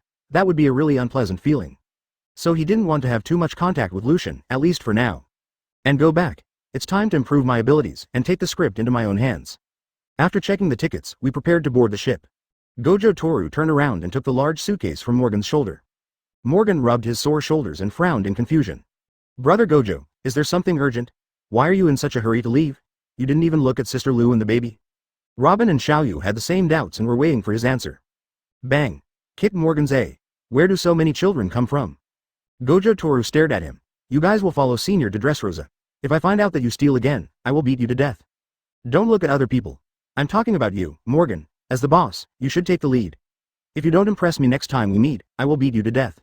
Morgan stared with his eyes wide open for a long while, unable to understand why he wanted to beat him up so much. But in the end, he still nodded resentfully. Nu. Bang.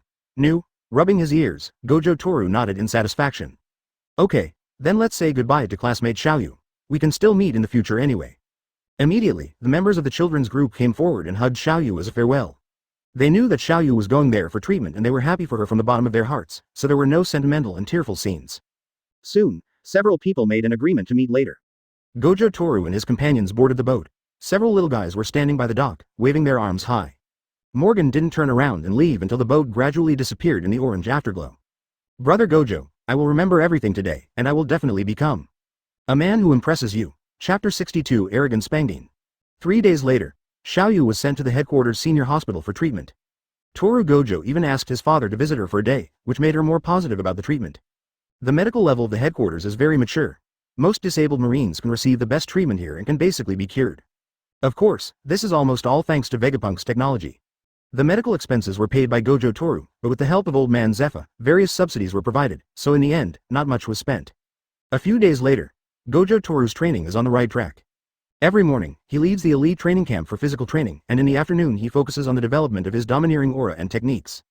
Occasionally, if he saw a general or something was free, he would invite him to discuss and exchange ideas with him. To be honest, the effect is very significant. Although they still haven't learned the reversal technique, the progress of practicing armament Haki has shocked Zephyr and the others. However, his way of practicing leads to, except for Sakaski, all the high-level combatants in the Marine headquarters basically avoided him when they saw him. I was afraid that this bull would catch me and make me spar with him for the whole day.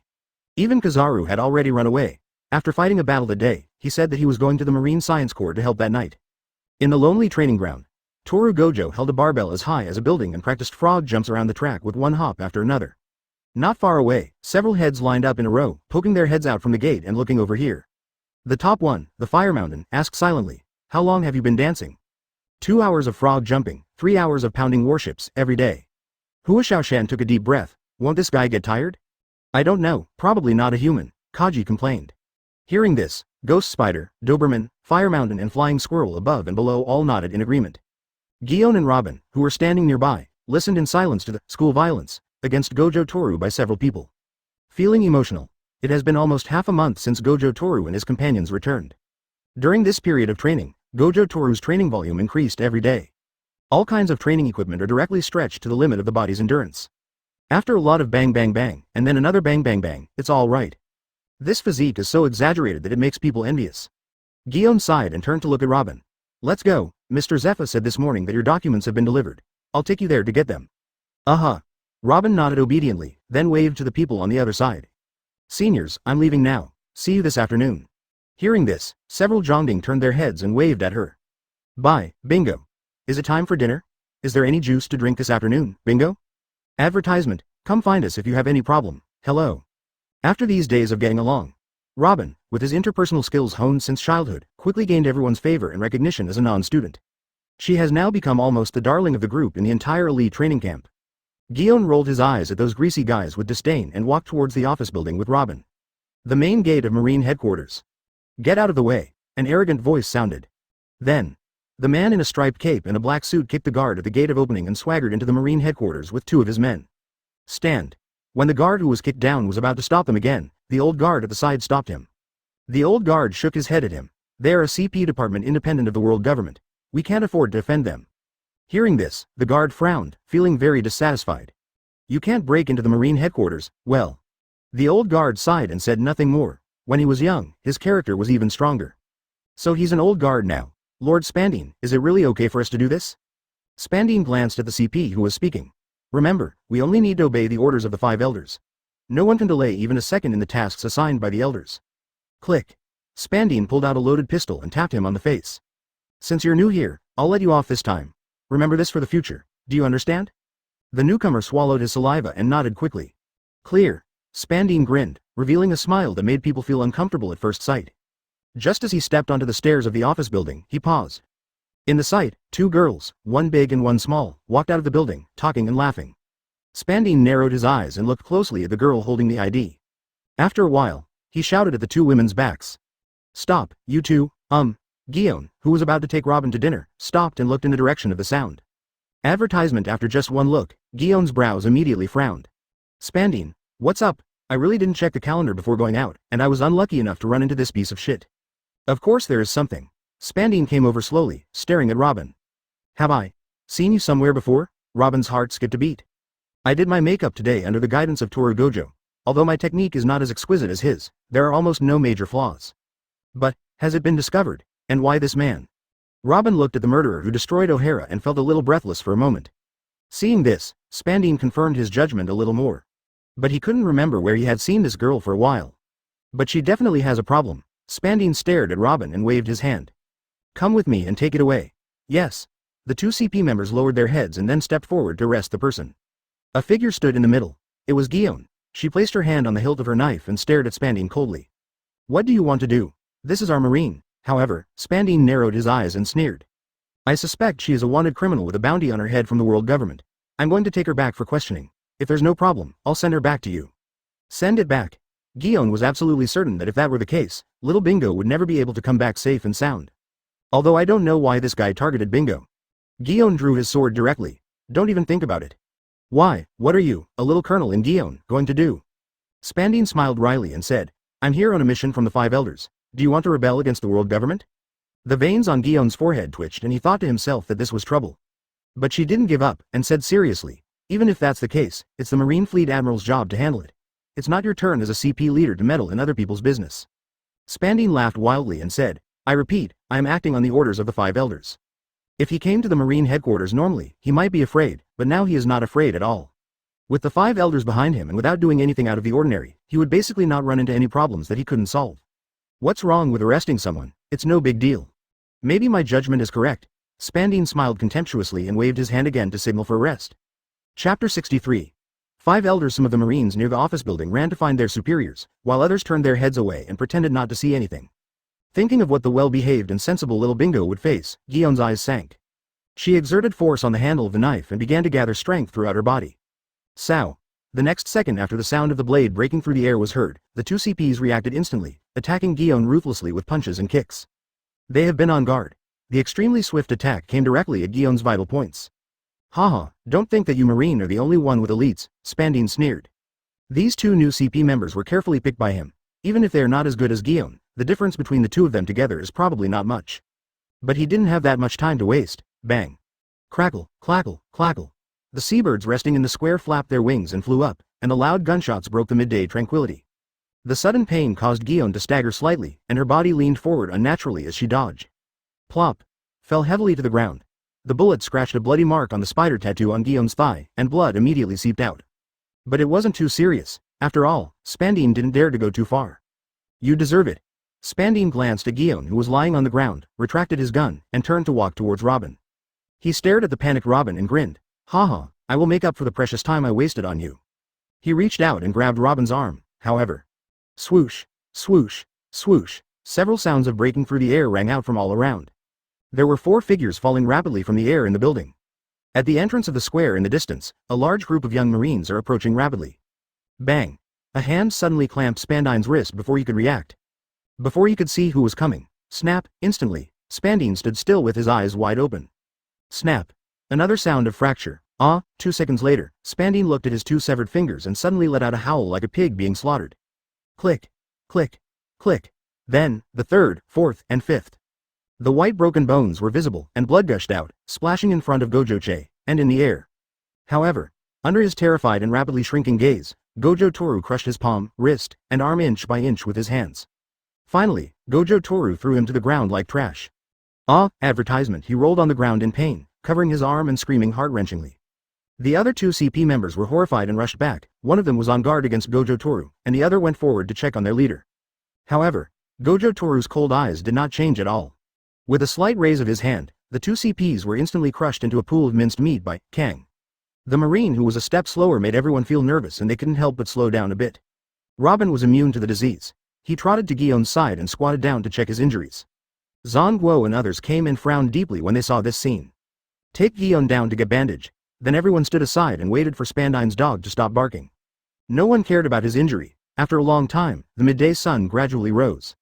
Spandine, who was numb from the pain, turned over and glared at Gojo Tetsu with gritted teeth. Damn it! How dare you kill someone from the world government? Oh! Gojo Toru sneered and raised his foot to cripple him. At this moment, he grabbed him from the side and shook his head gently at him. Those 2 little CPs fought at the Marine headquarters, so they died if they died. However, this idiot Spandine cannot die, at least not in the Marine headquarters. This idiot carries the orders of the 5 elders, representing the world government. Gojo Toru was naturally aware of this, but when one of his own people was bitten by a dog, why would he just put up with it? Rest assured. Suru heard Gojo Toru's words in a very light tone. Seeing his calm and composed expression, he couldn't help but take a step back. Sengoku, Zephyr, Garp, and Akainu Aokiji also consciously stood in the position of backer. In the sight, Gojo Toru walked up to Spandine and looked at him coldly with his eyes lowered. Very good. Spandine raised his head, his face full of resentment. I serve the 5 elders. Bang! Gojo Toru stepped on his face in the blood pit and rolled it left and right with his feet. The pig-slaughtering scream rang out again. You be asterisk asterisk asterisk asterisk asterisk D. You like to take advantage of others, don't you? Gojo Toru leaned over, smiled and took out a bunless Den Mushi from his arms. Under Spandine's shocked gaze, he hit him directly. When he and the others saw the Den Mushi, their faces froze, but it was too late to stop it.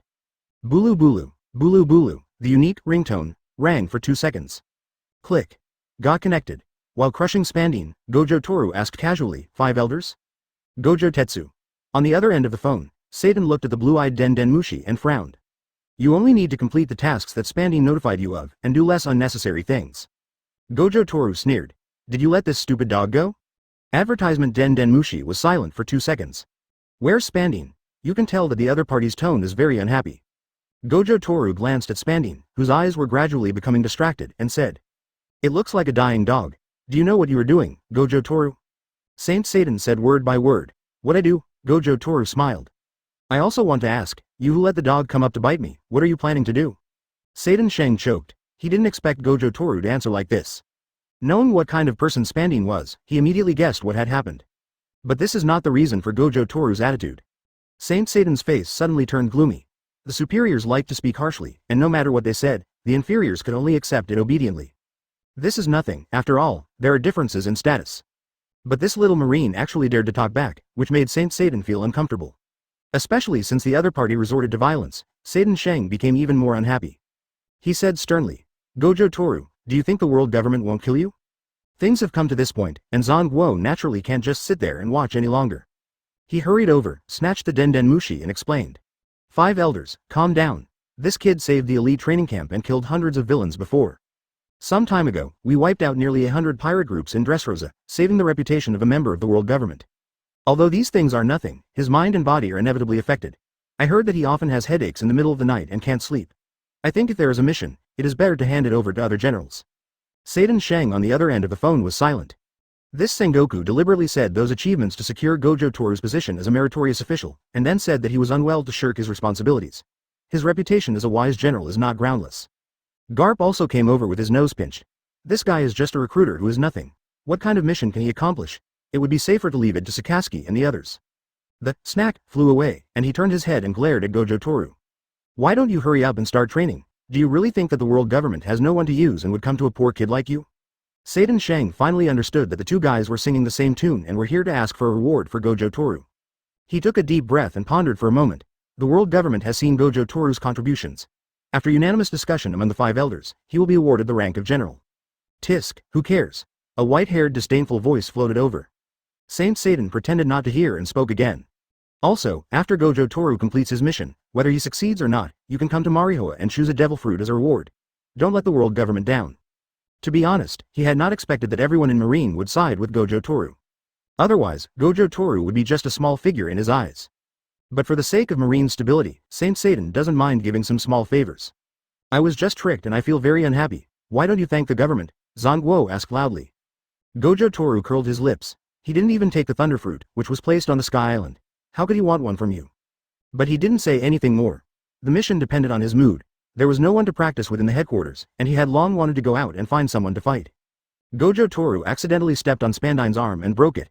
He squinted at the Denden Mushi and asked.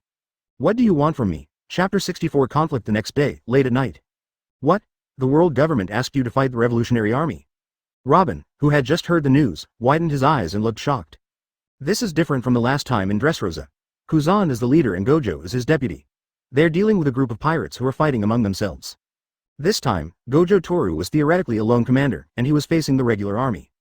Boss, I'm afraid you have no good intentions in letting me come to deal with the Revolutionary Army that even the world government can't handle. Robin looked at Gojo Toru who was showing off his cake and continued. We should ask Sengoku Fleet Admiral for more troops. Gojo Toru swallowed the last bite, wiped his mouth, and said casually. That's great. You adapted to your role as a Marine so quickly and understand the morals of the world government so well. No, I just think the world government's intentions are too obvious, no need to think. Robin held his forehead helplessly and asked. You haven't prepared anything, have you? No. Gojo Toru shook his finger and looked at her seriously. This time, I have prepared plenty of desserts. It will never be like last time. Boss. Okay, be serious. Gojo Toru leaned back in his chair and explained the current situation to his secretary. For some unknown reason, all 3 generals were transferred this morning, and there are only a few vice-generals left. Seiden Saint did not let the Marine seniors intervene, just to test my strength or attitude. After all, I didn't give him face yesterday, so this is normal. Robin frowned. In this case, if Saint Seiden wants to get rid of you, then you will be isolated and helpless, right?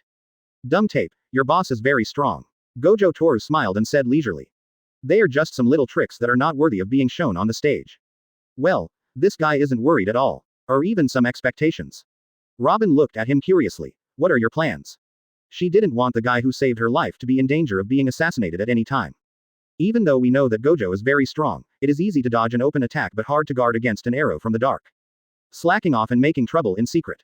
Gojo Toru gave his plan and dealt a heavy blow to the egg tart. Well, Lousy went out to pick a fight, so I don't bother with his crappy mission. And doesn't Seiden Saint want to arrest someone? I'll pull out his valve core when I get a chance. Quote. And his beard, waiting for you, will have to be plucked out sooner or later. Quote. Quote. It is a blessing for Saint Seiden to assign you to do the task. Robin's stomach was filled with anger. After staring at him for a long while, he finally sighed helplessly. Advertisement. We're leaving tomorrow. I'll go help you pack your things. The next day, at the Marine headquarters pier, a warship slowly left the port. A total of 100 people were dispatched for this mission, led by Gojo Toru and Gion, and 50 Marines. The rest were all newly arrived CP departments, and they had a new chief. The previous leader, Spandine, has been sent by Gojo Toru to Robin for revenge. That's right, that guy was abandoned by Seiden Saint, and he didn't ask Gojo Toru for him, but chose to send a new batch of CP. In the training camp, Spider Demon and the others originally wanted to come together, but were rejected by Gojo Toru. This mission is very dangerous, and there is a possibility that the attacker may even come from within. Gojo Toru didn't intend to involve them. After all, those guys felt pretty good as sandbags. He didn't even bring his secretary Robin. In fact, he didn't want to bring Gion at first. But the elder sister kept nagging him. Fortunately Gion was also strong enough, so he was finally brought along. Toru Gojo stood on the deck and looked out until Robin, who was silently waving goodbye in the distance, disappeared. Only then did he return to his lounge chair to bask in the sun. I am not happy without my caring secretary. Gojo Toru was fishing by the boat in his shorts, the autumn wind ruffling the white hair on his forehead, and he was dozing off soundly. Just as he was nodding vigorously, Gion, wearing a lace-deep V-top and short shorts, came up behind him. The flowers in Gion are in full bloom now. They are outstanding in appearance, with a charming temperament between their eyebrows, and the beauty mole at the corner of their mouth is just the right embellishment. Only the bandage on the thigh added a little sense of fragmentation. Seeing Gojo Toru's head almost sinking into the sea, Gion leaned over to his ear and shouted. We've got a fish. A fish. Gojo Tetsu's hands reacted faster than his brain. He subconsciously pulled up the fishing rod and fell directly to the ground. However, when he saw the fish bones hanging on the hook, he fell silent. My bait. How come it turned into bones? Gion was speechless, his face twitching slightly. How long have you been sleeping? Ahem, who's asleep? This is my latest fishbone fishing method. Gojo Toru awkwardly threw the hook and the fish bone out again and quickly changed the subject.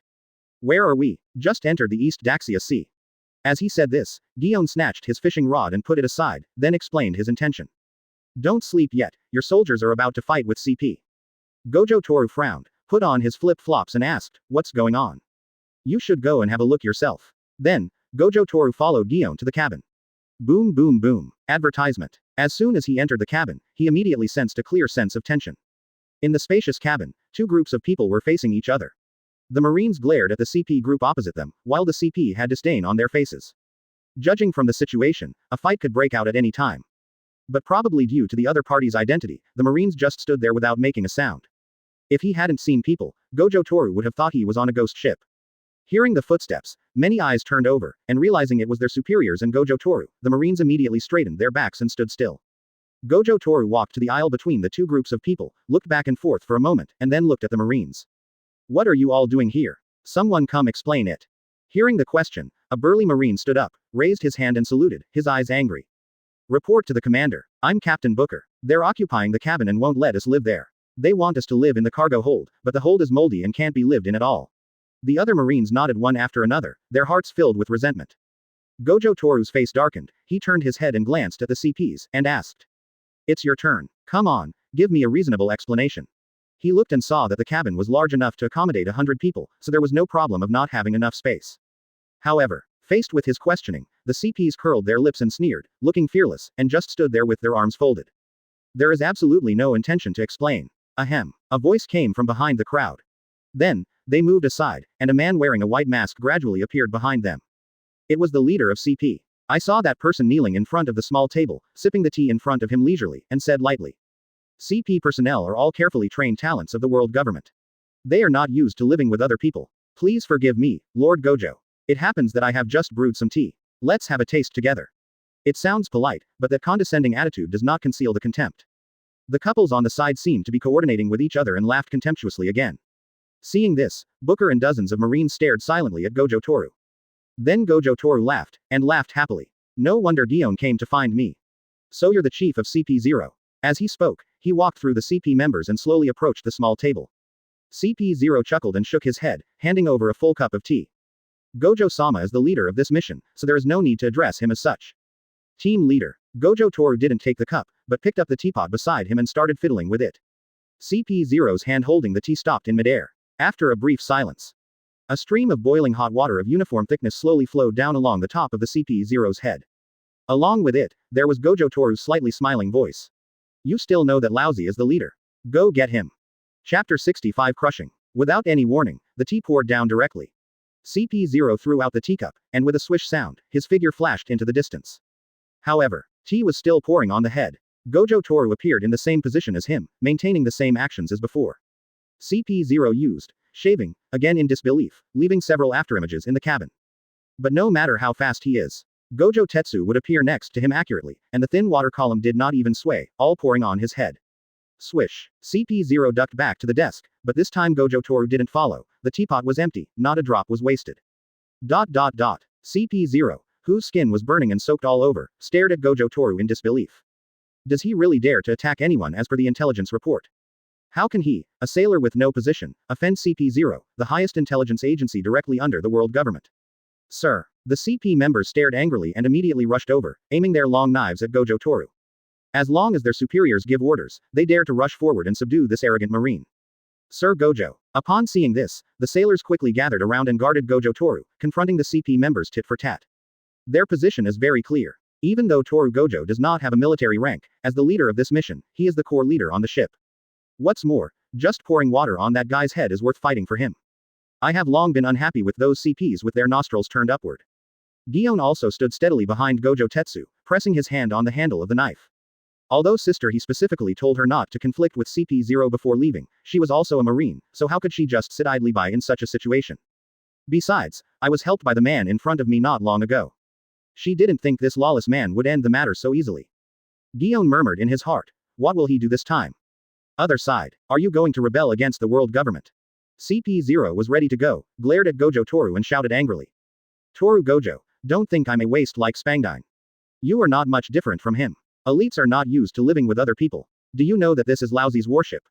Gojo Toru's disdainful sneer was particularly obvious. Advertisement. I really don't understand. Are you CPs wandering around the celestial dragons every day and losing your mind? Presumptuous. You are worthy of this B******************. D. Swish. Before he could finish his words, Toru Gojo appeared in front of him instantly.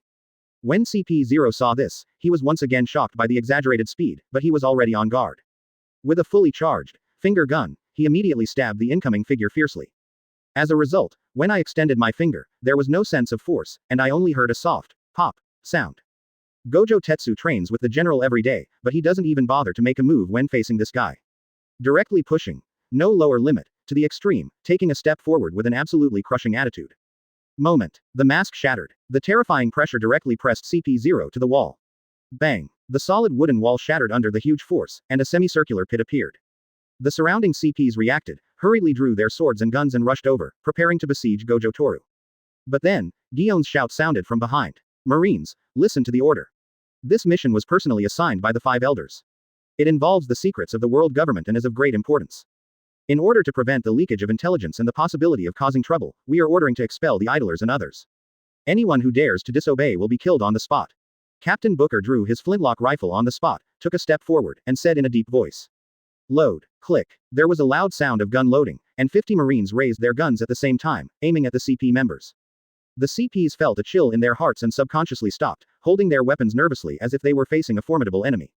CP0, who was pressed against the wall and almost suffocated, saw this scene from the corner of his eye and growled with difficulty. Gojo Toru, what on earth do you Marines want to do? We are accompanying you, but we are following the orders of the Five Elders. Another order. Gojo Toru scratched his ears with a defiant expression. Guess what happened to the last person who obeyed the order? You. CP0's face turned pale, and his expression changed several times. His face was squeezed and twisted into an even more hideous shape. So what do you want? Trash. Gojo Toru smiled disdainfully. Take your people and get back to the warehouse. Also, take your place and be a good dog. Don't FC King hang around in front of Lousy. Do you understand? CP0 gritted his teeth and nodded slowly. Gojo Toru retracted his no bottom line, and patted him on the face with his hand. Advertisement. Come on, say something so that Lousy can forgive you. CP0's face suddenly turned pale, veins on his forehead became prominent, and his cheek muscles twitched. The mission of the Five Elders is important, and we cannot act on impulse. CP0 finally bowed his head. It's my fault. Lord Gojo is a broad-minded person. Please don't hold it against me. Well, good dog. Gojo Toru nodded with satisfaction. Behind him, the group of Marines raised their lips and revealed sincere smiles. On the other side, the couples were silent, their arrogant attitude just now disappeared. Especially when he saw Gojo Toru, he was like a mouse seeing a cat. He hurriedly packed up his things and fled the cabin. At this moment, CP0 felt that his face was completely lost. As the highest intelligence agency, his status was extremely high wherever he went. He is not afraid even when facing Marine senior executives. In his mind, life and death, future, can only be controlled by the Five Elders, and no one else has the right to interfere. Until now, he has suffered a serious setback at the hands of Gojo Toru. CP0 secretly gritted his teeth, his mind constantly echoing in his ears, the overall situation is more important, and he tried his best to suppress the frustration and anger in his heart. Finally, after taking a deep look at Gojo Toru, he turned around and left in a hurry. At this moment, he felt that the eyes of others were full of ridicule, and he didn't want to stay for a second. Inside the cabin, everyone's eyes were focused on Gojo Toru. Their eyes also quietly underwent a transformation, gradually being replaced by an indescribable awe. Gion had to admit that despite his frequent eccentricities, Gojo Toru was still a very charming man. As the CPs left in disgrace, this little turmoil came to an end. After arranging accommodation for the Marines, Toru Gojo turned and left. When passing by Gion, Gojo Toru raised his eyebrows at her with a look that said, "Am I that great?" Ji Yuan rolled his eyes at him immediately, and the slight bit of goodwill that had just arisen in his heart disappeared in an instant. Still a B asterisk asterisk asterisk asterisk asterisk D after all. Return to the deck. Sitting back at the fishing position, Gojo Toru blinked, looked around, and looked confused. Where's the lousy fishing rod? ... Meanwhile, East Daxia Sea. The howling wind hit an incredible island. A man with a hairstyle like a lion's mane stood proudly on the edge of the cliff, his robes fluttering. He looked at the warship approaching slowly on the sea with sharp eyes, and laughed heartily and heroically. Ha ha ha ha. Gojo Toru, I finally found you. There was joy and expectation in that laughter. There is also a kind of confidence in controlling the overall situation. Chapter 66. A sudden visitor. Ah, crash. An excited roar instantly broke the silence on the island. The surrounding birds were startled and flew out of the forest flapping their wings. The animals on the small island below heard the noise and looked up at the sky. Swoosh. Gojo Toru's figure broke through the clouds and fell rapidly in free fall. He made the shape of the Huxia character, Da, in the sky, and the wind blew into wavy lines in his mouth, which made a strange, lululu, sound. But it can be seen that he is enjoying the feeling at this moment very much. Because the strange scene in front of me looks very much like the heavenly palace in the movie. There are several large and small islands floating in the sky, and there is even a piece of sea next to the island, just like peeled jelly. Watching it all from the sky, Gojo Toru seems to blend into the wind and the sky, becoming a part of the beautiful scenery here. It was not a very special thing, but it was a very interesting memory. That year in the Golden Lion territory with unique scenery, he did a ropeless bungee jumping from a height of 1,000 meters. Call. The wind stopped instantly. Just before Gojo Toru hit the ground, his body stopped less than a centimeter above the grass. The fragrance of grass and trees immediately filled my nose. Haha, stop playing with you, you little b asterisk asterisk asterisk asterisk asterisk d. Let's go back and have the party. At this moment, a heroic voice came from the air behind him. Gojo Toru stood firm, straightened his messy clothes, and complained to the figure. Here I come, Shiki, you're so long-winded. ... Let's go back to one day ago. Gojo Toru, who couldn't catch any fish, sat on the deck with Booker and a group of Marines, bragging and chatting. Gojo Toru told them how he destroyed the gangs, fought Akainu, fought Garp, and defeated the second card. The Marines who heard this were so excited that they felt that Gojo Toru was simply a god. As Marines in the same department, they had heard about these events before, but they had never understood the details. But now, I will explain it to them directly. For example, when fighting Garp, Gojo Toru, who had just joined Marine for a few days, was not afraid of the power of the top leaders and said to Fleet Admiral, "Do you dare to bet?" Fleet Admiral. Bet. Gojo Toru smiled faintly. Bring me the gun. So he started fighting with Garp, and with just one move, he put the tip of his gun across the throat of the Marine hero. Advertisement. Another example is the highly anticipated second card game that will go down in history. Marine Admiral Aokiji was defeated by the three vice captains. He shot Aokiji with a single gun and said to Aokiji, whose life was hanging by a thread. What the general cannot do, I, Gojo Toru, will do. Those who the general cannot kill, I, Gojo Toru, will kill. General Aokiji, who was only good at acting, immediately lowered his head in shame. Lord Gojo is so strong. The Marines were extremely excited and their eyes were full of admiration. Actually, these deeds are nothing. The episode that made me happy the most was the one that killed the pirates. Gojo Toru glanced at the Marines and took a sip of milk. Back then, pirates were rampant in Dressrosa, causing countless people to lose their homes and lives. In this critical moment, I held two machetes in my hands and stood in front of 18,000 pirates, slashing them from West Blue Shore all the way to Dredden Road. He raised 3 fingers to the Marines and shook them. We fought back and forth for 3 days and 3 nights, and the blood flowed like a river. But I just kept on fighting with my sword. I didn't even blink. Gulu. ... Is it true that the eyes won't dry up? Captain Booker swallowed his saliva. Although he wanted to ask, he changed the question. But why did I hear that it was 20,000 pirates? No, I clearly heard 38,000. Hey, what you heard are all rumors. My friend was there at the time, too. He said that they collected a total of 50,000 pirate corpses. For a while, the Marines argued endlessly. ... Ah, how come they are better at boasting than me? I feel like if we chat for a while longer, they will become a million-strong army obeying my orders. The person's face feels very hot after the surgery. Gojo Toru coughed twice to attract everyone's attention. Don't spread rumors. Don't spread rumors. The version answer is 18,000. Don't believe the rumors. To be honest, he was so excited about killing that he himself couldn't remember how many pirates he killed, but 18,000 should be more reasonable, right? It turned out to be 18,000. The Marines suddenly understood. However, Lord Gojo is truly a humble and honest person, and doesn't care about those false reputations at all. Okay. Gojo Toru finished a whole bottle of milk and said. We are almost at the next supply island. I will give you a day off so that you can rest and refresh yourself before setting off again. Go back to the cabin and rest. Gojo-sama is so cool. The soldiers immediately cheered excitedly and went back to the cabin happily. After a while, the bustling deck returned to its previous silence, and the warship was sailing in the clear blue world, feeling extremely peaceful. Hey, Lord Gojo, who killed 18,000 pirates, is still drinking milk.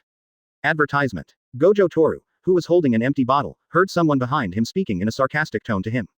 He smiled without blushing. Drinking alcohol is bad for your health. Milk is great. Even cowboys like to drink milk. Gion leaned against the guardrail and looked at him with a look of, you are kidding me.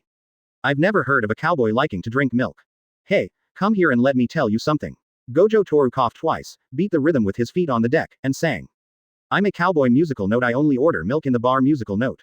Why don't you drink beer musical note? Because beer is bad for your health musical note. Many people don't have eyes. Musical note. After the song was over, Gion tilted his head with a confused look on his face. Who told you to sing like that? It sounds good, but I can't hear what you're singing. How dare you? Gojo Toru threw the empty bottle to the ground, spitting profusely. How dare you question Mr. Joe's singing style? Believe it or not, our 10 billion Joe family soldiers will drown you with a mouthful of spit. You alone are enough to drown me. Gion quickly took a few steps back to avoid Gojo-sama's saliva attack and did not dare to speak. Then the deck became quiet again.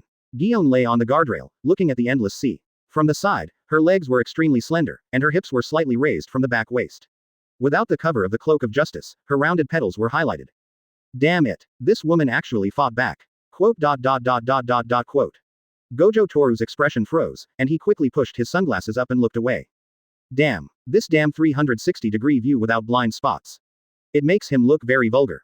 But the next second, the scene in sight suddenly darkened. No, the whole sky was blocked by something. Gojo Toru and Gion looked up immediately and were stunned. I saw an extremely huge island ship falling from the sky and hovering above the warship. The soldiers on the warship who also noticed the strange situation rushed out with weapons in hand. But when they saw the scene in front of them, both Marine and CP turned pale and stood there in a daze. Before everyone could react, they heard a man's loud laughter from above. Ha ha ha, I finally see you, Gojo Toru. Come be my right arm and let's subvert this world together. Thief ha ha ha ha. 3TG Chapter 67 Lord Gojo joined the pirates? Everyone put away your weapons? Gojo Toru roared, and subconsciously pulled Gion behind him, his eyes fixed on the man who was slowly floating down. If I fight with this man in a place like this, no matter how many Marines I have, it will be useless and I won't be able to protect them. Gojo Toru was judging the current situation in his mind. Also, what the hell was that he just said? Are you interested in Lousy? Lousy doesn't have Nami's ability to predict the weather. Grunt. He heard the sound of swallowing saliva, and found that all the Marines and CPs on the ship had stiff expressions and fear in their eyes. Even CP0 had cold sweat on his forehead, just because that person's name appeared in their minds. Open black lens bracket Golden Lion. Shiki close black lens bracket. If an ordinary person saw this person, he might think of him as just an ordinary pirate because he didn't know him and wanted to spend money to avoid disaster. But these soldiers are different. The battle where they fought Garp alone for 3 days and 3 nights and destroyed half of Marineford is still vivid in their minds. It's the Golden Lion, it's really the Golden Lion Shiki. CP0 murmured, looking extremely confused and shocked at the person in front of him. Now that things have come to this, the Golden Lion, which had been silent for several years, has really reappeared on the sea. What shocked him was that the famous Golden Lion Shiki specifically invited the brag Gojo Toru as soon as he showed up. What's wrong with that little devil? The Marines and 5 elders all value him, and now even the great pirates are here. Isn't it just about being more handsome, more capable, and more famous? Apart from these, what else is there about him that is worthy of the attention of so many important figures? What on earth is wrong with this world? Isn't CP0 worth the money? He didn't even look at me. I'm so angry. Legendary pirate Golden Lion? Some of the CPs swallowed their saliva and their legs couldn't help but tremble. The Marines' faces turned pale as they recalled what happened back then. Besides those deeds, Golden Lion was also the first man in history to escape from impelled down. With their current military strength, it is a question whether they can hold out for a moment. Oh, and there's the invincible Gojo-sama on board. In everyone's sight, Gojo Toru took a step forward, took off his sunglasses, and stared at the Golden Lion in the air. What do you want to see me for? I'm not your old lover Roger. To be honest, although he doesn't know Shiki's current strength, he really wants to give it a try. But by the time the fight is over, all the people on the boat behind him will probably be wiped out. Old lover. Thief, ha ha ha ha. The Golden Lion was stunned for a moment, then burst into laughter. You could say that. I did pursue him for a long time to get him to join me, but unfortunately he is a heartless man and we don't really get along. After reminiscing for a moment, he looked at Gojo Toru again. Advertisement. At first I didn't think of showing up so early, but when I heard about you and investigated you, I found out. It turns out that you and I are the same kind of people. You must be disgusted with this world. I've seen from the video that your eyes are full of madness. Leave those idiots. A place like Marine is not suitable for you. I'll help you solve the trouble behind you, and you come to lend me a hand. Ruling the whole world is what we should do. The Golden Lion stretched out his arms towards Gojo Tetsu and laughed loudly. Be my right arm, Gojo Toru. After listening to this, Gojo Toru said, oh, in sudden realization. Then he said lightly, oh, no problem, that's fine. In an instant, in the warship and in the sky, the silence was so quiet that one could hear a pin drop. A few seconds later. Huh? The explosion ranged 10 kilometers and caused a shock and astonishment. It exploded on the spot, followed by a frenzy of uproar. Destroy the gangs, fight Akainu, fight Garp, and the supernova Marine who is second to none, faces the invitation of the legendary pirate. You agreed without any hesitation? Gojo-sama wants to leave Marine. Did I hear that correctly? Join the pirates? How is that possible? Master Gojo must be joking. The warship was in an uproar in an instant, with everyone arguing with each other, and no longer caring about the Golden Lion. Gion stared at the figure in front of him and fell into a long silence. At the same time, the Golden Lion in the sky was also stunned by Gojo Toru's straightforward answer. His original script was, Gojo Toru, like Roger, righteously rejected him, then he forcibly let Gojo Toru take him back, and finally used some tricks to make Gojo Toru beg him to join. But the reality is, the guy tore up the book and threw it at his face, then said, I can do it myself. This makes him a little confused. The Golden Lion opened his mouth wide, lost in thought. After a long pause, he looked at Gojo Toru again and asked tentatively. You agree, Tisk? Gojo Toru gave him a look of disdain. Why are you being so sissy? Can you do it? Just give me the straight answer. The Golden Lion was stunned again, but this time he came back to his senses quickly. He immediately flew to Gojo Toru's side, patted his shoulder, and smiled widely. Haha. I told you that you were a talented guy. You are indeed a smart guy. But what? Gojo, you tell me, old guy, the name changes so quickly, you were hurt badly by Roger. He complained in his heart, and then Gojo Toru looked at him carefully under his nervous gaze. At least I should visit your pirate group to see its strength, right? You can't just change jobs casually, you should compare prices from 3 different companies. That's it. Advertisement. The Golden Lion breathed a sigh of relief, then waved his hand. No problem. I'll take you to see the strength of our Golden Lion, it will definitely open your eyes. After saying that, he turned his head and glanced at the Marines who looked like sculptures and his tone became solemn. Brother Gojo, it would be bad for you if these people said too much when they go back, how about we just... As he spoke, he raised his hand and gestured at his neck with a cruel smile. Upon hearing this, all the soldiers came back to their senses instantly, hurriedly and tremblingly picked up their weapons to block in front of them, holding their breath. The B************ D is very cunning and even wants to show his loyalty. Gojo Toru was secretly dissatisfied. He reached out and pulled the Golden Lion back, holding his shoulders. How can you put down your bowl and then smash the pot? There is also a sense of justice and righteousness in the world of pirates, isn't there? This is your line. That's right. After a brief silence, the Golden Lion laughed and agreed. Thief, ha ha ha, pirates have to have moral principles too. After a pause, he glanced back again, then I'll let you go today for my brother Gojo's sake, you should be grateful. No one responded, or perhaps everyone present didn't know how to start. Ignore them no more. The happy Golden Lion took Gojo Toru away from the warship and flew towards his own pirate ship. A farce, it came quickly and went away quickly. The conversation ended after just a few words. Only a group of bewildered Marines and others were left standing on the warship in a daze, digesting what had just happened. Gion looked at Gojo Toru who was gradually leaving, and unconsciously took a step in that direction, feeling inexplicably empty in his heart. And at this moment, she saw the figure in her sight, seemed to be waving at her. Gion trotted forward a few more steps, came to the bow, and looked carefully. I saw that Gojo Toru was indeed facing away from me, waving his hand, and there seemed to be something on his wrist, flashing in the sunlight. When Gion saw clearly what that thing was, he couldn't help laughing. I knew it. Gion Commander, Gojo-sama is gone. What should we do with our mission? At this time, Booker came behind her and asked with a bitter expression. The chief officer is gone, is there any need? The other Marines lowered their heads, all looking dejected. What to do? Gion turned around and said loudly. Continue to move towards our destination and wait for Master Gojo to join us. As soon as he finished speaking, the Marines' eyes widened and they looked up, their eyes full of surprise. Lord Gojo, will you meet us? Booker asked cautiously. Trust that guy. After Gion finished speaking, he shouted again. Lower all the sails and go full speed ahead, don't be late. Instantly, the Marines smiled innocently and responded loudly. Yes, sir. Chapter 68 Shiki. Are you asking me to kill you here? Time goes back to the present, Vermeulen Island, ding, ding, ding. Gojo, that's my plan. Shiki took Gojo Toru on the way to the base camp and pointed in a direction for Gojo Toru to look. In the rainforest not far away, several researchers were injecting some kind of medicine into a big crocodile. However, when the medicine was pushed into the body of the big crocodile, in less than a moment, it began to twitch all over, then its belly turned over and it died on the spot. Withdrawing his gaze, Gojo Toru tilted his head back and stared at Shiki with strange eyes.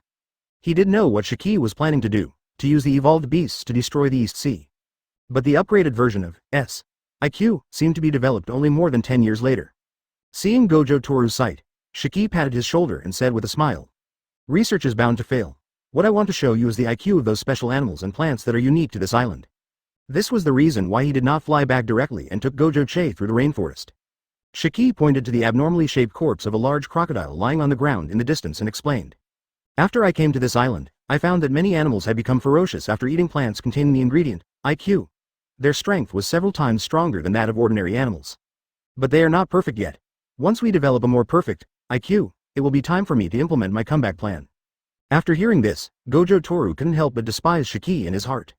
That kind of thing that has evolved like Monster Hunter is indeed quite powerful and can be considered a weapon that can destroy a country. However, in Gojo Tetsu's eyes, these are 4 big words. Not doing your job properly. He is really weird. What is wrong with the people in the pirate world? No matter how strong a person is, once he experiences failure, his brain will be drained immediately and he will start to go astray. For example, Crocodile, who could arm wrestle with Bullet, challenged Whitebeard and lost, so he hid himself and learned from Doflamingo how to steal the country and look for Pluton. And Gecko Mariah, a character who could fight Kaido but was defeated. I ran straight home to play with the corpse. Becoming the weakest Chichibukai in one fell swoop is outrageous. But the most exaggerated one is the one next to him. The leader of the Rocks Pirates, the man who pushed Roger into a corner, the man who challenged Garp alone, a legendary figure of this level. Now I start playing with animals. In the end, he couldn't even beat Gear 3rd Luffy. Peeved. Shame on you, one by one, they can't survive without doing something novel. Gojo Toru glanced at the animals in the rainforest one by one, but he didn't feel any interest at all. He said a few perfunctory words to Shiki and urged him. Good plan, great. Let them experiment first. Brother Shiki, let's go back and have dinner, I'm starving. Advertisement, ha ha ha, no problem. Shiki vaguely noticed that Gojo Toru didn't seem very interested and his eyes flickered. But in the end he didn't say anything and took Gojo Toru to the base camp. On the way, we passed a small village with no men. When the women in the village saw Gojo Toru and his companions, they immediately stopped what they were doing and their bodies trembled slightly. Gojo Toru saw fear in their eyes. Without staying for long, he turned around and followed Shiki away. After a while, Shiki brought Gojo Toru to the base camp that looked like a palace. We walked into the Japanese-style hall which was so big that we didn't know where to sit. The hall was already filled with banquet tables. After looking around, Gojo Toru simply sat down next to Shiki, with his hands behind his back, as if he had no strength left. Shiki glanced at him, stretched out his hand and said with a smile. Come here, Gojo, let me introduce you to 2 officers of our pirate group. Gojo Toru looked in the direction he was waving. Puff, Kai, puff, Kai. Then, with a sound like farting, a man and a monkey, as if they had just run out of a circus, came over. Gojo Toru was too lazy to complain about the sound of footsteps. Can't you find a way to solve the noise of your footsteps, Dr. Indigo? Shiki yelled in his defense. Dr. Indigo's expression was stunned, and then he jumped up and down and gestured without saying a word. Toru Gojo looked at Shiki silently. Shiki looked at the gorilla silently. Before the gorilla could look at it, Dr. Indigo introduced himself. First time we meet, I am Dr. Indigo, a scientist. So you can talk. Shiki's eyes widened. Ha, ha, ha, the gorilla clapped his hands and laughed when he saw this. Shiki immediately looked at the gorilla again, his mouth wide open in shock. Old sister, snap, no matter how you look at it, it's just a gorilla. Dr. Indigo slapped Shiki on the face and scolded. Hey, X3 the next second, as if calling a curtain call, the trio all posed towards Gojo Toru. More abstract than lousy. But she hasn't evolved into a mother yet, so her condition doesn't seem to be serious yet. Gojo Tetsu laughed twice, applauded and said. Ha, ha, ha, unique little design, but it feels like it's missing a dance, and it's almost tasteless. He really wanted to see the live version of the Golden Lion dancing on stage. Advertisement, dance? Shiki sat back down and his eyes suddenly lit up. That's right, we should design another entrance dance, Brother Gojo, you still have some ideas. Just average. Judging from the current situation, Shiki now's brain has begun to be affected by the rudder, but he doesn't know if his strength has been affected too much. After that, Shiki asked Dr. Indigo to explain IQ in detail, and revealed that he planned to advance the plan. Gojo Toru asked 2 questions in detail from time to time, and the 2 of them had a good conversation. After a while, a servant came in and said that the crew of the pirate group was here. Then, pirates in suits entered the banquet hall one after another, as if they were attending a gang party. Gojo Toru looked gregarious in his black uniform. When Shiki saw that everyone had arrived, he solemnly introduced Gojo Toru to everyone, and the younger brothers immediately bowed and said hello to Gojo Toru. Gojo Tetsuya nodded in response. The banquet began, and the servants filed in, bringing food and drinks. During the banquet, Shiki held a glass of sake and looked at Toru Gojo, who was eating and drinking with a smile. Brother Gojo, my pirate group is pretty strong, right? So, you should consider joining us. Well, like late autumn, because it is mid-October, which happens to be late autumn. Just like this pirate group that has been going downhill. In short, meet the occasion. Shiki thought for a while but didn't quite understand. Brother, what do you mean by this? Twilight autumn. Gojo Toru sat cross-legged in front of the small table, tapped his fingers on it, and chuckled. Everything is withered, the temperature is quite suitable, but the scenery is not interesting. The meaning is so obvious that it couldn't be more obvious. Shiki had previously threatened him with Gion in the Marines, and if he could endure it until now, he had already given Shiki enough face. After eating and drinking, it's time to get down to business. The banquet hall was instantly enveloped in silence, and the atmosphere suddenly dropped to freezing point. Everyone present shot unkind glances at Gojo Toru. Shiki, who was sitting at the main seat, put down his wineglass and narrowed his eyes slightly. Brother Gojo, I admire you very much, doesn't it hurt my heart too much when you say that? Ah, what a coincidence, I really admire you too. Gojo Toru clapped his hands and said with a smile. Why don't you just stop doing those messy things and just hang out with me, Shiki? Shiki stared at Gojo Toru silently. Gojo Toru also looked at him.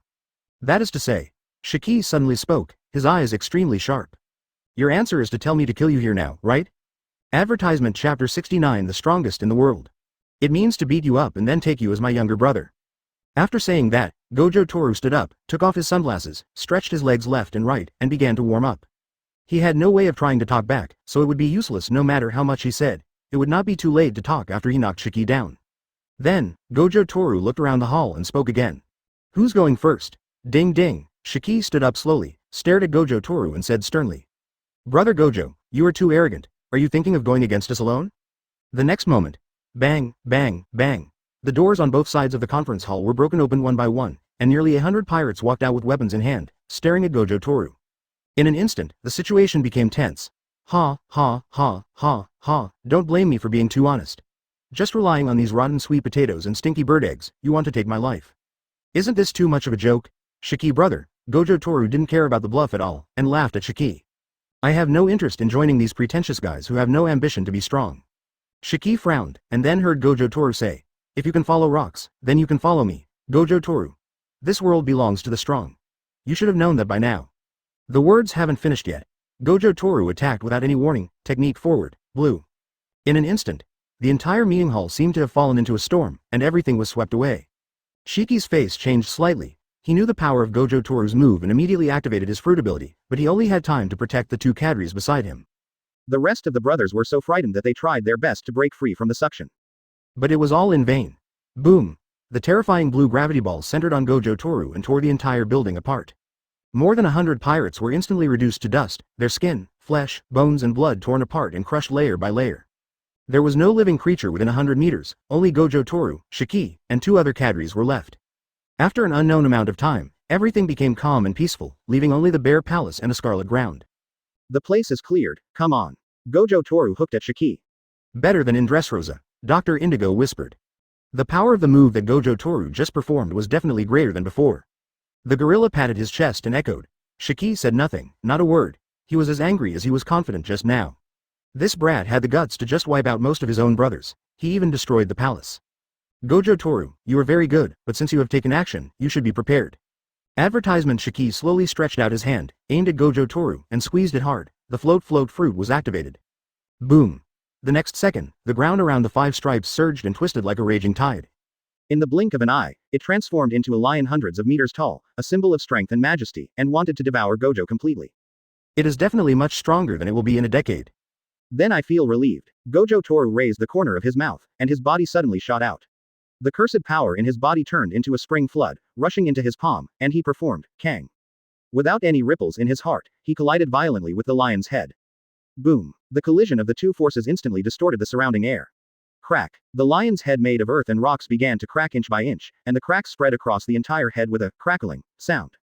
Gojo charged directly into the lion's head with Kang at the top of his lungs, tearing a tunnel in it like a tunnel boring machine. With his current strength, he can easily deal with this kind of attack launched solely by ability. It's about time to wrap this up. Shiki snorted coldly, flew high into the sky, raised his hand and swung it down fiercely. Lion power govern place earth coiling. Boom. Gojo Toru, who had just rushed out of the tunnel, was swallowed up by 500-meter-long lion heads the next moment before he could see the scene outside the smoke. This is not over yet. The 5 lion heads quickly merged together, wrapping the 5 teeth and twisting and squeezing them. Finally, a giant twist-shaped art sculpture was formed. Shiki came closer with a cigar in his mouth, looking a little distressed. You ignorant brat are such a headache. I have high hopes for you, but you don't seem to understand that there are invincible enemies in this world. You are like this, and so is Roger. Why do you all want to go against me? Isn't it good to be alive? Why? Shiki exhaled a long puff of smoke, shook his head and sighed. But in the next second, he noticed Dr. Indigo and the gorilla in the distance, shouting at him frantically. Boss Shiki. Behind. Unbeatable? You? Suddenly, a leisurely voice sounded from behind Shiki. Shiki was shocked and turned around suddenly. A figure in black clothes appeared suddenly behind him without any warning. There was not even the slightest energy fluctuation, not even a hint of wind. The figure slowly raised his fist, grinned and said, Brother, that little thing can't kill me. Black and red lightning suddenly burst out from the fist and hit Shiki's face hard. Shiki was slightly surprised, but his reaction was not slow at all, and he kicked out the famous sword under his feet with incredible speed. Boom. The terrifying air wave spread out from the center of the two people, and the ground was shattered like a mirror, raising ripples of smoke and dust. His domineering attitude is no less than that of Sasuke and the others. Single quote. Advertisement Gojo Toru lowered his eyes, looked at the blade that blocked his attack, and thought to himself. At the same time, Shiki leaned forward slightly, moved closer to Gojo Toru, and his smile gradually widened. Brother, it seems that your little thing is not that good. Gojo Toru responded calmly, as long as it's bigger than yours. Bang. As the words fell, the air made a dull sound. Gojo Toru and Shiki's veins bulged at the same time, their fists and swords collided with each other, and the two sides started wrestling. Boom. The two men's collision was silent, without any aftershocks, and all of their strength was transferred to their bodies, causing the ground to crack and gravel to fly. But after a moment, Shiki suddenly stopped, twisted his waist and swung his leg violently, and directly launched a roundhouse kick. Chopping. At this moment, the famous sword, Muku, ignited a layer of flames due to the friction with the air due to its high speed. Sow. Gojo Toru was hit by a sword, and his body instantly turned into a cannonball and flew out, crashing into the ruins of the palace. Huh. Damn it. Shiki succeeded in his attack, but he was extremely annoyed. He gritted his teeth and looked at his calf. Then, Gojo Toru took advantage of the opportunity and used his power to tear off a piece of meat. You little brat who takes advantage of every opportunity. Shiki cursed in a low voice with a ferocious look on his face. Boom. The ruins in the distance exploded with a loud bang, and the violent shock wave blew away the collapsed ruins around it. Dr. Indigo and the gorilla, who were hiding in the corner, were shocked when they clearly saw Gojo Toru walking out. He was stabbed by Shiki boss, but he was totally unharmed. No. Where did that guy get the cake? Shoo. Is Shiki-san presbyopic? Why can't he hit people accurately? As he walked, Toru Gojo scooped a spoonful of cake into his mouth and teased Shiki in the distance. Isolation. What a troublesome ability. I have to deal with his defense first. Suddenly, Shiki's mouth curled up into an extremely arrogant arc. Brother, you seem to be a little too arrogant. Boom. In the air, with his robes fluttering, Shiki is like a kingly lion. A raging, overbearing aura suddenly burst out from his body, rushing out in all directions. The sky and the earth changed color, dark clouds rolled up, and the whole world seemed to be only black and white. Dr. Indigo and the gorilla stared at the figure in shock, their hearts pounding. Shiki bosses conquerors. Ha. The gorilla clapped his hands and laughed. Gojo Toru finished the cake in one bite and his smile gradually faded. You can still use conquerors. Golden Lion. Chapter 70 Gojo Toru's weakness. Thunder and lightning suddenly appeared, the sky darkened, the wind blew hard and the clouds rolled, and the color of the floating island suddenly changed. The spirit is invisible and the power is like the abyss, with domineering power crossing the sky between wind and thunder. Boom. In the dark world, a ray of lightning pierced through the chaotic sea of clouds, illuminating the figures on both sides of the island. Shiki stood in the air between the storms, the arrogance in his eyes from the beginning to the end was even stronger at this moment. The top conquerors poured out like waves, and he looked like a lion king on the top of the mountain, domineering and majestic. Gojo Toru stood 100 meters away, his flawless white hair fluttering in the strong wind. Facing Shiki's overwhelming pressure, he remained unmoved. His blue eyes, like the sky, did not show much emotion, but just watched quietly. Watch your opponent's every breath. Shiki is one of the top people in this ocean, and only a few people like Whitebeard and Garp are equal to him. However, the rudder above his head and his lost feet caused his domineering power and swordsmanship level to continue to decline. Especially after Roger's death, Golden Lion's whole spirit and energy were not right. From relying on physical strength to dominate the world, it has degenerated into relying on external things now. In a few years, even conquerors might not be usable anymore. Gojo Toru remembered that in Oda's setting, people who lost their way would become weaker. But even so, the legend has not disappeared after all. When he saw the conquerors released by Shiki, he knew that this battle was going to be difficult, but he also became more excited. If he doesn't fight the strong, then what's the point of him coming here? Thinking of this, Gojo Che's aura suddenly swept across the entire venue. In an instant, the wind blew back, and the sky and earth began to buzz again. Conqueror's domineering. Boom. The blue-purple domineering aura instantly pushed the golden color back, stirring the air and bursting into countless lightning. Circle after circle of ripples of air spread out in this painting of heaven and earth. Dr. Indigo and the gorilla, who were hiding in the distance, were enveloped by two domineering auras. The pressure was like a physical force that hit them in the face, making it extremely difficult for the two to even stand. Their eyes widened, and they were shocked beyond words. Conqueror's collision. That kid also has conquerors. He's even as good as Shiki boss. Ha ha ha. ... Advertisement. Ha ha ha. I knew your ambitions were not simple. Shiki burst into excited laughter upon seeing this. Gojo, brother, it would be fun to kill someone like you. Ha ha ha ha. Come, kill me. With a loud and arrogant laugh, Gojo's body burst like a bow and then suddenly shot out. Before the wind came, Gojo Toru had already come close to Shiki, his dark fist wrapped in lightning. Just as he was about to smash it down from the sky, he found that there was no one behind the crosswind. Sow. In the next second, a sharp sword sound came from above. The terrifying slash tore through the air, arrived in an instant, and slashed Gojo Toru. Gojo Toru's eyes narrowed slightly, and before the force of the slash was fully unleashed, his figure turned into an afterimage, and instantly appeared beside Shiki, delivering the unfinished punch.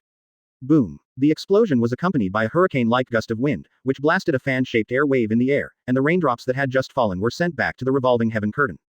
However, Shiki's reaction was incredibly fast. Almost before Gojo Toru could throw a punch, he moved sideways and slashed several times in succession. Swoosh. Swoosh. Gojo Toru moved sideways in midair and raised his hand immediately upon seeing this. The originally dense slashing attacks were torn open by the blue gravity in an instant. But in the next second, Shiki suddenly stretched out his hand and clenched it towards Gojo Toru. The raindrops stopped suddenly and quickly gathered into a lion, and in the blink of an eye they pounced in front of Gojo Toru. Crash. The water flow spun like a tornado, carrying Gojo Che and slamming into the ground, followed by several fierce slashes. Shiki's offensive connections are extremely sophisticated and his lethality is even more domineering. Although it was unexpected, Gojo Toru was not panicked at all. He used no bottom line to isolate the impact of the water hitting the ground, turned sideways, and narrowly avoided the slashing attack towards him. Before he could right himself, his figure disappeared again, leaving ripples in the air. Swoosh. Shiki noticed Gojo Toru's move one step ahead and continued to handle it with ease. Almost at the same time as Gojo Che raised his hand, he responded by sliding back and slashing at the fist. Bite. The sound of metal clashing is filled with a vast and domineering aura. Gojo Toru was split open by the blow, and before he could turn around and counterattack, he saw Shiki's legs pulled out swiftly, and sharp slashes burst out from the blade, turning into a crescent arc and directly collided with his chest.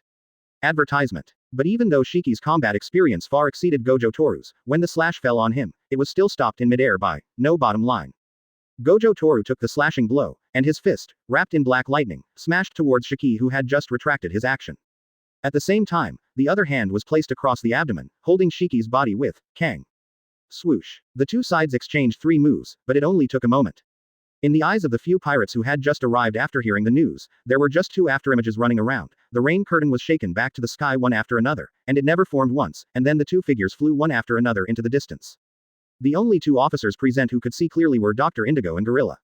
However, even though it was only 3 moves, Dr. Indigo realized that Boss Shiki still had the upper hand. After all, Gojo Toru's isolation is the ability of the fruit, while Shiki Boss's dodge is based on his observation Haki, which consumes almost no energy. And he just saw that Gojo Toru was soaked by the rain, which meant that kind of outrageous ability definitely has its limits, and Gojo Toru must have consumed a lot of energy. If it doesn't stay on all the time, it means he can't fight a protracted war. Swoosh. Shiki used the force to create distance, and slid backwards in the air, knocking aside a curtain of rain. After these moves, Shiki roughly judged Gojo Toru's methods and strength, and came to the same conclusion as Dr. Indigo. This kid keeps turning his abilities on and off to save energy. As long as we take steady steps and foresee the future, to slowly wear him down, this kid will definitely not be able to hold on. Looking at Gojo Toru who was chasing him, Shiki grinned defiantly, his aura not decreasing but increasing again. If you have to use these little tricks to deal with the younger generation, how can you survive in the sea? Lousy is. Golden Lion. Boom. The friction in the air produced a deafening sonic boom, and visible circular air waves spread in all directions. Shiki burst out from the cavity of the rain curtain. Gojo Toru chased with clenched fists, facing Shiki's blade head-on, as if a mountain was pressing down on him, but his eyes were extremely excited and he punched hard without reservation. Boom. Just as Sakura 10 was stopped by a punch, Gojo Tetsu saw a slash wrapped in lightning, already coming with the wind. This sword was simple and unskillful, without any rules, just a simple horizontal slash, but the scarlet lightning that burst out from it. But for the first time, Gojo Toru's eyes showed surprise. Chapter 71 Inches Death. Domineering. Gojo Toru didn't hesitate at all, his body sank instantly, and he threw out the Aoi in his hand like electricity, directly towards Shiki's heart, trying to force the opponent to withdraw his attack. But in the world of pirates, those who can be called legends are all cruel and ruthless people. Being cruel to others is even more cruel to oneself. Shiki did not hesitate to cut off his legs to escape from prison, that's what happened. At this moment, facing the fierce attack that hit his heart, Shiki did not give in at all. He just raised his palm, released a ray of domineering force, and directly received the blow with his physical body. And the sword that was entangled with Conqueror's domineering force was slashed with great force without mercy. Terrifying lightning flashed across, and the air seemed to split in half. Boom. In an instant, the world seemed to have been pressed in slow motion. Gojo Toru clearly saw that the space in front of him was like a rolling stone falling into the river, causing ripples immediately. But it only took a moment before calmness returned again. The world moves again. The next second, his whole body fell like a meteorite, hitting the ground heavily. The smoke and dust vibrated to form a huge mushroom cloud, rolling and rising into the sky. Everyone watching from a distance was blown away on the spot by the shock wave of the terrifying impact. I don't know how long it took, but everything was calm, leaving only the devastation and Gojo Tetsu who was unscathed but with a beating heart. This Naoran, it really hurts. Gojo Toru held his head and murmured softly. Stand up slowly. There was a stabbing pain in my head. The overbearing block just now was blocking it. But it felt like. It's like using TNT to blow up the entire lower realm in Minecraft.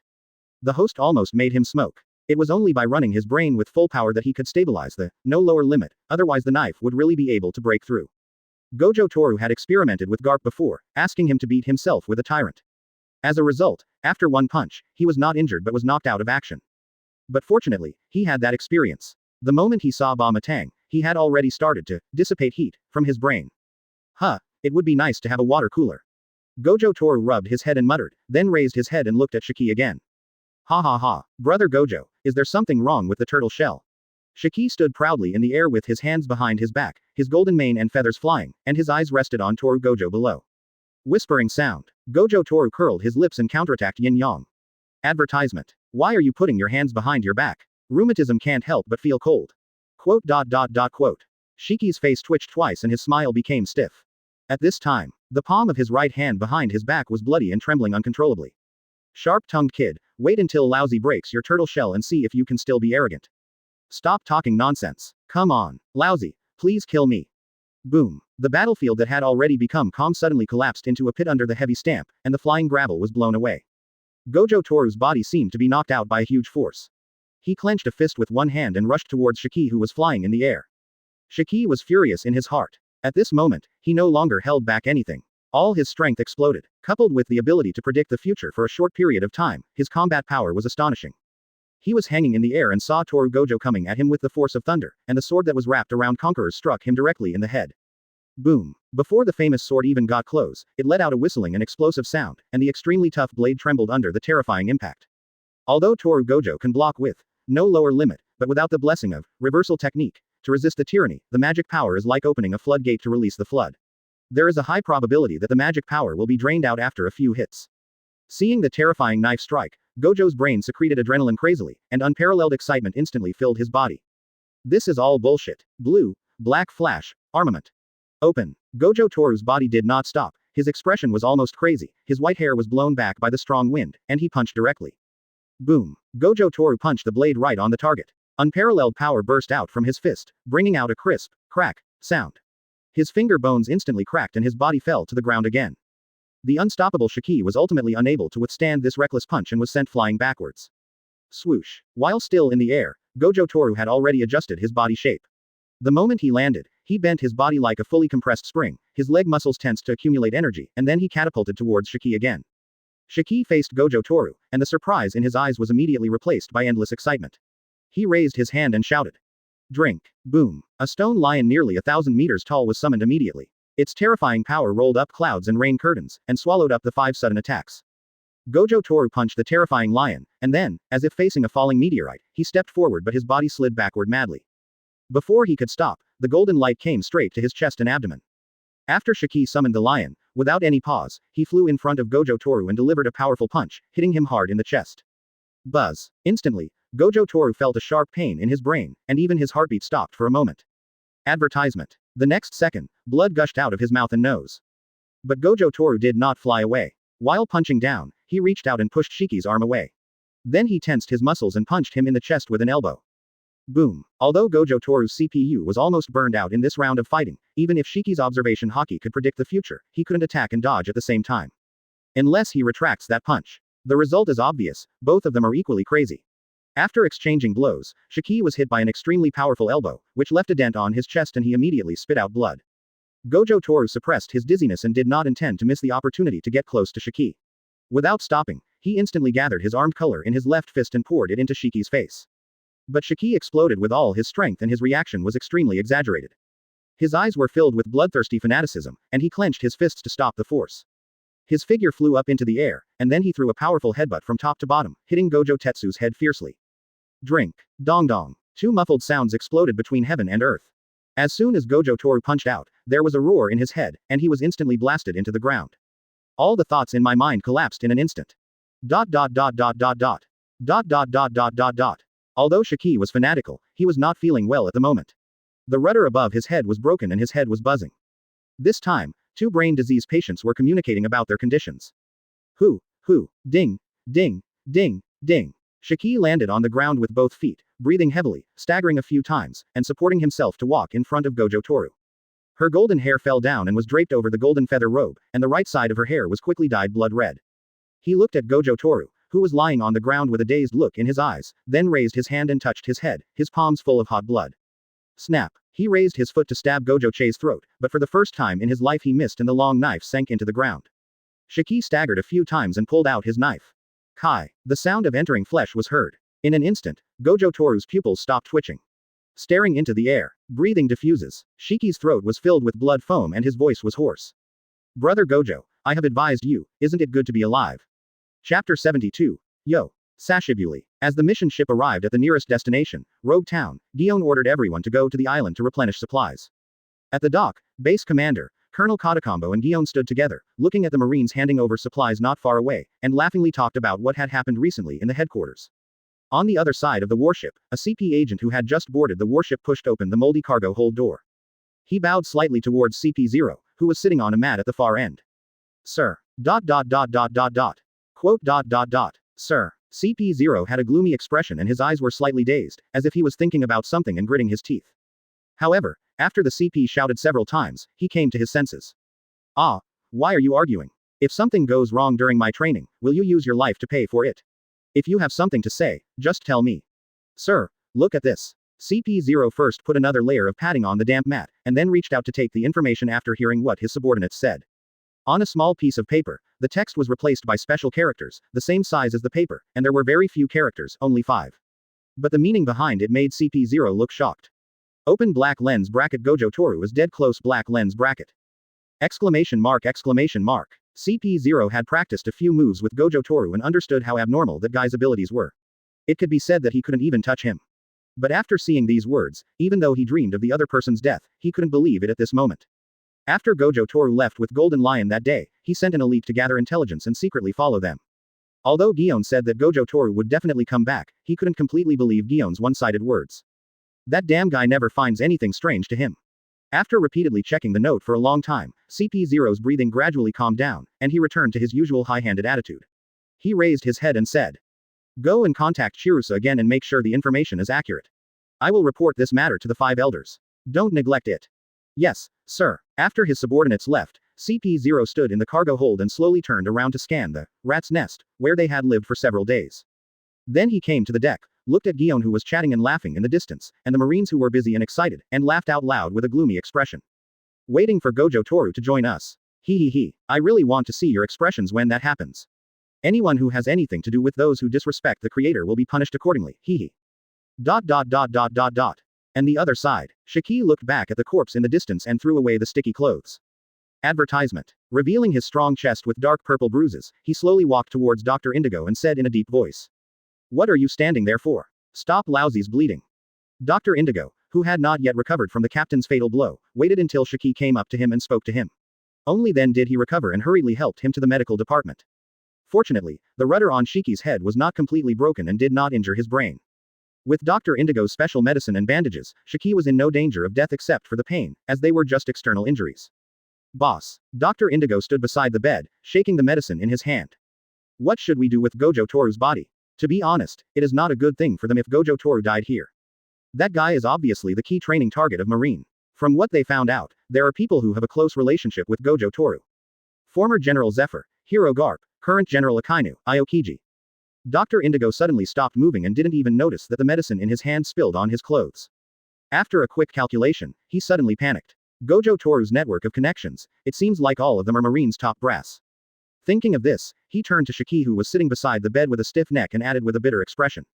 Boss, why don't we return his body to Marine? Otherwise, I think we will be hunted down by the entire Marine.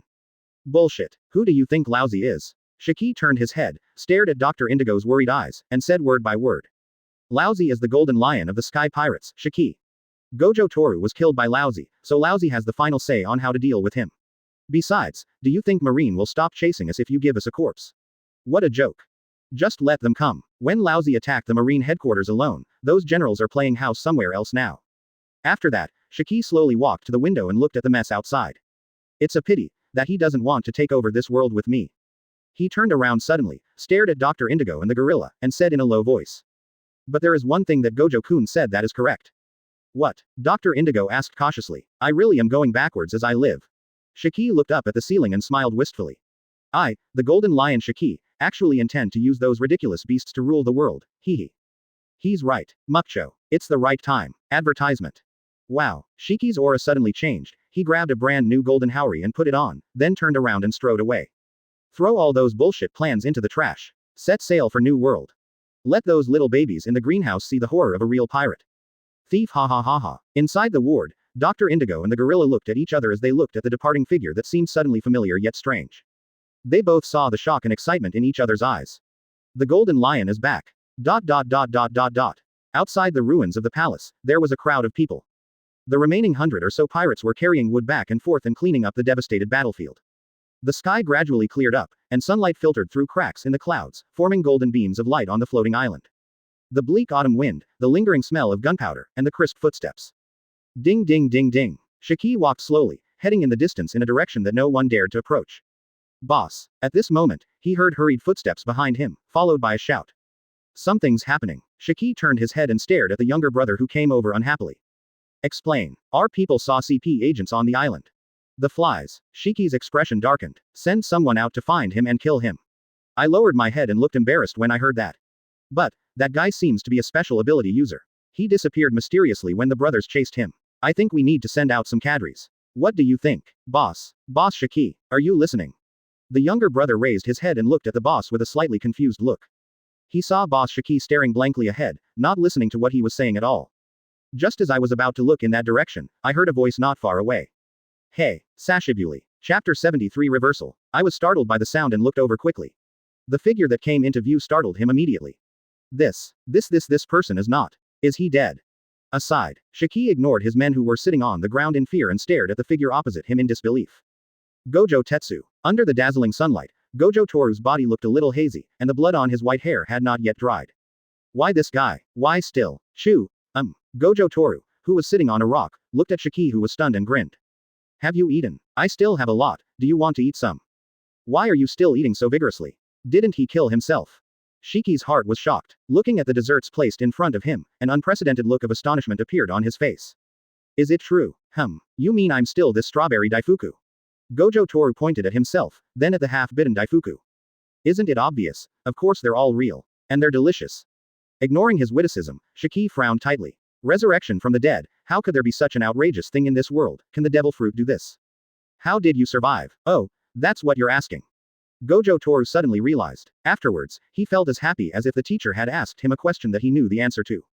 He just smiled maliciously and kept it a secret. Remember the reversal I mentioned in Dressrosa? Shiki recalled for a moment and nodded. The red light emitted by Gojo Toru at that time also frightened him, so he was deeply impressed. So you survived because of that thing? Bin dog. There are no little red flowers. Gojo Toru gave him a thumbs up and smiled brightly. Remember to smash my head next time. Whispering sound. Shiki pulled off the bandage on his hand and stared at the confused Gojo Toru. I don't know why that reversal allowed you to be resurrected, but let me kill you again. You are too cruel to me. Even I would be sad, Gojo-kun. Yeah, Gojo Toru patted his butt and stood up, the corners of his mouth gradually curved up. Hee, maybe, Sao. Shiki said no more, and shot out like an arrow, then slashed down with a knife. Boom. In an instant, the earth was cut in half. But Gojo Toru was not among them. Shiki's attack failed, his eyes glared and he turned around abruptly. Then he saw Gojo Toru floating in the air just like him, with two fingers raised towards him. Reversal of the technique. Advertisement. This time the scarlet light was condensed into a small ball. A faint voice sounded. Shiki's heart was filled with alarm bells, and he released his armament Haki crazily, raising his arms and crossing them to block the attack. But the terrifying energy contained in it gave him the feeling as if he was hit by a huge ship at full speed. With such a huge force, Shiki was directly knocked out and blasted towards the distant hillside. Boom. The floating island shook violently, and the smoke, dust and rubble it raised instantly covered an area of 100 meters in radius. After a long while, the smoke and dust dissipated, revealing Shiki's miserable appearance in the ruins. Ahem, this monster. Before, it was attraction and isolation, and now this. It should be the force of repulsion. Interesting. Bite. Shiki looked at Gojo Toru, stood up and grinned. Her golden hair and even her robe fluttered in the strong wind. The soaring momentum exploded in an instant, blowing away the dust around it and causing ripples. Gojo Toru, floating in the air, glanced at Shiki who was getting ready again, and the corners of his mouth rose slightly. Tisk, little devil. With a low roar, Shiki shot up into the sky again like a cannonball. At the same time, the deadwood under his feet was stained with scarlet lightning, leaving a red trail in the air. Boom, boom, boom. The exaggerated sonic boom attracted all the members of the pirate group. After all, it was hard not to hear such a sound. Dr. Indigo and the gorilla saw the two people in the sky and their eyes widened immediately. Boss Shiki is really back, and he is so cruel that he doesn't even let the dead go. Dead people. No. Why is the boss fighting with a dead person? Sao. In just a moment, Shiki slashed Gojo Toru with his sword. The terrifying power was released instantly. A strong wind wave, like a hurricane, pressed down on the Haori, and then another famous sword followed, slashing towards Gojo Toru's chest with the same terrifying power. Shiki swung his sword twice in quick succession, striking Gojo Toru's head, which should have cut him into 4 pieces. As a result, Gojo did not move at all except for 2 ripples in front of his body. The knife stopped half an inch in front of him abruptly. Gojo Toru, who was standing in front of the blade, moved his body slightly backwards, maintaining his original posture from beginning to end, and just looked at Shiki with an expression that said, "Didn't you eat?" Exclamation mark. Shiki's eyes were filled with astonishment and surprise. Every time Gojo Toru was attacked by Bakken before, he looked very painful and obviously couldn't bear it. But now, after 2 cuts, nothing happened. Isn't that too absurd? Shiki gritted his teeth. Conquerors rushed to the blade, leaned forward slightly, and pressed forward with all his strength, trying to cut Sakura 10 into the little monster's head. Slip. Gojo Toru retreated another half an inch. But after that, no matter how hard Shiki tried, he could not move forward even a little bit. Gojo Toru's eyebrows slightly raised, and the reversal technique continued to operate without stopping. The new machine is good. He was in a very relaxed mood at the moment, without any sense of urgency in the battle. He also didn't have the excitement that Gojo Satoru felt when he learned the reversal technique, nor the joy that he felt when he didn't care about anything. Yes, but I am confused about how to slap Saint Satan in the face, and worried about what to eat for dinner. Is this the feeling of being the only one in the world? I miss the hot noodle soup made by Robin. Shiki is a nice guy, he should treat me to a full banquet, right? Advertisement. Swoosh, swoosh. At this time, Shiki, who was a good person, slashed at Gojo Toru frantically, veins bulging on his forehead, and he was so angry that he couldn't control himself. The strong are always arrogant, and he is even more so. He is the legendary pirate Golden Lion. His achievements in his half-life are so dazzling. He is the man standing at the top of the ocean. But now, he was being teased by a young boy whose hair hadn't even grown out yet. He is now angrier than ever. Are you looking down on me? Shiki jumped up and raised his hand to hold the rudder above his head. Then, pull it out immediately. In an instant, Shiki's momentum surged like a tsunami, carrying with it an unstoppable force that swept across the entire floating island. Gojo Toru suddenly came to his senses and saw Shiki who was risking his life. He was stunned for a second. Immediately, he suppressed all emotions. Forward and reverse, let each of them have infinite conflicts and collisions. He slowly raised his hand, with his thumb resting on his two raised fingers. A terrifying purple light suddenly bloomed from his fingertips. Open black lens bracket release the false quality generated from it close black lens bracket. Can it entangle domineering? A thought suddenly came to Gojo Toru's mind. In the sunlight, the blue-eyed boy's clothes fluttered and a purple lotus bloomed in his hand. Like God, like Buddha. In the shadows, the blond man's blood gushed out like a fountain and lightning burst out from his knife. Like crazy, like a devil. Lion Thousand Slice Valley. Empty style. See. Boom, boom, boom. The two moves suddenly collided. The whole sky was bright. No time to react. The terrifying light instantly swallowed up all sight. Tear the sky apart alive. Huh, huh. The cool breeze blows away the dust. Sunlight shines through the clouds. From time to time, the sound of gravel falling to the ground could be heard around. In the distance, one could faintly hear the men's cries of disbelief. The person walking slowly towards me seemed to be stepping on my heart, once, twice, 3 times. Shiki half opened his eyes. He didn't show any emotion, he looked down at his body. There is a bloody hole there. Chapter 74 Brother Plus 1. Tread. Any last words? Gojo Toru slowly landed in front of Shiki. Looking at the familiar bloody hole on his body without any expression. For your sake, call me brother. Tick. There is none left. Blood began to ooze from the corners of Shiki's mouth. He disappeared for so long and planned for so long to rule the sea in the name of the Sky Pirates. But now it seems that I have lost to the person I like again. If I hadn't lost my strong character, things would have been better. It doesn't matter anyway. It doesn't matter what happens. Are you from Donghai? Shiki asked abruptly. No. No. There was an expression on Shiki's face. Fine. It's good not to lose to anyone from Donghai again. 2 figures stood facing each other on the ground, the wind blowing their hair, and they looked at each other speechlessly. The autumn dusk is golden, rendering the outlines of the 2 people with a layer of gold. Shiki lowered his head feebly and waited calmly for death. Tread. Tap. Tap. Footsteps are approaching. Snap. A hand on his shoulder. Moment. Shiki opened his eyes suddenly. The pupils tremble violently. Bang. It actually happened. This body is stronger than Gojo Satoru. Phew, phew. Gojo Toru sat down on the ground, his voice sounding like a mosquito. You have to set up a big table. I'm exhausted. Plop. As soon as he finished speaking, he lay down on the ground, half opened his eyes and looked at the sky, not wanting to say another word. Shiki on the side looked down at the bloody holes in his body in disbelief. Damn it. It's gone. Shiki was stunned and looked at Gojo Toru with wide eyes. It's true, brother. Fake your sister. Cerebral thrombosis, you. Quote. Shiki scratched his head, still a little unbelievable. Advertisement. But when he felt the smooth touch on his hand, he immediately cursed again. FK. My head is healed too. Then he hurriedly lowered his head. FK. My feet have grown back too. Shiki was so shocked that he jumped up. Then, like a baby hundreds of months old, Saya ran back and forth a few times and jumped in place. Idiot. Old Father Toru Gojo said angrily. Why don't you help Lousy up? Shiki ran back and helped him up, his face flushed. Brother, are you a god? However, Gojo Toru didn't reply. He turned his head sharply and looked in one direction, then raised his hand. All things are led by heaven. The next second. A man in a suit flew over from the air door in the sky, shouting. Ah, Shenra Tianzheng. Bang. Blood rained from midair. All things are led by heaven. Swish. The blue gravity ball floated back to Gojo Toru's hands with a will body. My dear brother, your combo is too smooth, isn't it? That guy seems to be the fruit of the door, you can catch it. Shiki looked at Gojo Toru with a shocked expression, but he couldn't see the will body in the gravity ball. Hearing this, Toru Gojo replied subconsciously. If you want to perform such smooth combos as mine, you must have a good equipment. This is what I'm doing. Ahem. I'm doing it. Noticing Shiki's blank expression, Toru Gojo touched his nose without explaining. With his other hand, he sucked a bag from the stone where he had just eaten and poured out a few fruits. Brother, what are you doing with this? Shiki looked confused. This is a wonderful, wonderful tool that we'll use later. Saying that, Toru Gojo controlled, and forcefully stuffed the will body into the fruit. Shiki looked confused at Gojo Toru's actions, completely confused as to what he was doing. But then, a magical scene happened. Following Gojo Toru's operations, the fruit began to change at a speed visible to the naked eye. In the end, what appeared before him was a fresh devil fruit. Shiki blinked, looking left and right between Gojo Toru and Monmon fruit. Look left and right. Look left and right. FK. Advertisement. Shiki suddenly yelled and his eyes nearly popped out. Oh. What's this? How can you still take out the devil fruit? Should you hang or not? Hang. Gojo Toru lowered his head and smiled, playing with the door fruit in his hand. To be honest, he didn't expect to meet someone with the door fruit ability here, but it must have something to do with that CP0.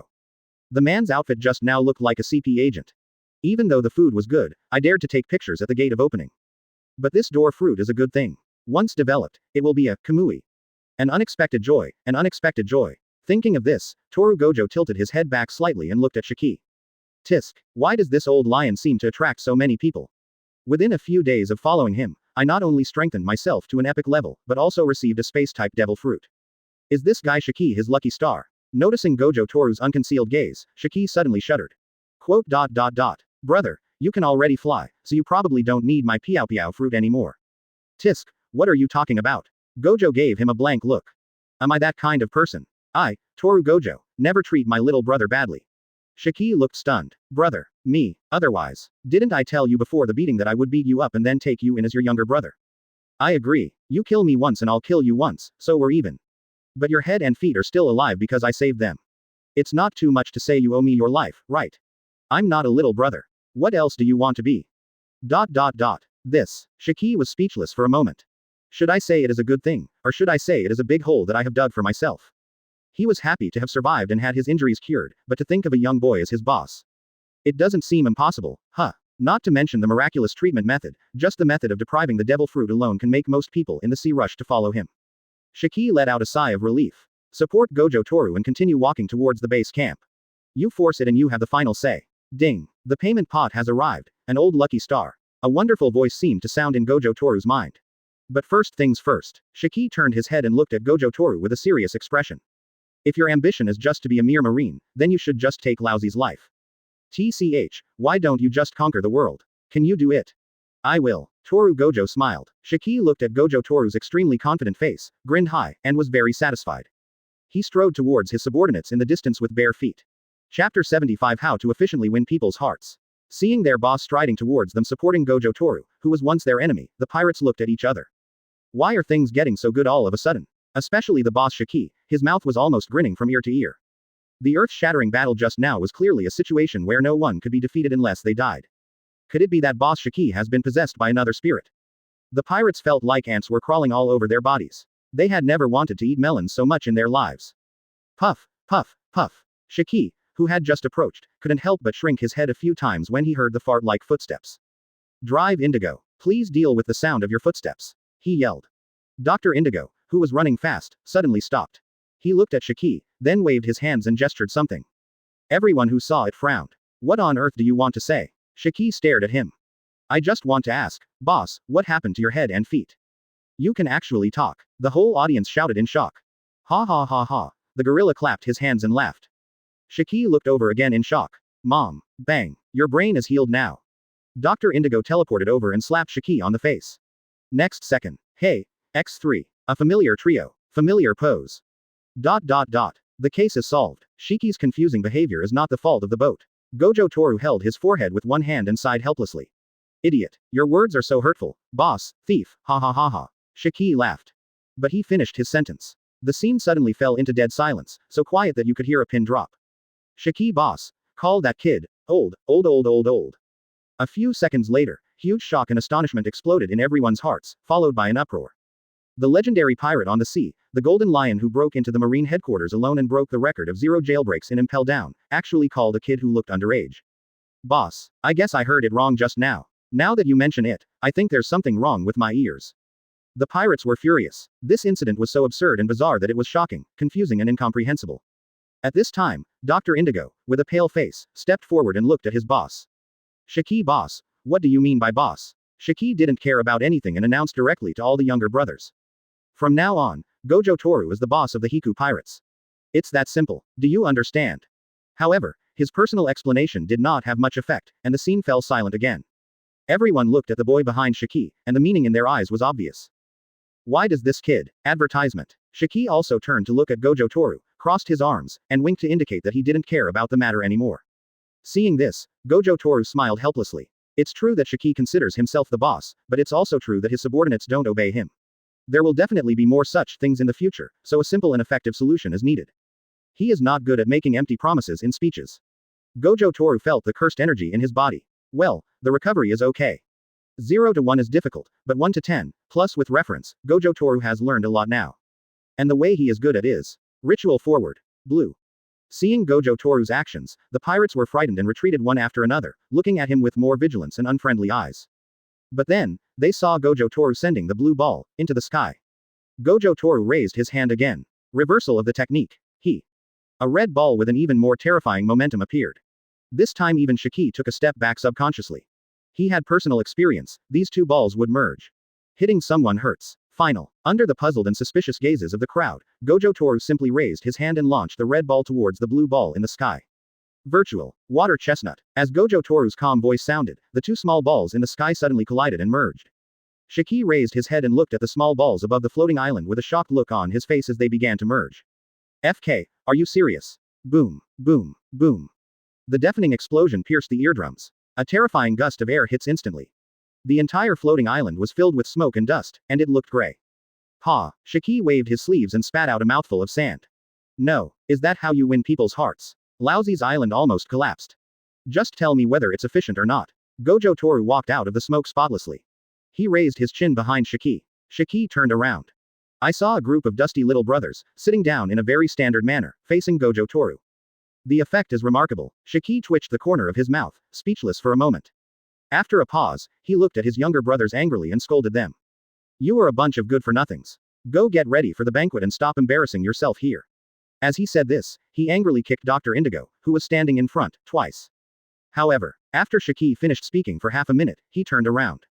Advertisement. I found that no one moved. Everyone was looking at Gojo Toru with questioning eyes.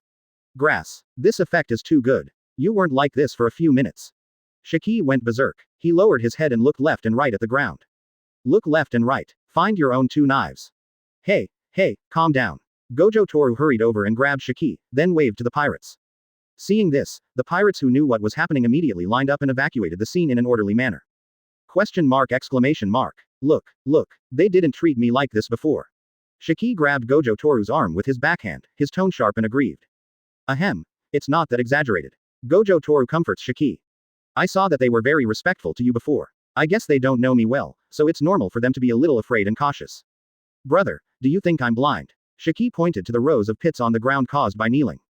Look, they are more disciplined than you Marines. They have never knelt before me. You tell me this is very respectful. Why don't you just take the opportunity I gave you? Do you really want me to say that you are weaker than me? Ahem. Come on, let's go have a drink together. Nightfall. Gojo Toru and Shiki, who had changed into new clothes, sat at their seats, and the sound of toasting and clinking glasses continued in the new banquet hall.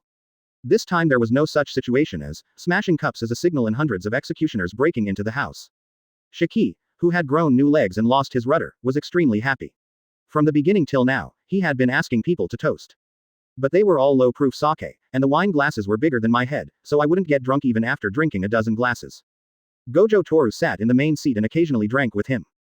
But most of the time they were just eating and drinking, with all kinds of rare and exotic animals served one after another. They are all the violent animals on the island. Shiki gave up the plan, so they had to be served on the table. At this time, Gojo Toru just showed off a big brain axe. Bulu bulu, bulu bulu. The Lawson den mushi in my pocket rang. Gojo Toru groped in his arms and took out the den mushi. Connect. Gojo-sama, I am Doflamingo. There was some noise and chaos on the other end of the line, like someone was in a factory. The things you want have been made. Do you want me to send someone to deliver them to you? What do I want? Gojo Toru paused as he bit the half-meter long bare paw, then his eyes suddenly lit up. So fast. Chapter 76 Shiki, are you the only one who can take care of Laozi? Gojo Toru looked at the time and it was a little too late. Otherwise, if we go get it now, we should still have time to meet up with Gion and the others. He moved the microphone closer. No need to send it. I'll pick it up tomorrow and introduce you to a friend. Newcomer. Don't worry, I will take good care of him in the new world. Dover responded with a smile. Gojo Toru tilted his head back slightly, looked at the den mushi, and then looked at Shiki, who was holding two knives and getting used to the feel of them. Take care of this guy. Are you sure? However, it was hard to refuse such a kind offer, and he couldn't refuse it on behalf of Shiki. Okay, as long as you can get along well. Put down the phone. After Gojo Toru arranged the itinerary with Shiki, he continued to prepare for the fight with the bear paw. The next day, Shiki's island ship was very fast and reached Dressrosa almost overnight. Gojo Toru looked at the city below, which had regained its prosperity, and nodded with satisfaction. Shiki came from behind, holding a cigar in his mouth. Brother Gojo, is this my territory from now on? What do you mean your territory? Dover is the king here. That little yellow-haired boy. Shiki grinned. I don't think he would mind. Didn't he promise to take care of me? Ha ha ha.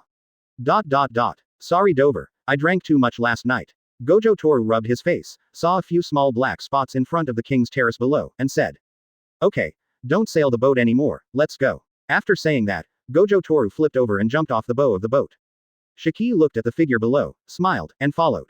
The other side, Dover and a group of officials stood at the gate of the palace. He looked at the ship above his head, frowning slightly. I always feel like I've seen this kind of ship flying in the sky somewhere before. Swoosh. Gojo Toru's figure appeared in front of the palace. It also interrupted Dover's thoughts. He led the cadres forward.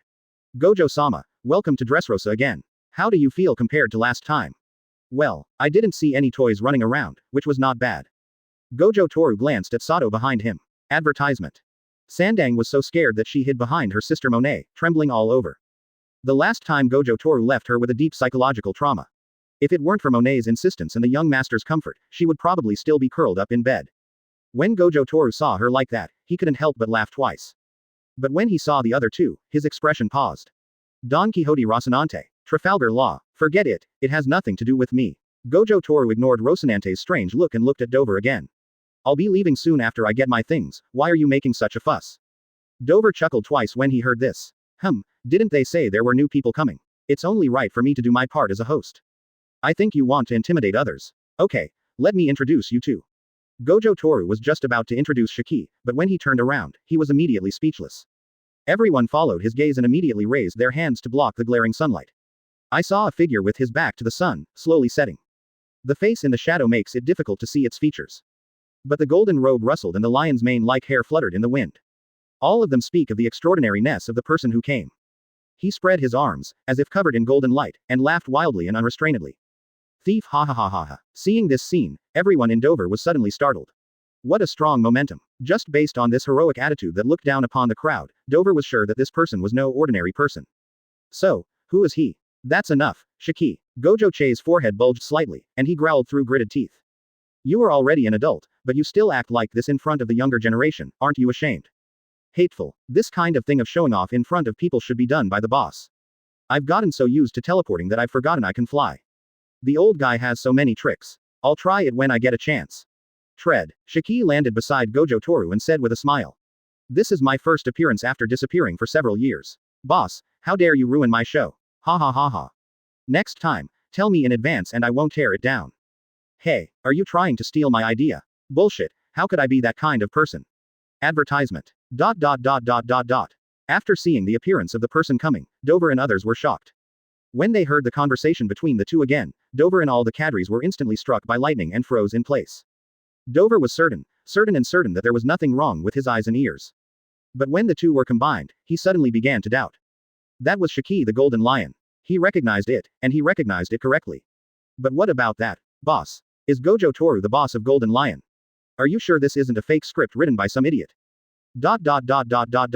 Monet, Shatang and Luo, who were standing by, saw that the cadres around them were all dumbfounded and confused.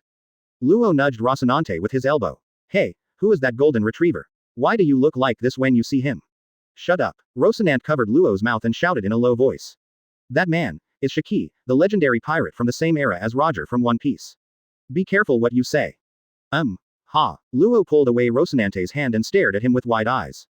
Is this true? Upon hearing this, Monet and Sandu, who were also shocked, exclaimed in a low voice. A legend from the same era as One Piece. Yes, that man almost ended Roger's One Piece journey. Just when Rocinante was giving them some scientific knowledge. Toru Gojo has already introduced his future partners to Dover. Doflamingo. Shiki looked at Dover in front of him with interest. I heard that in New World, you can take care of Lousy. Quote. Take care of your mom. If I had known that the friend Gojo Toru was you, I would have personally delivered the gift to him overnight. How could I let you come to the island with me? Master Shiki, you are joking. How can I be qualified to take care of you? My little help is not worthy of your attention. Dover chuckled twice and signaled Gojo Toru with a frantic look at him, asking him to come out and say something. The way he looked at Shiki, he felt like this guy was trying to steal his territory. It's just that he forgot that he was wearing sunglasses, so ordinary people couldn't see his eyes. Fortunately, Gojo Toru is not an ordinary person. Seeing Dover's flustered look, Gojo Toru suppressed his smile and patted Shiki on the shoulder. Okay, just do what I told you to do as soon as possible. Then you two should work together more often and try to take control of New World's economy as soon as possible. Chapter 77 The CP burning with desire. After saying that, Gojo Toru looked at Dover again. I've already told Shiki what to do, you can just talk later, where are the things? Noticing Shiki looking at him with a teasing expression on his face, Dover suppressed the urge to ask this guy to get lost. He turned around and waved to Pika. Then, the big Pika came over carrying a black suitcase. Snap. The suitcase was opened. Master Gojo, please check it out. Pika's sharp voice sounded. Damn, I've already prepared myself mentally. Hearing the noise made by Pika, who was holding 3 Tysons on his big head, Gojo Toru raised his hand and wiped his lips hard. Can't laugh, it's a bad influence. He checked the contents of the box very quickly, then slammed the box shut with a click, and took it in his hand. Good. The restoration is very perfect. Very complete. Gojo Toru praised sincerely. Okay, I have some urgent business in the East Daxia Sea, so I'll leave first. Contact me if you have anything else. Puff. After saying that, Gojo Toru covered his mouth and teleported away without looking back. Quote. Quote. Dover's raised hand froze in midair, and the corners of his mouth twitched wildly. Get rid of the people you brought here first, you be asterisk. D. Pika scratched his head. Was someone laughing just now? Bang. A big hand slapped Dover's shoulder heavily. Hey, Dover kid, why don't you invite Lousy to visit your palace and see your strength? You golden-haired B asterisk. D, why don't you get out with that white-haired B asterisk. D. Look at your grandma's legs. Call. Doflamingo took a deep breath. Oh, I don't have any strength at all. Master Shiki, please come this way. Can't contact Chirusa. On the warship, CP0 asked the Den Mushi in front of him. When was the last time you had contact with him? Since I confirmed Gojo Toru's death with Chief Chirusa yesterday afternoon, I have not been able to contact him. Quote. The CP agent on the other end of the phone said cautiously. CP0 was silent for a moment, rubbing his brows. After all, this is the Golden Lion's territory. Chirusa should be hiding, but he has the door fruit, so nothing will go wrong. Just keep in touch. Yes, sir. Snap. Advertisement. The phone is turned off. CP0 did not put down the phone and made another call. After a few rings, the phone was answered. Saint Satan.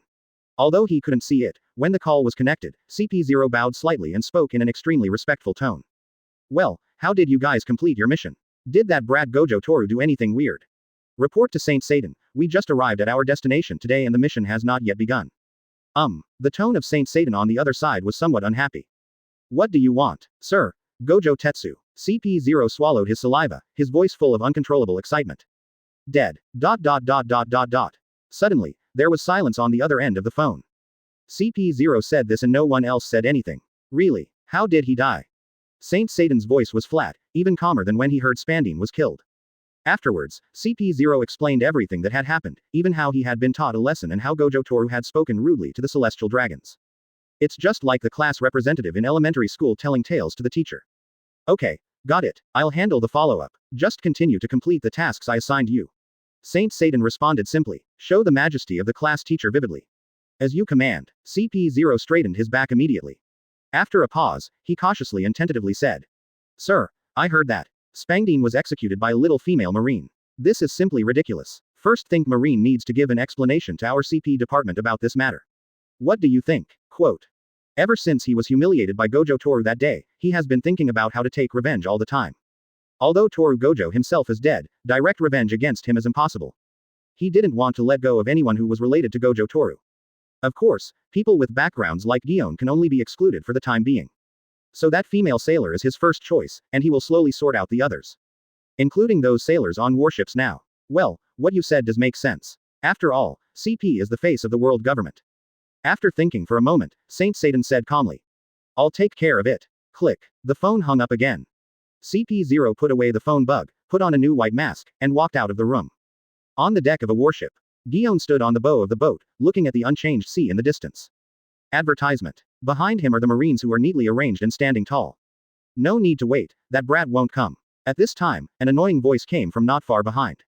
Gion turned around and frowned at CP0 and the CP agents who were approaching. What are you talking about? That's what it means literally.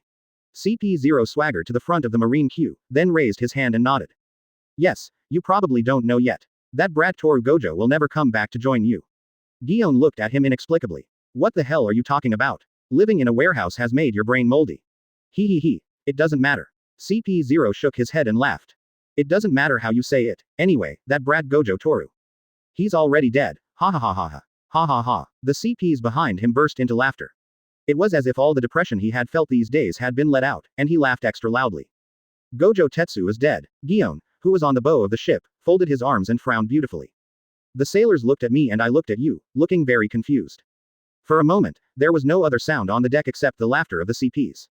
Laughed for a long time. CP0 gradually discovered that the surrounding atmosphere seemed something was wrong. He turned around and looked around. He found that all the Marines and Gion were looking at him with strange eyes. Then he discovered that all the CP agents had stopped laughing at some point, and all looked at him in shock. In other words, are you looking behind yourself? He turned his head and was immediately shocked. Yo, Sasabulita. Gojo Toru waved at him with a bright smile. CP0 is stupid. Gojo came back just now. Gion came over at this time, looked him up and down, and said disdainfully. You said you were dead. Didn't you wake up? Marinea echoed. Yes, Lord Gojo just came back. Marine B nodded. Master Gojo has already greeted us, he just went to change clothes. For a moment, the atmosphere became very strange. The CP agents all shrank their heads, looked around, and pretended to be busy. Gulu. CP0 swallowed. He felt as if his whole body was on fire. The kind that burns with lust.